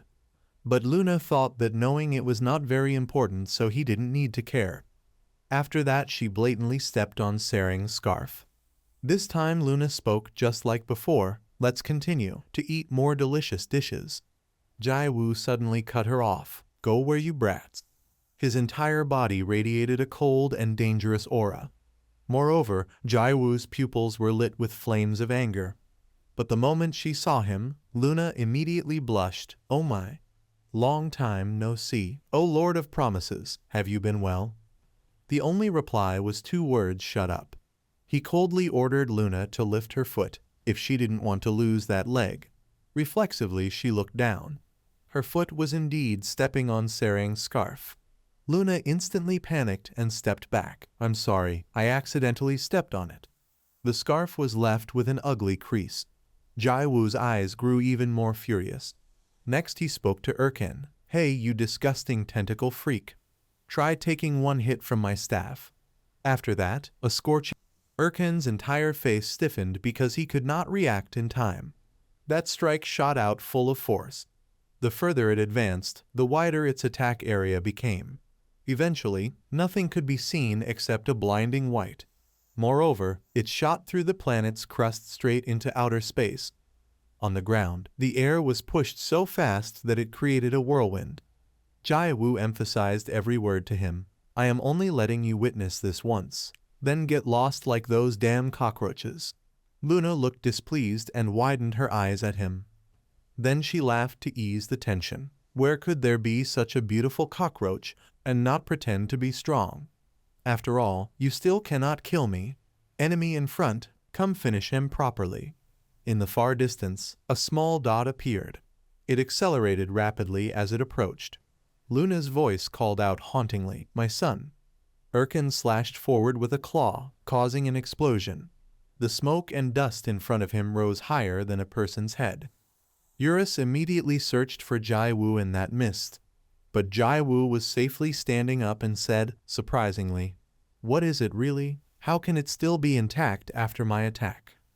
Eurus was worried about the 3 wounds on his abdomen, but was reassured that it was fine. In a flash, the surrounding skin began to heal, and the HP bar was fully restored. Erkin suddenly spoke, "You ask what I am. With that level of attack, it is just a waste. It is better to stop. Your attacks did not even touch a single hair of mine." Jai Woo stared at him thoughtfully.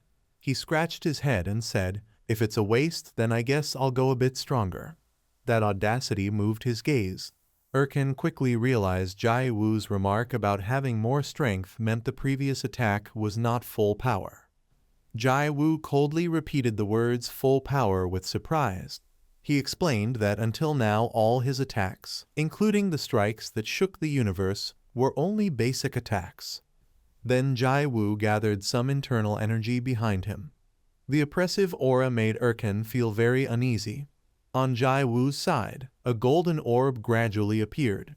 He was activating his innate skill, the swordsman's soul. Then the system notified that the swordsman's skill was now available at level 1. Jai Wu frankly said he would now have to use the skill. He warned Erkan that he had explained it, so he should dodge it carefully. Next, Jai Wu raised his hand to lower the staff.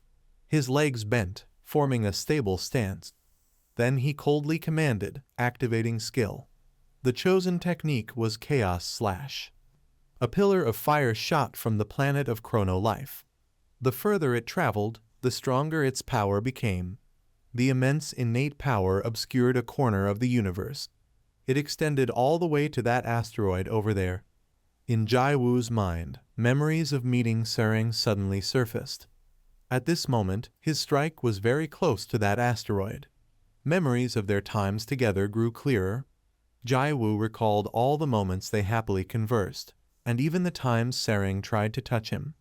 Yet he still cherished every aspect of her. Jai Wu's gaze grew more determined, for this attack was for Sereng. On Erkan's side, pressure surrounded him. Then the light increasingly filled the field of vision until nothing could be seen. The asteroid in the far galaxy was pierced by Jai Wu's power. The remaining innate energy still surrounded the planet. Then cracks appeared from within the planet. The excessive pressure and impact caused it to explode. In an instant, everything was engulfed by the blast. The planet's explosion ignited fierce heat.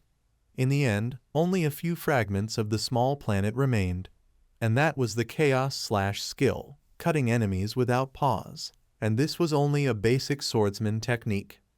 At this moment, the live stream screen was being prepared. Then it switched to on-air mode. So Hawkeye was now being broadcast live to the audience. He began speaking. "Hello everyone, I am Hawkeye, Commander-in-Chief of the World Guild Alliance." In the comments, people were only insulting him, calling him an idiot. Currently, 257 people were watching, but critical comments kept appearing. In this game, to allow players to both play and stream their gameplay, the publisher created a personal broadcast feature. Any Chrono Life player could use this feature, but when Judgment Day occurred, members of the World Guild Alliance did not use it. Up to now, the identity of the wanted target had not been revealed. Hawkeye just laughed and continued, speaking professionally, "One person fighting 3 million others. Could anyone see this in reality?" But the viewers saw him speaking nonsense without reading the notices. Hawkeye didn't care and said he had carefully read the publisher's notice. He thought such a thing was unbelievable. Then Hawkeye criticized the game publisher for treating players like dogs, and the comments finally started to heat up. He grew more enthusiastic. "Look, the news is very hot on the publisher's notice. The players were deleted by a monster. This is outrageous. Everyone whose character was deleted in this game, watch my live stream. I am currently following that monster. Today I will reveal everything. See the real images of this trash game publisher." Then Hawkeye immediately ran off somewhere, but he didn't forget his usual reminder: like and follow, and remember to turn on notifications. Scene shifts. The whirlwind above was gradually calming. Below, the winds were still swirling violently around Jai Wu's feet. Jai Wu pondered, looking up at the sky. Seeing that Erkan could still fly, he quietly spoke, impressive. While everyone avoids frontal attacks, where did you come from? Observing Erkan, one could see his appearance was somewhat ragged. He still had enough strength to speak. "I am Erkan. I am the existence that will destroy the world. I am the lost head of Eurus, the strongest monster." Hearing this, Eurus felt a sense of clarity. Indeed, that familiar feeling was not an illusion. Looking at the ruins, it felt indescribable inside. Then Eurus turned to warn him, "Big brother, be careful. Because of him, all the monsters in the valley died and disappeared. And just now, he killed Captain Sereng." Hearing that, Jai Wu's ears felt blocked. Erkan continued watching this one-sided conversation between the two. Losing patience, he shouted, "Die!" Then Erkan tilted his body, determined to charge. He intended to take advantage of Jai Wu's distraction to finish him off. At this moment, Eurus had finished rambling to Jai Wu. Jai Wu hesitated for a long time before uttering a few words. "I see. He was still stuck on one thing, that Sarang's character had been deleted. Suddenly, a streak of bright light shot across. Jai Wu timely struck Erkan's head with his wooden staff. His face showed some cold indifference, striking with lethal precision. On Erkan's face, a deformed spot appeared where the staff had hit. Then, on the ground, an even larger explosion erupted. From afar, Hawkeye also witnessed the scene. He excitedly spoke to the audience, "Everyone, pay attention. I will show you all." Meanwhile, in the battle, Jai Wu's wooden staff sliced through the air as he swung it. He struck hard against Erkan's side. Each strike, precise and lethal, stirred a storm in all directions, whipping up clouds of dust. Erkan was beaten to the point that he could only cough violently, blood spurting from his mouth. Suddenly, he decided to counterattack with a claw. A sharp swipe aimed straight at Jai Wu's torso. But Jai Wu, as if enraged, shouted, "Lethal strikes, continuous chain slashes, upgrade board." Red-orange streaks of slashes were sent out. Around him, only small sparks exploded continuously with each strike. Behind Erkan, the blows made the dust rise higher. His mouth, filled with teeth, could only spit blood. Such a shocking battle was still visible to Hawkeye. The audience kept commenting questions. Who's fighting? Is that a high-level player? As the comments continued to scroll, Hawkeye froze in place, remembering Jai Wu's wanted notice, who was exactly the character in the fight. The comment section kept sending question marks. The live viewers were full of curiosity because he was the man of Judgment Day. Hawkeye then spoke, but only vague stammering sounds came out. He recalled meeting Jai Wu, Jai Wu's shocked expression at that time, and his own horrified expression. Then he remembered how relieved Jai Wu had been. Even though Hawkeye had looked at him with pleading eyes, in the end, he had taken a full hit from the staff. It seemed he had become a wandering figure on the street, a person with no life left. Hawkeye could only curse him silently, that damn dog. He never expected to encounter his enemy here. Inside Hawkeye, an endless fury rose because of you. His sharp arrow was aimed at the battle. At this moment, the horn on Erkan's head shattered from his coughing.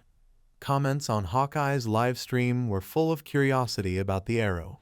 Then someone joyfully reported that their character had been restored. Other comments, and Hawkeye himself, responded with question marks. Then a few more people confirmed it, and they began inviting each other back to the game. The expression on his face was complete astonishment. Could it be?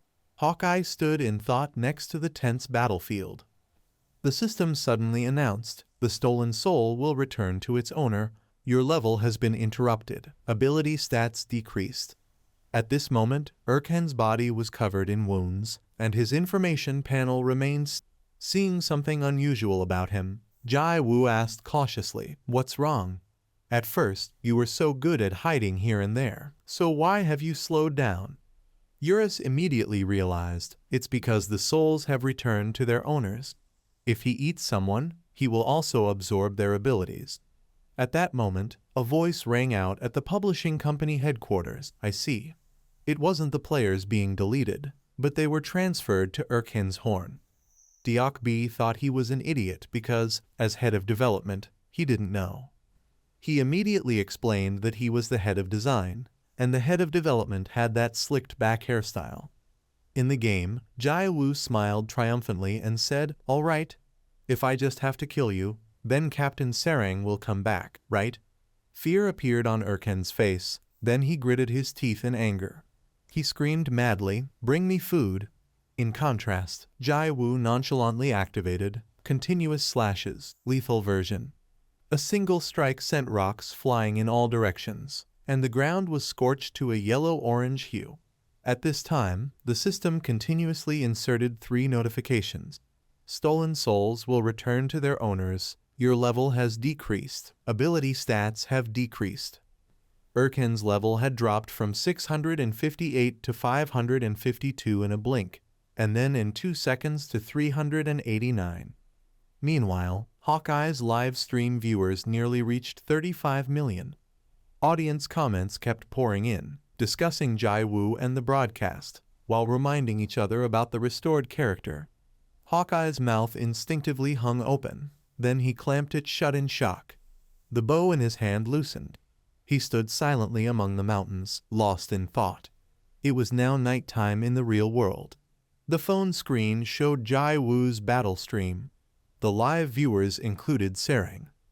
On the stream, Jai Woo continuously punished Erkan, delighting the audience. The screen focused on Jai Woo's smug face. Sarang inexplicably shivered.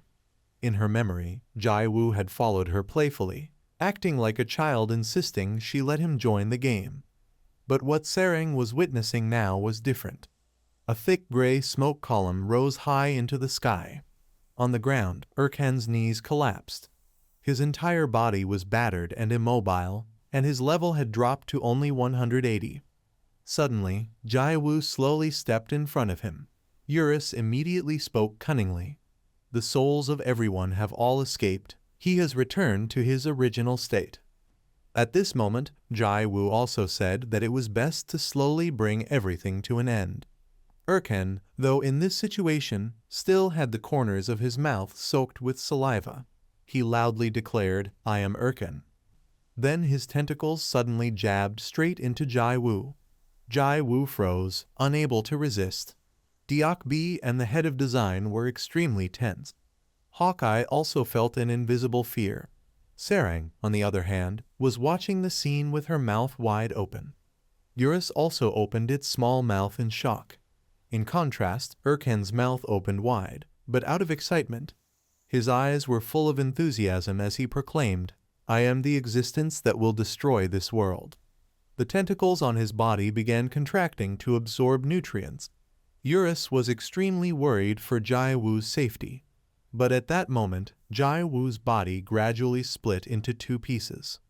The system also announced the successful absorption of level and ability stats. The wooden staff fell to the ground. The horn, which had been damaged to the point of breaking, was now sharp and sturdy. Erkan could not contain himself and threw back his head, laughing loudly. He felt the meal he had just consumed was incredibly delicious. The first time he had ever tasted something so good.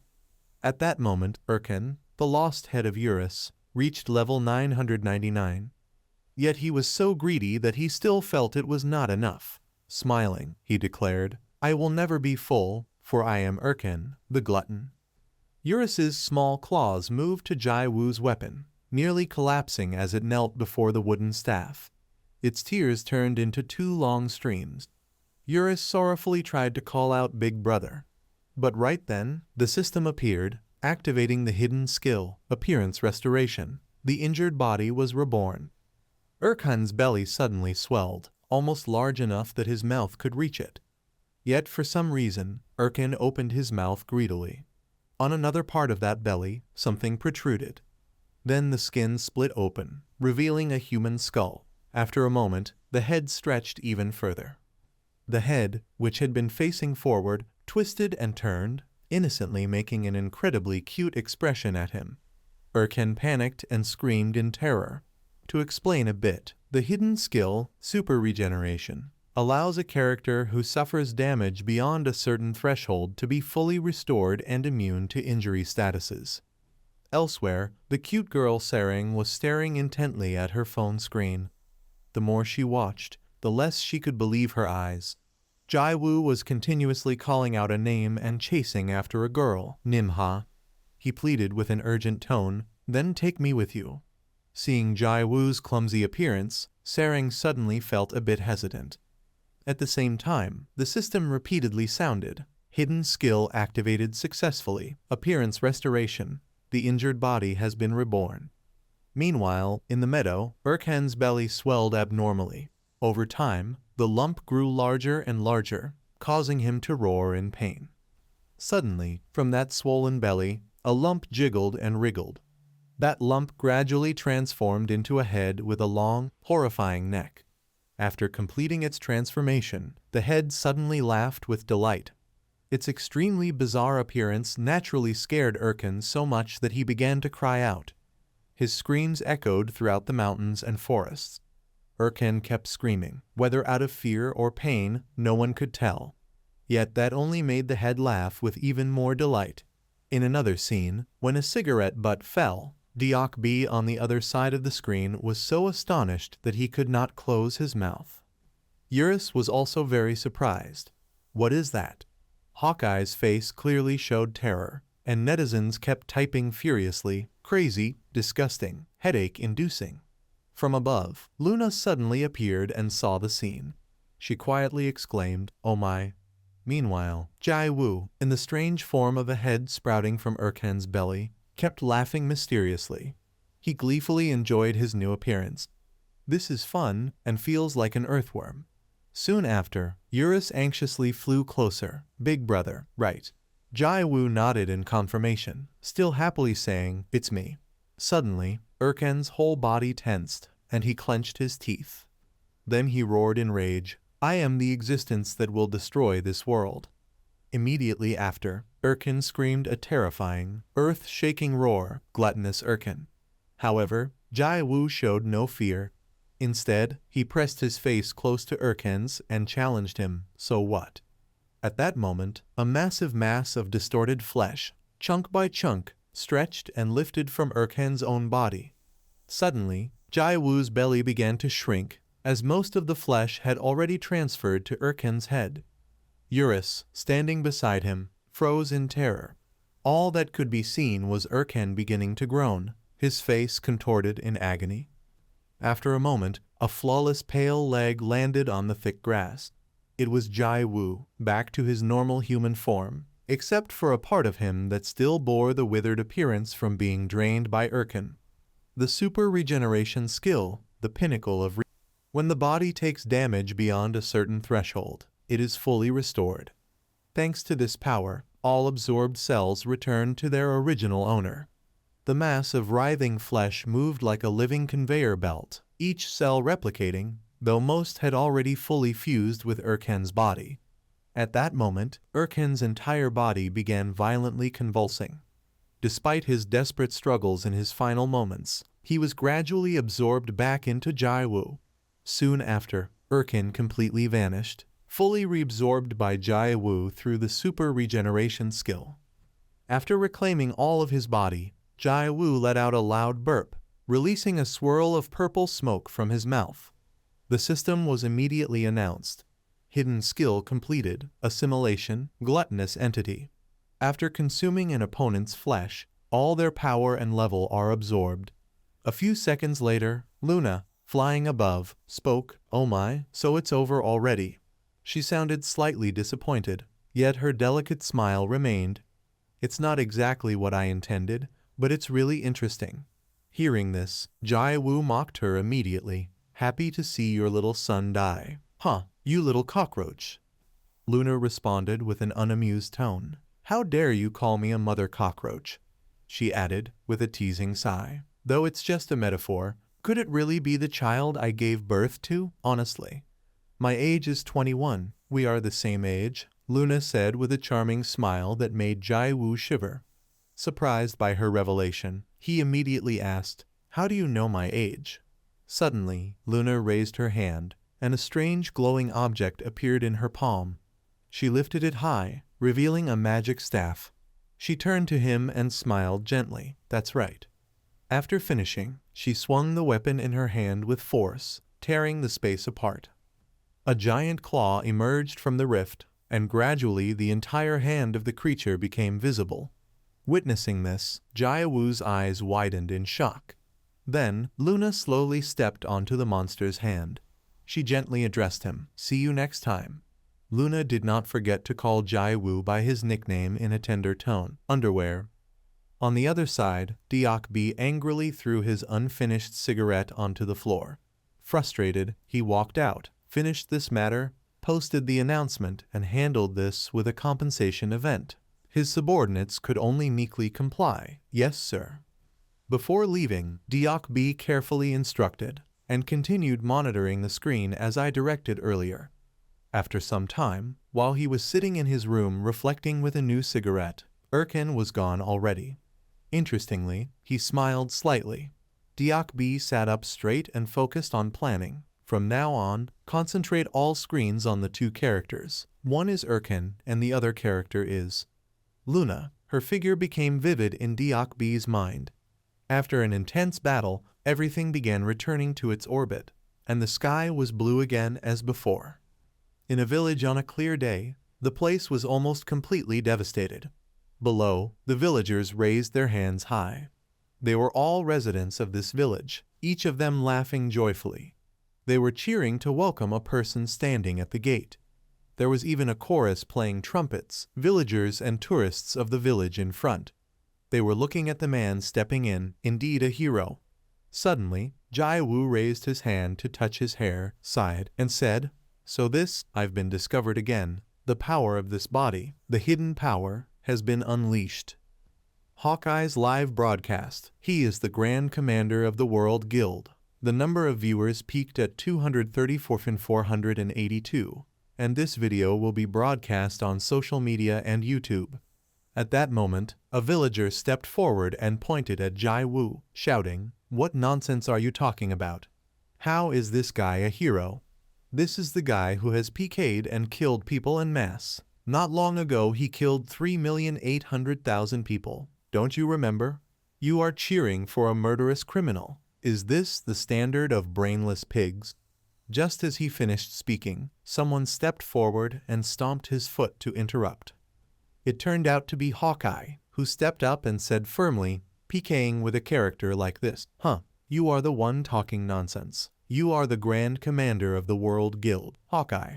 Becoming the most popular streamer with just one broadcast, Hawkeye grabbed Jai Wu's hand and happily said, "Honored to meet you, hero. We are old acquaintances, remember me. It seems you operate alone without a guild. Why not join our righteous guild?" As soon as he finished speaking, everyone was astonished and shouted. Everyone wanted to recruit him into their guild. Everyone tried to lure Jai Wu with the greatest benefits. Jai Wu was startled and scared, not daring to make a sound. He quickly ran away to avoid the crowd. Meanwhile, Eurus teased Jai Wu. "Everyone really likes you, big brother. Why don't you take care of everything?" He scolded it to shut up. While running, suddenly Jai Wu crashed into a wall. He cried out in pain, "What is this? Why is there suddenly a wall in the middle of the village?" What hit his eyes was a golden statue of himself. Not only that, but the statue was perfectly detailed. Jai Wu and Eurus were speechless, not knowing what to say. He looked straight at his underwear and asked, "What is this? Could it be me?" Eurus replied, "Anyone looking would know it's big brother, distinctive fashion." At that moment, a voice rang out, satisfied. "Huh." A group of people stepped forward, all of them wearing white underwear. It turned out to be the king's people. He was not shy at all and even smiled brightly. The king chuckled and said to Jai Wu, "I spent a lot of money to build this. He is the guild of Hala Mountain." Not only that, the king also praised him. "This time you did very well. Indeed, you are the man of my imagination. It is you. Not long ago you destroyed all 5 guilds, and you are the man who massacred about 3 million people of the World Guild Alliance. After that day, I was very impressed with you and had this statue built." Jai Wu was very curious upon hearing that. Then he quietly said to King, "No, that is the flow of some consciousness, and all your uncles, who are my fans, are only wearing underwear." Unexpectedly, he did not answer him but continued to tell me, "To build this statue, I spent about 20 billion. Just as he finished speaking, the people who wanted to lure Jai Wu into their guild rushed over again. Seeing that, he had to grab his sandals and run away. King asked where Jai Wu intended to go, and he hurriedly shouted. The scene suddenly shifted to the real world, to a skyscraper at night brightly lit. In contrast to the dazzling lights outside, Sarang's room was dark, and she sat alone on the bed with her head down. Sarang looked ahead with very sorrowful eyes. Her gaze seemed to carry so many unspoken thoughts. Then Sarang began to drift into thought. Yes, actually it's all very strange. As soon as I opened my eyes, many monsters had already disappeared. Bernie Bear was destroyed with just one strike. The things that were stolen by the head of Hala Mountain Guild. Surely that underwear guy took them back for himself. Sering recalled many things she had previously overlooked. She wondered, why is it like this? Why did that guy pretend to be weaker than me? Why did I lie? At this moment, she seemed to be becoming extremely radical. Sering remembered her childhood stuffed bear that had been torn apart. The look on her father's face when he saw Sering curled up in her room. Little Sering was very scared in her own house. Returning to the present, she widened her eyes, staring ahead, thinking of only one thing, deceiving me. Then Sering reached for her glasses. She trembled as she put them on. Sering's whole body shook violently with fear. She seemed to hear countless laughs echoing in her room. The scene shifted back into the game, to the devastated village at that time. Jai-woo was now being chased, looking completely exhausted. He quietly walked down the street, mumbling to Eurus, finally back to normal. So this is the life of a celebrity. Hey Eurus, but did I forget something? It feels like I've forgotten something very important. While speaking, Jai-woo suddenly froze and opened his eyes wide, looking straight ahead. In front of him now was Sering. She was standing silently facing him. Seeing her, Jai-woo was extremely happy and said, "Oh Captain Love, thankfully you are safe. I felt something was missing without you." Upon hearing that, everyone around was utterly astonished. They whispered and murmured, "Who is that girl? The warrior calls her captain. First time seeing that. But she looks like someone I have seen before. The face looks so familiar." Meanwhile, Sering had not spoken a word until now.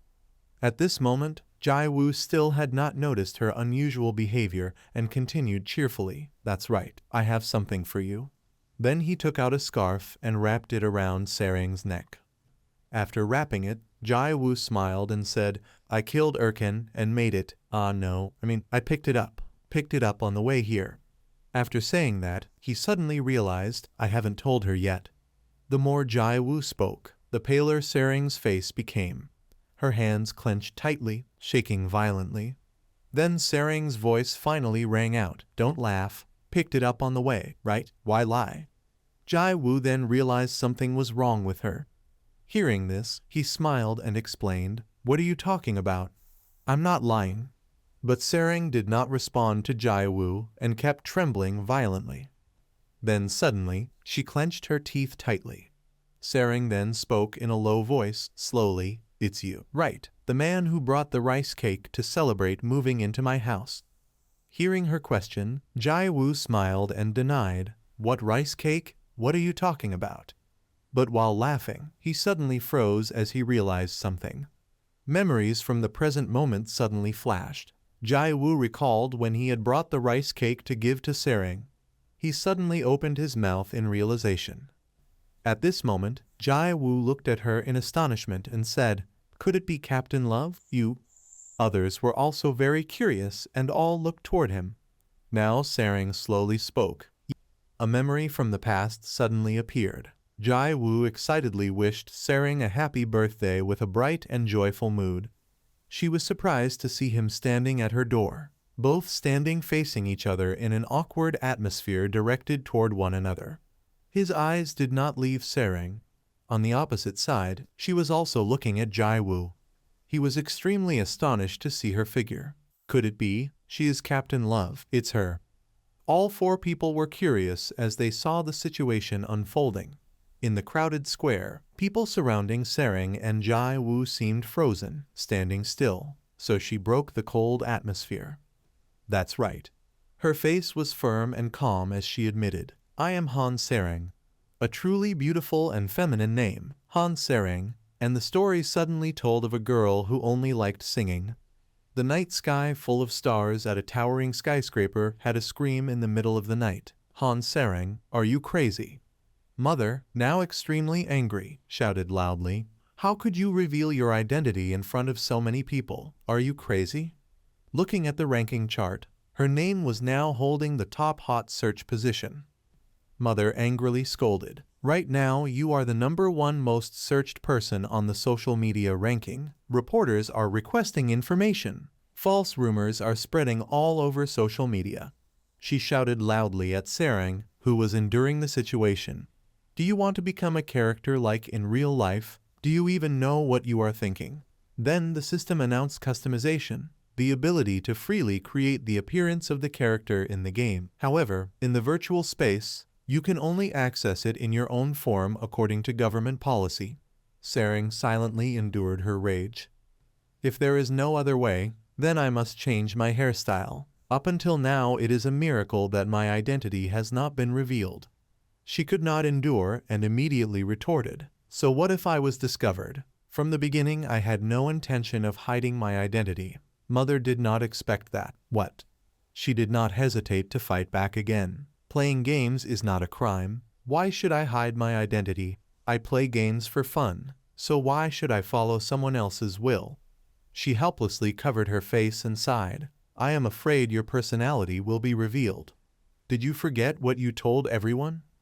She became so angry that she flared up at the words of the other person.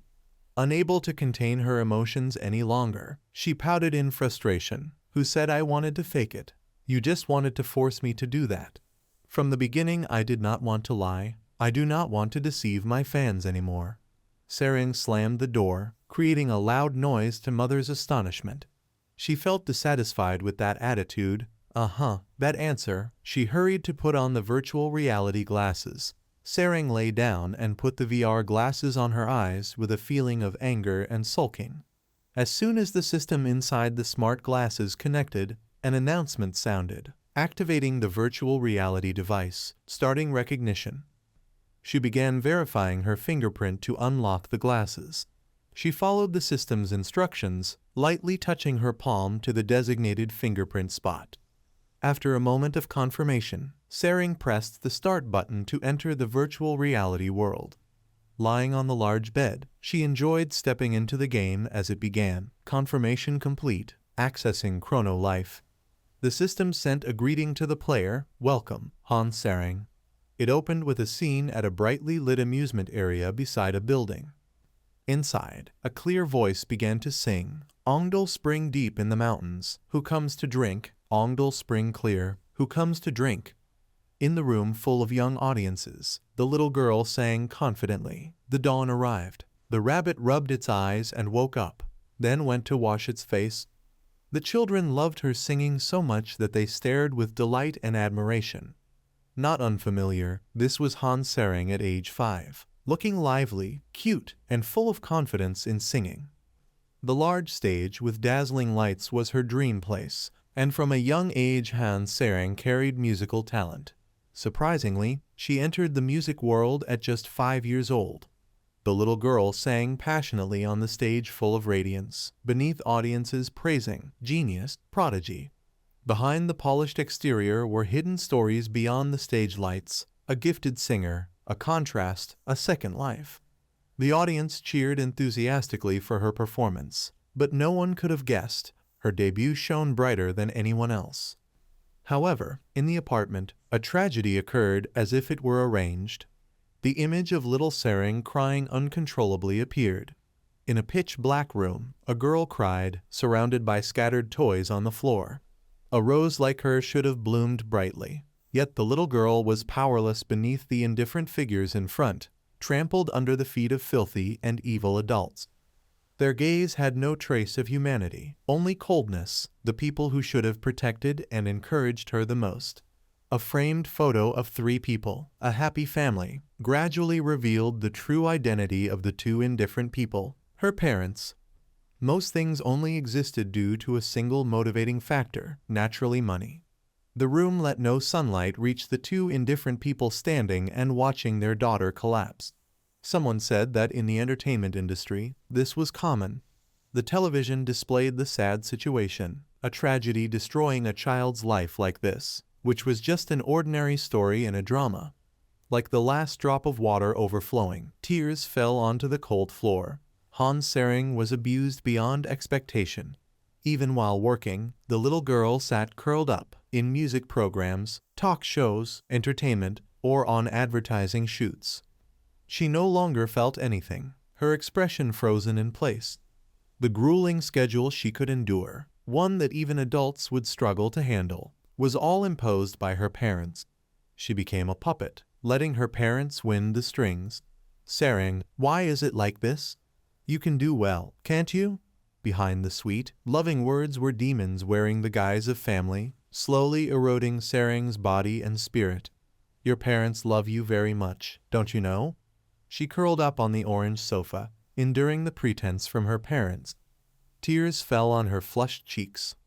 In the end, she could only force a smile, letting the pain pass.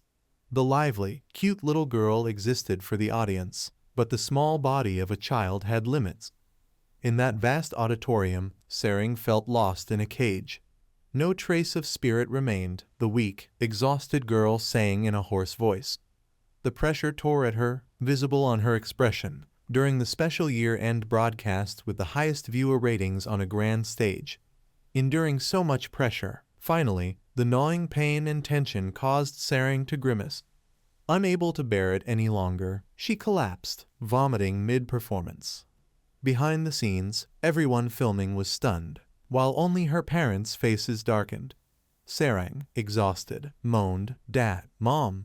She cried in choked sobs, fear completely different from the beautiful image of Sarang before. Her eyes, full of sorrow, tears streaming, stared straight ahead. Her parents stood hidden in the shadows, judging, alienating, and despising their own daughter.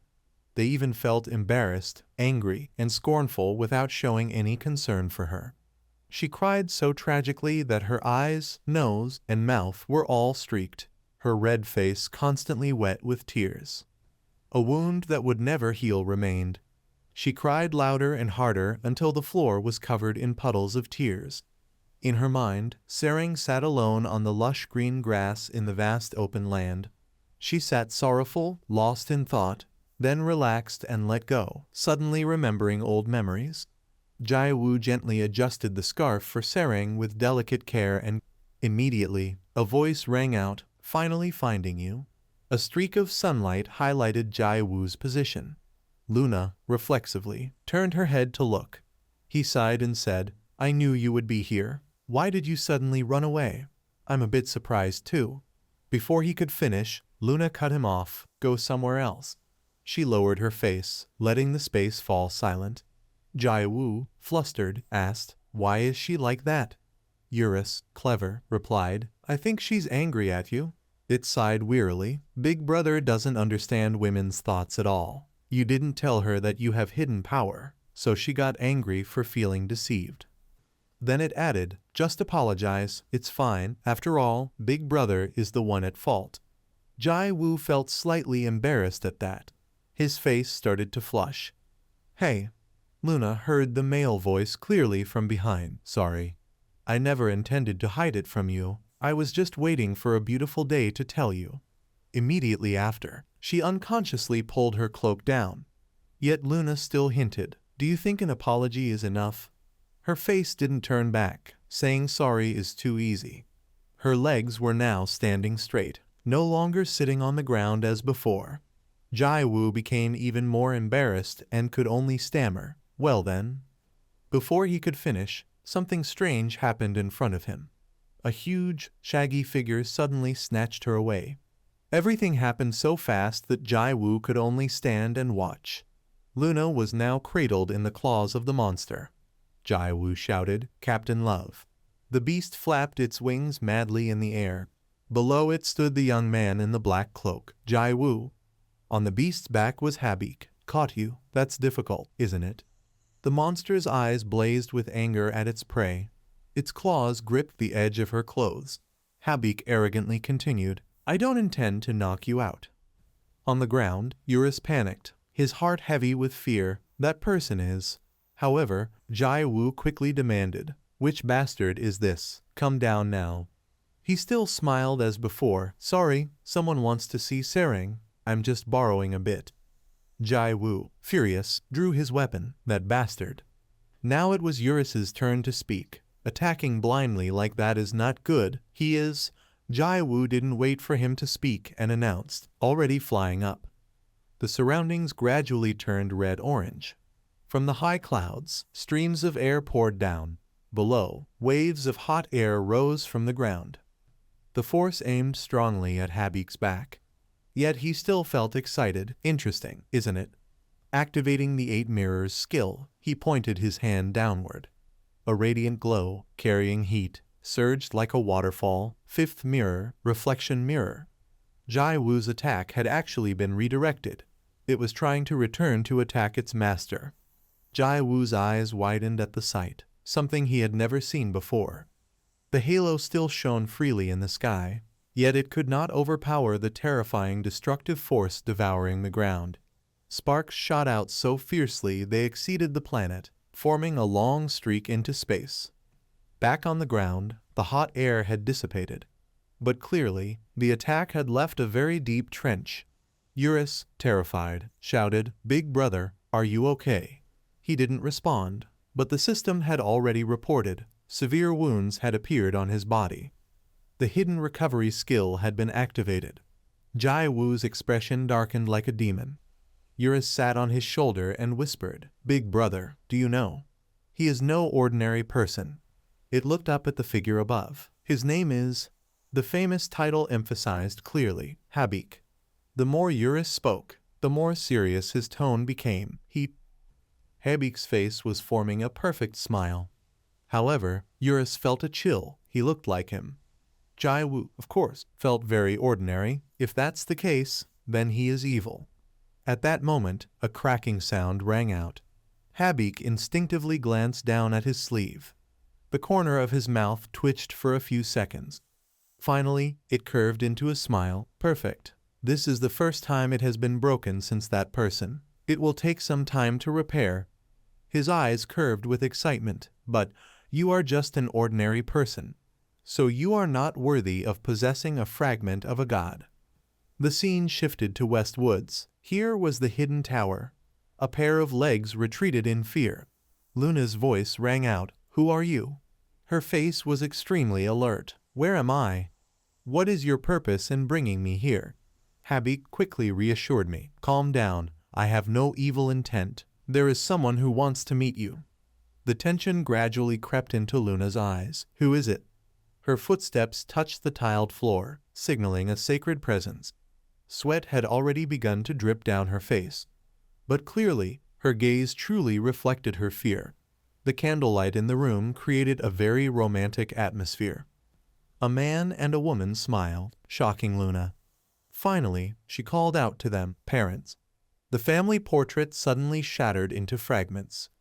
The scene shifted back to the moment when Sarang collapsed on stage. No one stepped forward to help the girl. Even Sarang's parents were indifferent to her pain. Witnessing their apathy, Sarang burst into sobs.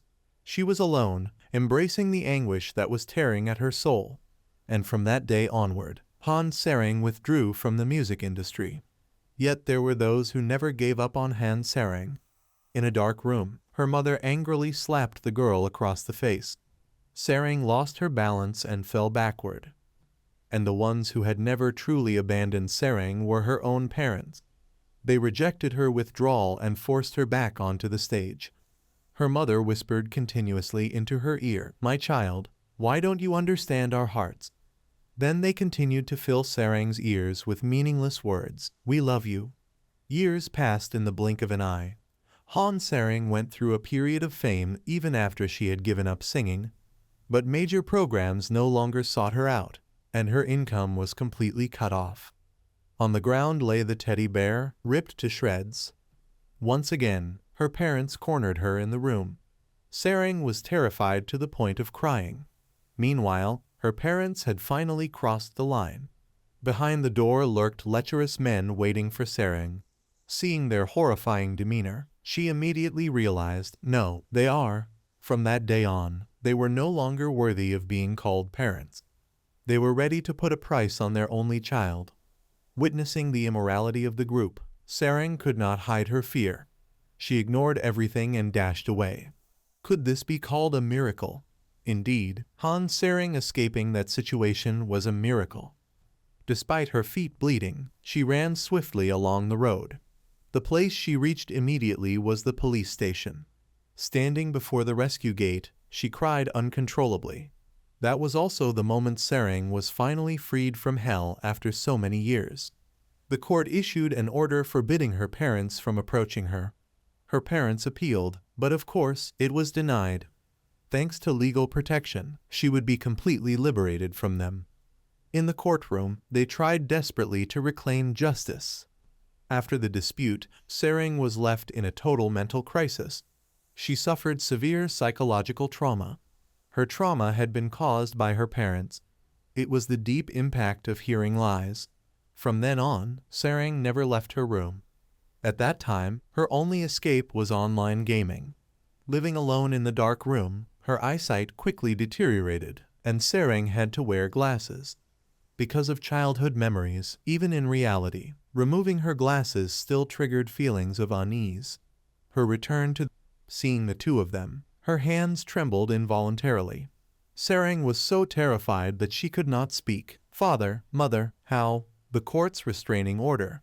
He looked at her with a tender gaze. "This is all in the game. I read the article about you playing Chrono Life."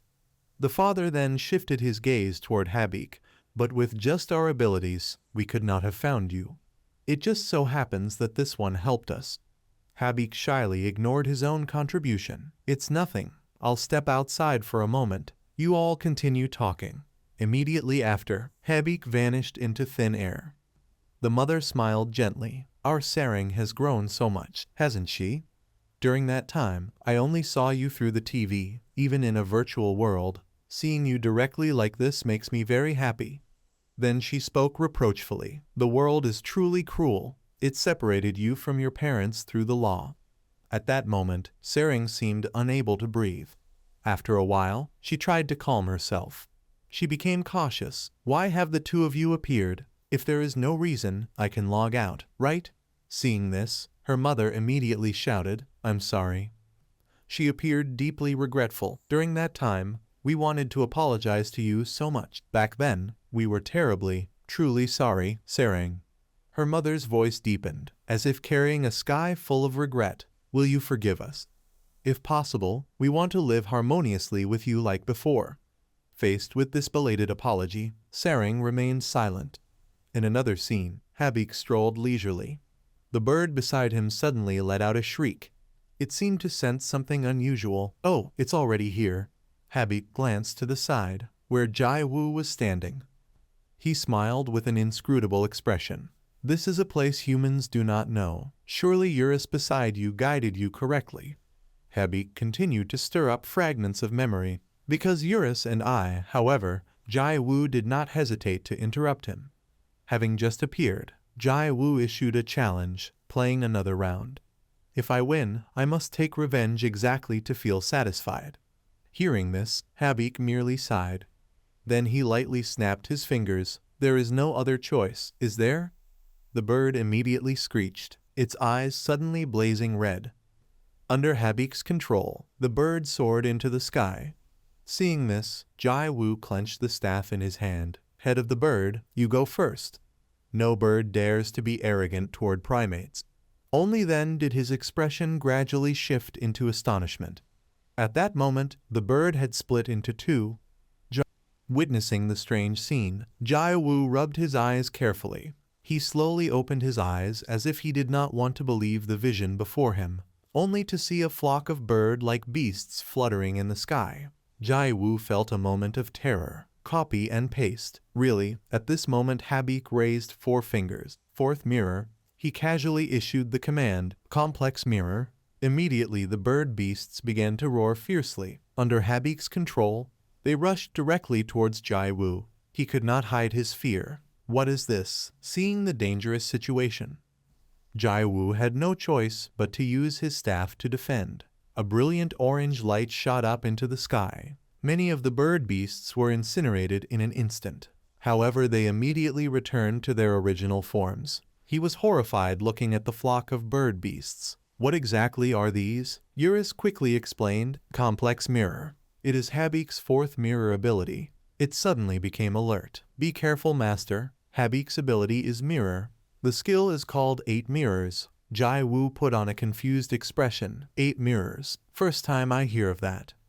Seeing this, Eurus patiently explained, "It means there are 8 mirrors, from 1st to 8th mirror each with different effects." It kept explaining, "Earlier master was hit by the reflection mirror. It reflects all magical and physical attacks. Hearing this, Jai Wu erupted with rage. Crazy. This is a scam. You do not manage this balance at all? Hearing this, Eurus just stared at Jai Wu. He was confused. Why? Eurus immediately denied. Nothing. Because Master mentioned balance, so I did not know what to say. It took a deep breath. Actually, imbalance does not matter. Not really. From the beginning, the game company intended the balance this way. Eurus glanced at Habik. Because he is not a player, he is the player boss, must attack him. At the same time, Habik still kept watching Jai Wu's group.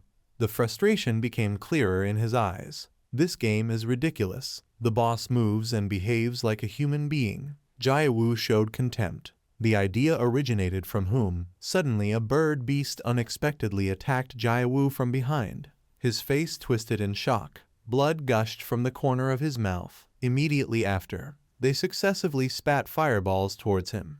At that moment, the flock of bird beasts launched an attack towards Jai Wu. His whole body was surrounded by the blazing fire. At this time, Jai Wu angrily cursed. Damn it! He was furious, eyes wide open, shaking. His whole body seemed swallowed by the flames. At this moment, he shouted, consecutive slash. A sudden massive explosion broke out. The aftershock spread throughout the space. Habik on the opposite side could only laugh. He brazenly provoked Jai Wu. Killing as many as you want will not work. It can copy as much as you want thanks to the complex mirror. The explosion seemed to have caused a massive shockwave. Just as Habik had said, the bird beasts appeared again.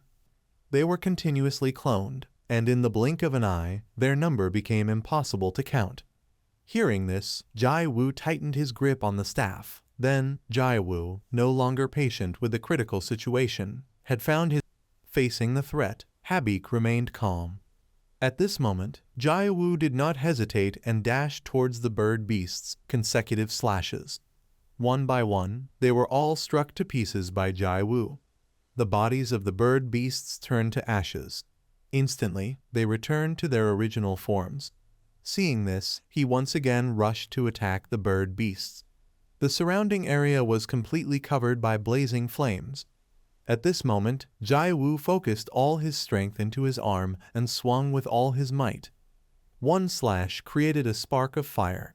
Yet he had no intention of stopping, murmuring continuously, consecutive slashes. The entire space was engulfed by flames. Blinding beams of light suddenly erupted from the earth. At the same time, Habik's mirror cracked.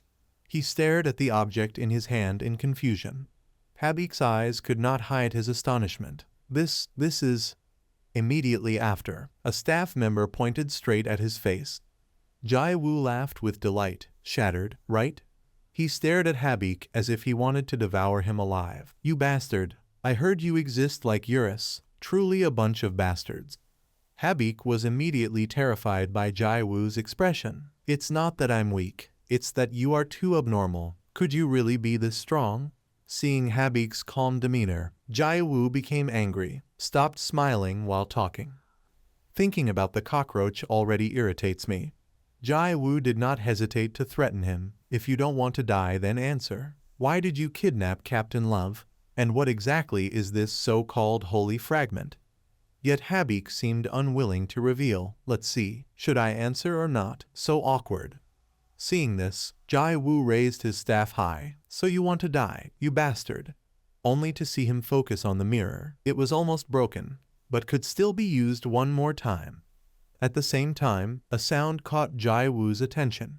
Reflexively, he looked back. It was the bird head again. What a nuisance. However, Jai Wu's expression suddenly froze. His eyes widened as if they would pop out.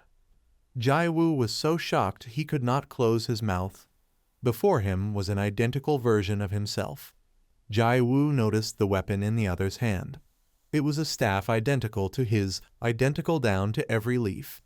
Jai Wu immediately focused on the lower part of that person. At this moment, he was completely stunned. His expression revealed pure terror, me. However, the figure in front of him was completely different from him. More precisely, the eyes were different. The intruder suddenly lowered the staff in his hand. He immediately shouted a command and rushed toward Jai Wu. Consecutive slashes. A streak of light flew through the air. It cut through each layer of air and reached Jai Wu. At this moment, Jai Wu was so shocked he could not react. He stood still, letting the magic approach. Damn this life. The barren mountain was being struck by intense rays from above. Before Habik, there was an earth-shattering explosion. He could not help but exclaim in surprise, impressive. In fact, from the start, he shouldn't have cloned the bird beast. Instead, he should have cloned him. At the same time, Eurus carefully examined. Habik, what exactly is your purpose? However, he still tried to maintain a polite appearance. Oh, Lord Eurus, long time no see. Earlier I hadn't fully regained my composure, so I didn't greet you properly. Habik stared at him with admiration, looking cuter than before. Eurus immediately reacted. Nonsense. He gradually lost patience. Eurus was trying to pressure him into telling the truth. Stop dodging. Answer quickly. Why did you appear beside Jai Wu? He suddenly made a guess, like a puzzle piece fitting into place. Could it be an order from that person? Hearing this, Habik could only smile wryly. Lord Eurus. He deliberately twisted the truth blatantly. Let me touch your cheek once. Is that okay? He had already been provoked to anger by Habik. This bastard. At the same time, a sound caught the attention of both of them. On the ground, a massive chunk of flesh suddenly rose up. It began to deform and gradually lifted higher. Habik, though feeling horrified, could not help but watch. What is that? Eurus beside him seemed to sense something unusual. Here we go again. Horror game. The chunk of flesh gradually deformed into a pair of legs. Immediately after, a human-like body moved across the grass. It was a bizarre creature with wrinkled skin, stretching its long, thin arms to both sides. A strange hand suddenly pressed against Habik's face. He did not have time to think and immediately bent his legs and ran. Jai Wu, in his strange body, suddenly turned to one side. So you are here. He looked straight at his own clone, the fake underwear guy. The opponent kept glaring at Jai Wu, eyes sharp and piercing. At the same time, Eurus bluntly expressed his opinion. Anyone looking would see that the clone suddenly raised a wooden staff. The expression on his face showed determination, activating a skill. Immediately after, the clone swung forcefully forward, the space seeming to be torn apart. Yet Jai Wu showed no fear. On the contrary, he felt a bit disgusted. Jai Wu remained still, letting the clone continuously strike. In the blink of an eye, he returned to his original form. Jai Wu clenched his hands while holding the staff. He gently spread his legs to both sides, consecutive slashes. Immediately after, Jai Wu decisively struck hard toward the clone. Witnessing this, Eurus was so shocked he nearly lost his senses. Turning back to Habik, he also could not hide his slight astonishment. At the same time, two streams of ice and fire energy fused together. After a moment, the surroundings suddenly wavered. At this moment, the real and the clone were recklessly charging at each other. Each was filled with determination and a desire to win. Both roared simultaneously, the sound echoing through the space. Then, they immediately charged toward each other. The two wooden staff clashed violently, but without a single scratch. They stood still, seemingly in a standoff. Jai Wu's eyes flashed with hatred. The clone gritted his teeth in fury. At this moment, both shouted simultaneously, consecutive slashes. They clashed again, the battle intensely fierce. Immediately after, a huge explosion erupted, filling the surroundings with smoke and dust. Peeking through the thick smoke were the two staffs striking each other. Jai Wu unleashed his rage on the clone. In the vast space, only two opposing streaks of light were visible. The clone showed no intention of yielding, continuously striking back. Thus, the forces of fire and ice clashed once more. At that moment, Jai Wu let out a fierce roar. From a brilliant focal point in the center, radiant streaks of light shot out in all directions. In that instant, Jai Wu seemed to be engulfed by his own flames. The clone was also struck back by his own attack. In the vast universe, only a deafening explosion could be heard. Habik and Eurus beside them were also startled. However, Habik was extremely excited. Come on, attack each other directly. At this rate, both will be destroyed. On a lush green field amidst a haze of smoke and dust, two strange beings appeared. One was real and the other a clone, both activating the skill of regeneration. Habik frowned intensely, his lips curled downward showing clear disgust, his eyes squinting as if he did not want to look any longer. Damn it, normal regeneration is not enough. Does it have to recover in that form, really? After a while, they both returned to their original forms. Jai Wu did not hesitate and leaped toward the opponent. Seeing this, the clone also refused to fall behind. They stood facing each other, each radiating a strong aura with distinct tones. From the peak of a towering mountain beneath the gloomy sky, a streak of light suddenly shot straight up into the air. In that fierce moment, fire and ice collided like two irreconcilable opposing forces. At the same time, Eurus continued to question with suspicious eyes. Habik, now can you slowly answer me? Why did you appear next to the big brother? Why did you kidnap Captain Love? The corner of his mouth curled into a sly grin. Habik's voice rang softly, but could not hide its sarcasm. Indeed, Lord Eurus knows nothing at all. Therefore, you should normally pay a little more attention to others. The strongest existence in chrono life that even that person does not dare to touch casually. The tone of his words grew sharp, but not loud, just enough for the blade of language to pierce the heart of the other. Lord Eurus, so arrogant. Habik's piercing gaze seemed to penetrate its outer shell. I must ask you, not only that person but even you, who once disregarded worldly affairs, why have you been subdued by humans? Faced with the unexpected interrogation, Eurus could only remain silent. It angrily countered, why? Then Eurus turned to Jai Wu and shouted, don't you see? Habik exhaled lightly, his voice softening yet retaining the cold mysteriousness. Anyway, it seems you are misunderstanding many things. But do not worry, at least I have no interest in the hero. He squinted slightly, his voice even and calm. My purpose is only the fragment of a god. Hearing this, it appeared astonished. A fragment of a god. Are you talking about Captain Love?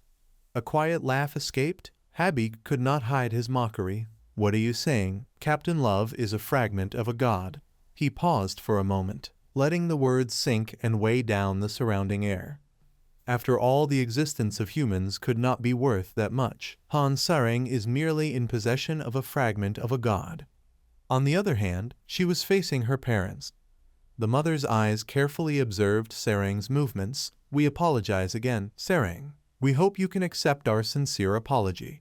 However, she was extremely cautious. Sarang unconsciously clenched her hands. The mother suddenly noticed her fair hands. It seemed she had discovered something. She hurriedly rushed to Sarang and grabbed her hands. The mother held Sarang's hands tightly. My beautiful daughter, Sarang. She seemed to have revealed her true nature. The mother displayed a crazy expression. Where is the silent glove? Meanwhile, Eurus also noticed something unusual. Captain Love's silent glove. Is it really a fragment of a god? Is it that 10 million gold glove? Habik just laughed. The important thing is not the price. For normal players, money is the measure of power. Beginning to explain about the system, he smiled gently. However, items in chrono life are divided into several ranks. Habik carefully shared his knowledge. First, the lowest rank is common. Next is rare, then exclusive, and finally the mythic rank. He then turned to Eurus and smiled excitedly. I heard there is a transcendental rank even higher, but no one has used that item yet. At this point he also recalled, I have seen it. Habik's voice deepened, carrying seriousness. Generally, with its power and rarity, the mythic rank is very special, not to mention the transcendental rank. He unexpectedly emphasized each word. At the same time, Luna calmly observed everything. Habik really already saying everything. A boy who cannot keep his mouth shut is really not attractive at all. She suddenly turned in a direction and probed. Right. Sitting next to Luna was the god of destruction, casually enjoying bread.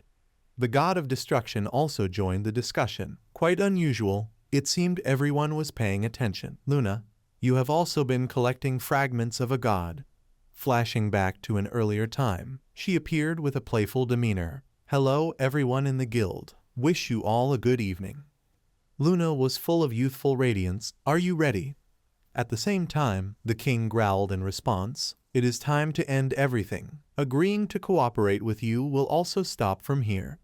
Hearing this, Luna sighed softly. Indeed, you already know everything. The god of destruction laughed loudly. You did not expect that from Erkin to the fragments of a god would all be absorbed, huh?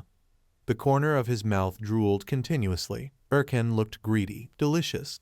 She smiled with satisfaction. Of course it is delicious, because it is a fragment of a god. Such a fool. Hearing this, Luna nodded. Yes, it seems calm, but in fact the result has deviated slightly from the plan. Meanwhile, Jaiwu was still going through a fierce battle with the clone. Neither of them had any intention of giving up. He poured all his strength into attacking him. However, the clone remained completely unharmed. Suddenly, he pulled his staff back. Jaiwu's face showed clear terror. Immediately after, the clone struck hard at his stomach. Jaiwu's entire body was thrown far away. Eurus on the opposite side anxiously shouted, "Big brother." In contrast, Habik calmly evaluated. Their control and abilities are the same, but there is a critical difference. He concluded that it is the difference between a bot and a player. A bot differs from a human user in a critical point. The AI version never makes any control mistakes, even when physical strength declines. Habik grew more and more excited as he spoke, so gradually the battle will tilt toward one side. At this moment, Eurus ran quickly to Jaiwu, "Big brother."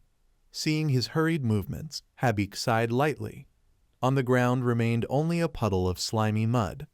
After a while, Jaiwu appeared, his body covered in wounds.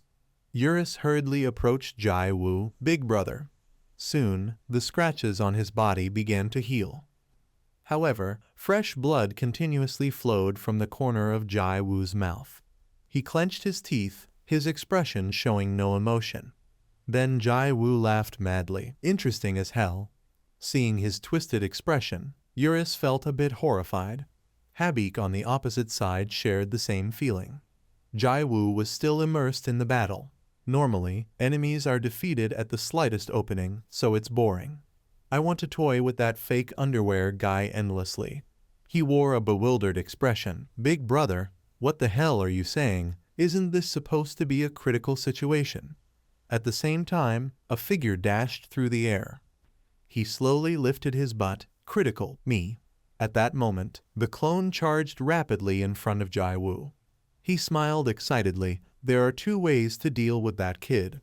Hearing this, the group could not hide their astonishment. Habik did not expect this to happen.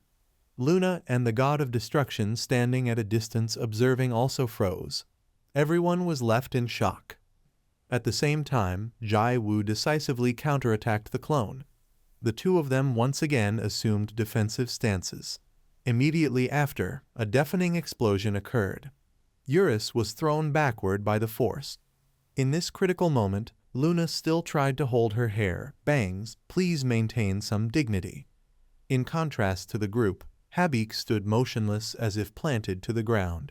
He slightly curled his lips, revealing a look of interest. "Two ways, huh?" Habik could not hide his excitement. "It makes me a little curious, after all. How exactly do you intend to attack me?" On the other side, Luna bit hard into her sandwich. She calmly enjoyed the hot bread, just talking nonsense. Luna immediately exposed him. Habik's skills are different from the typical final boss monsters in Chrono Life, and the 8 mirrors is also a cheating skill. Her gaze drilled into Jaiwu, as if trying to uncover a hidden truth. From the beginning, he was not a final boss monster designed to be easily defeated, so there is no reason there should be two ways to attack. On this side, Jaiwu had already unleashed the first move. The first method, Planetary Madness. Hearing this, Luna's expression gradually stiffened. The god of destruction also swallowed dryly. Jaiwu muttered as if questioning himself, but loud enough for others to hear, his lips curling into a mocking smile. "If I end the game by destroying all the planets like last time, would Captain Love come back, and would this underwear bastard disappear?" Jaiwu suddenly changed his plan. But I don't like using the old method. I will use the second method. As soon as he finished speaking, two people breathed a sigh of relief. On the other hand, Deok B was extremely tense. Please, the second method. And someone in this world was more worried than anyone else. The scene shifted to the hidden tower deep in the mountains. The mother looked straight into Sarang's eyes, her gaze filled with fake tenderness, her voice soft but each word weighed like lead. My beloved daughter, where is the silent glove? Tell me. Her voice trembled as if about to cry. You've never seen me angry before, have you? Immediately after, the mother revealed her true intention. If you bring it along, Lord Habik will give your parents a large sum of money. We really need that money. Can you help me, my dear daughter? She suddenly switched to psychological manipulation. Your parents worked hard to give birth to you. Can't you do this much? Sarang stared at her mother, her voice trembling, her hands gripping the hem of her clothes. I really didn't know. Not long ago, it suddenly disappeared. Upon hearing this, the atmosphere immediately became tense. The father suddenly stepped closer to her. You've been hiding it, haven't you? Sarang instinctively panicked and stepped back, her eyes wide, her voice breaking as she pleaded. No, it's not like that, Dad. I really didn't know. Immediately after, he slapped her straight across the face. Without the slightest hesitation, the father raised his hand high, his voice hissing through his teeth like a curse. You really are a damn ungrateful child, the father shouted, his eyes blazing, his hand pointing straight at his trembling daughter. When you were little, I tried to carry you to escape. He stepped forward while slapping Sarang hard across the face. Giving money to your parents, did you think it was a waste? Have you forgotten all the sacrifices your mother made? Giving birth to you, feeding you, changing your diapers, staying up nights to lull you to sleep. His voice broke into a furious scream. My money, where is my money, you brat? Returning to the battle between Jai Wu and the clone, after some time, both remained in a standoff. Suddenly, a blinding purple light enveloped Eurus's body. What is this light? A new skill. Habik quickly covered his eyes while checking the situation. He immediately shook his head. No, perhaps this purple energy. At that moment, Jai Wu's expression completely changed. He smiled with meaning, activating a skill. Suddenly, a strange object shot out from him. Even stranger, it emerged from his mouth. Seeing this, Eurus looked somewhat exasperated. Using a skill from your mouth. Huh. The tentacle from Jai Wu's mouth unexpectedly struck the clone, piercing through the skin of his neck and siphoning all his vitality. Habik from afar sighed in frustration. What a pity, that's all the skill can do. You think the clone cannot copy the skill of Bok Thuk. At the same time, the clone also shot out an identical tentacle. It quickly lunged toward Jai Wu and pierced his abdomen. Both acted in the same way, making it hard to determine the winner. He smiled with satisfaction. Your opponent is a mirror reflection of yourself. Kid, it will also use the skill of Bok Thuk. Just like you, it has the healing skill too.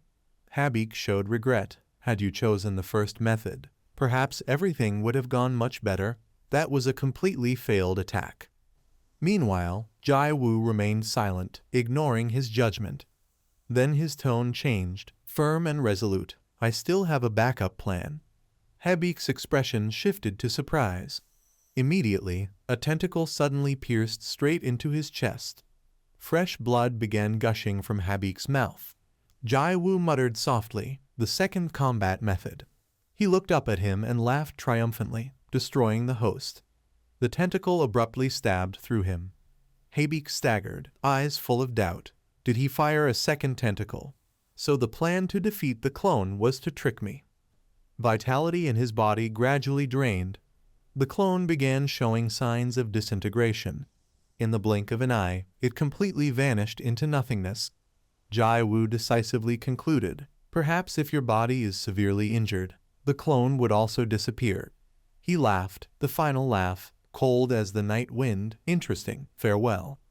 At that moment, Habik's body seemed to shrink, leaving only a fragment of bone. He gritted his teeth, struggling to break free from control. Habik severed one of Jai Wu's tentacles with a single swing. That decisive action surprised Jai-woo slightly. Habik trembled, clutching the damaged mirror. He struggled to breathe, his face gradually turning pale. Habik, sweating profusely, stammered at Jai-woo. "It's awkward. If I've been pushed to the absolute limit like this, it's unfortunate, but there's no other way. The god's fragment will have to give up the silent glove." The god was lifting a sandwich to her mouth and froze in surprise at that. Then she turned to Luna and asked, "The fragment of Han Sering is now in Hirakan's hands, right? Habik doesn't know." After hearing this, she laughed heartily and replied, "Yes, because I didn't tell him." The god sighed, utterly helpless with her. Habik's feet were gradually lifting off the grass. He was flying. Rising higher, Habik bent down and told Jai-woo that he would be leaving for now. Hearing this, Jai-woo immediately retracted his attack and interrogated him. "Why are you standing there like that? Who allowed a loser like you to run away?" Then he gripped his wooden staff tightly, ready to continue the fight. Habik, trembling with fear, replied, "That's how the loser always escapes, like a lizard." Then suddenly, Habik threw the mirror with a swift motion. The object slammed heavily into Jai-woo's hand. In his hand was one of Habik's unknown mirrors, a relic he had recovered, one of the powers of the 8 mirrors. Jai-woo looked at it, puzzled, and Eurus beside him couldn't believe that they had received it. Habik told them, "Consider it a reward for this battle." It's not the official reward, but he thought that giving it to Jai-woo might be the only way to save himself. Unexpectedly, Jai-woo cunningly said, "How do you know that if I have this item, you'll survive? Isn't it that if I kill you, I'd get an even better item?" Habik froze at that, and said to him, "That's reasonable. At this point even the devil would cry. That mirror only functions while I'm alive, so it's better for you to save me than to kill me."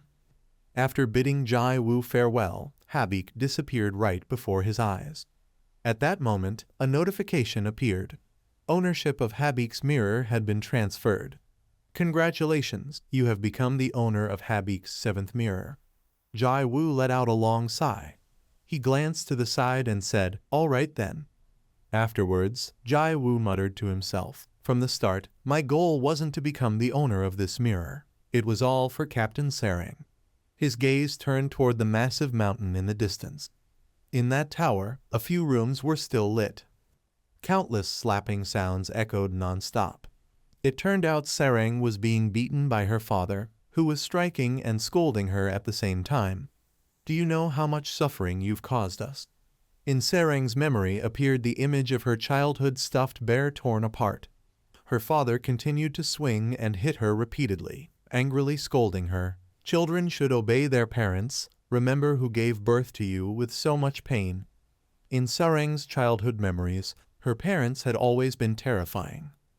Her father kept berating and slapping her face continuously, and then he said, "I don't need the silent glove anymore. You can just give me the money," repeating the word money over and over. Hit relentlessly like that, Sering fell face down on the floor, lying there motionless. Only then did her father stop, silently gasping for breath. Then he sneered, looking utterly exasperated.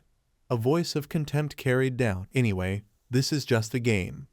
The court's orders are invalid. You can't escape."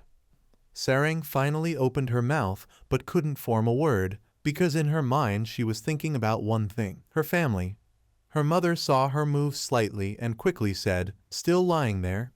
Get up and give us the money." In Sering's memory, once again she recalled unhappy moments from her childhood.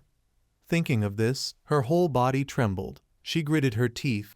Sering's mother suddenly smiled gently at her and said, "Let's stay together forever. All right, my dear daughter." In her mind, Sering felt a surge of helplessness and fear. "Please, anyone, just help me." Tears streamed endlessly down Sering's face. A desperate cry for help rose up. "Take me out of this dark hell." Then, from somewhere, Jai-woo's mocking voice rang out. He was picking his nose while asking her, "Are you an idiot? Don't you know how to log out of the game?" Not knowing how he had gotten in here, Sering's parents immediately turned to look. Her mother glared at Jai-woo and asked in a deep voice, "Where did this foolish kid suddenly appear from?" The moment Sarang saw him, she silently called out Jai-woo's name. Just then, Sarang's father looked at Jai-woo and suddenly remembered something. He asked Jai-woo, "Are you the kid from the video? The rootless bastard that our Sarang got attached to?" No sooner had he finished speaking than Jai-woo swung his staff and struck him straight in the face, leaving Sarang's father stunned. After the blow, he fell to the ground. It was from the ultimate slap to death. Then Jai-woo spoke in a deep voice. "Normally, I'm not rude. I always show respect to elders. But for fools like you, I make an exception." Eurus beside him wore a look of complete disbelief. How can he talk like that? Deokbi thought the same. Sarang's father lay on the ground but continued shouting, "We are Sarang's parents. What are you doing?" Jai-woo didn't wait for him to finish and interrupted, grinding his teeth and glaring, "Parents, stop your nonsense. There is no parent in the world who slaps their child to extort money." Her mother immediately defended herself. "Jai-woo, ask Sarang, we really are her parents." He immediately curled his lip in response, bringing reality into the game like this. That's why kids play games nowadays. Jai-woo ignored her and turned to speak to Sarang. "Captain Sarang, why are you just sitting there like everything's fine?" Hearing her name, she jolted and turned to look at him. Jai-woo chuckled and advised Sarang, "Don't hold back anymore but leave this place. Your rank deserves to be somewhere better." Sarang was stunned and looked at him in disbelief as if he were a savior fallen from the sky. Then she hesitantly bowed her head and replied that they truly were her parents. Jai-woo, still picking his nose, looked at Sarang helplessly and said she even brought reality into the game. Truly pathetic. Hearing this, Sarang lowered her head even more and opened her mouth to speak. Jai-woo continued, looking at her, "Just by looking I can tell what kind of family you have. If you plan to play like that, why play at all? Even in the game you are still running away like in real life." The more he said, the more Sarang gritted her teeth. She seemed to have made a firm decision. Then she stood up and said to him, "Do you think you know anything? Underwear brat. I had to endure living with a man and a woman who knew nothing." She was crying, tears of humiliation for so many years. Then she raised her tear-stained face and asked, "How long have I had to endure?" But just as she said that, Jai-woo spoke. Before she could continue, her mother slapped Sarang across the face, shouting, "How rude! What have you endured? In the past you did not know what we had to endure. Whether in real life or in the game, we are still your parents. You only have one father and one mother." Sarang's face darkened. She gritted her teeth as if they were about to break. At that moment, Jai-woo's mocking laugh sounded, startling her mother, who turned her head, and he said, "They are just stalling, don't pay attention." "Goodbye, I have already seen Captain Sarang's strength." Her character information suddenly appeared. Then Jai-woo confidently said, "Even without weapons and using only her hands, as long as she hits she will cause real pain." Her mother saw her daughter swing her fists at her and her face went dark. She panicked and was full of fear. Sweat poured down her face. She ground her teeth in fright. In Sarang's memory from a young age, her parents had always been very scary. They never cared about her feelings and only forced her to become a tool to earn money. Even if she cried or was scared, they ignored her until she completely became an emotionless child. But they did not know that the child inside Sarang was only wounded and withdrawn and had not disappeared. She still knew pain, still knew sadness. Every time Sarang, all the accumulated humiliation and frustration turned into a single punch. Sarang shouted and swung her fist toward her mother. Immediately her mother's face was flattened by the blow, eyes rolling in pain. The punch was so strong that it sent her flying a distance away. The scene gradually shifted to the following day in a building still lit up at night in the real world. Sarang happily chatted with the editor and the audience. "Yes, it's me. Recently I have been enjoying Chrono Life. This is an exclusive interview program titled Today, featuring the popular Chrono Life user impersonating the celebrity Han Sarang." Which is indeed her. The reporter immediately smiled and asked her, "I'm quite surprised. Is Chrono Life a fairly realistic game? If it's really Han Sarang's personality, then even a rabbit couldn't be killed." Sarang heard the question and cheerfully replied that it's not like that. She said that killing monsters with bare hands can also relieve stress. Han Sering has completely overcome her trauma and can live well in the real world. The anxiety symptoms that always plagued her have disappeared. She doesn't even need glasses anymore. The reporter was slightly embarrassed hearing her answer. When you beat monsters to death, your image at that time is completely different from the usual Han Sering. Unexpectedly, she lowered her voice and replied that it is completely the opposite. Then she gently smiled at him and said, "Who knows, the image in the game might also be my true self." After seeing Sering's angelic smile, the reporter blushed embarrassed. Not only him but almost everyone in the film crew present froze at Sering's smile. On stage she continued, "What is the truth? Does it really matter what my true personality is? If you want to find the real person in the game, there is no reason to play the game at all." The scene shifted to Jai Woo sitting at home watching Sering's live program. Hearing that answer made him feel relieved. Perhaps thanks to Han Sering's honest and cold answer. Recently she has more fans than before and everyone cheers for her. Even he now supports her as a fan who has overcome past psychological trauma. Leave the game world and live in the real world. Idle Han Sering. The usual notification appeared again confirming the user has fully accessed Chrono Life. The data quickly ran at full capacity to bring the user into the game. At this moment Sering shouted in anger, "You're late again, underwear brat. Is being late your bad habit that's hard to break? Do you want to die?" Jai Woo both blocked Sering's attack and explained to her, "I was too absorbed watching the music broadcast, but isn't this a live program you're filming?" Sering, still furious, gritted her teeth and said to Jai Woo, "The interview is a rebroadcast program." Actually, even after overcoming her psychological trauma, Sering still played the game. She even logged in more than before. It said her schedule was cut to play the game. Then Sering stopped hitting Jai Woo and called him to follow her. "We don't have time. Hurry up." She turned back still angry and said, "Why do you care about that? I almost forgot I haven't accepted your apology yet." Jai Woo, hearing this, could only smile wryly and said, "Let's just go." Sering, seeing him like that, smiled gently. Then suddenly she said she would specially forgive him. She added one more condition. "This time you have to level me up." Jai Woo wondered what she meant by this time. Suddenly his eyes widened as if remembering something. Jai Woo recalled their first meeting when he had run after Sering to ask her. He had said, "Please help me level up." Sering turned around full of question marks, looking at Jai Woo as if he were crazy.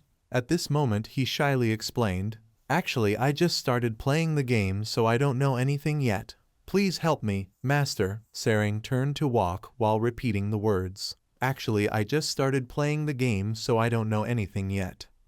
At this point she turned back. This when Sering approached Jai Woo. She bent slightly smiling and said to him, "Please help me." After showing her beautiful expression, she sweetly emphasized, "Master."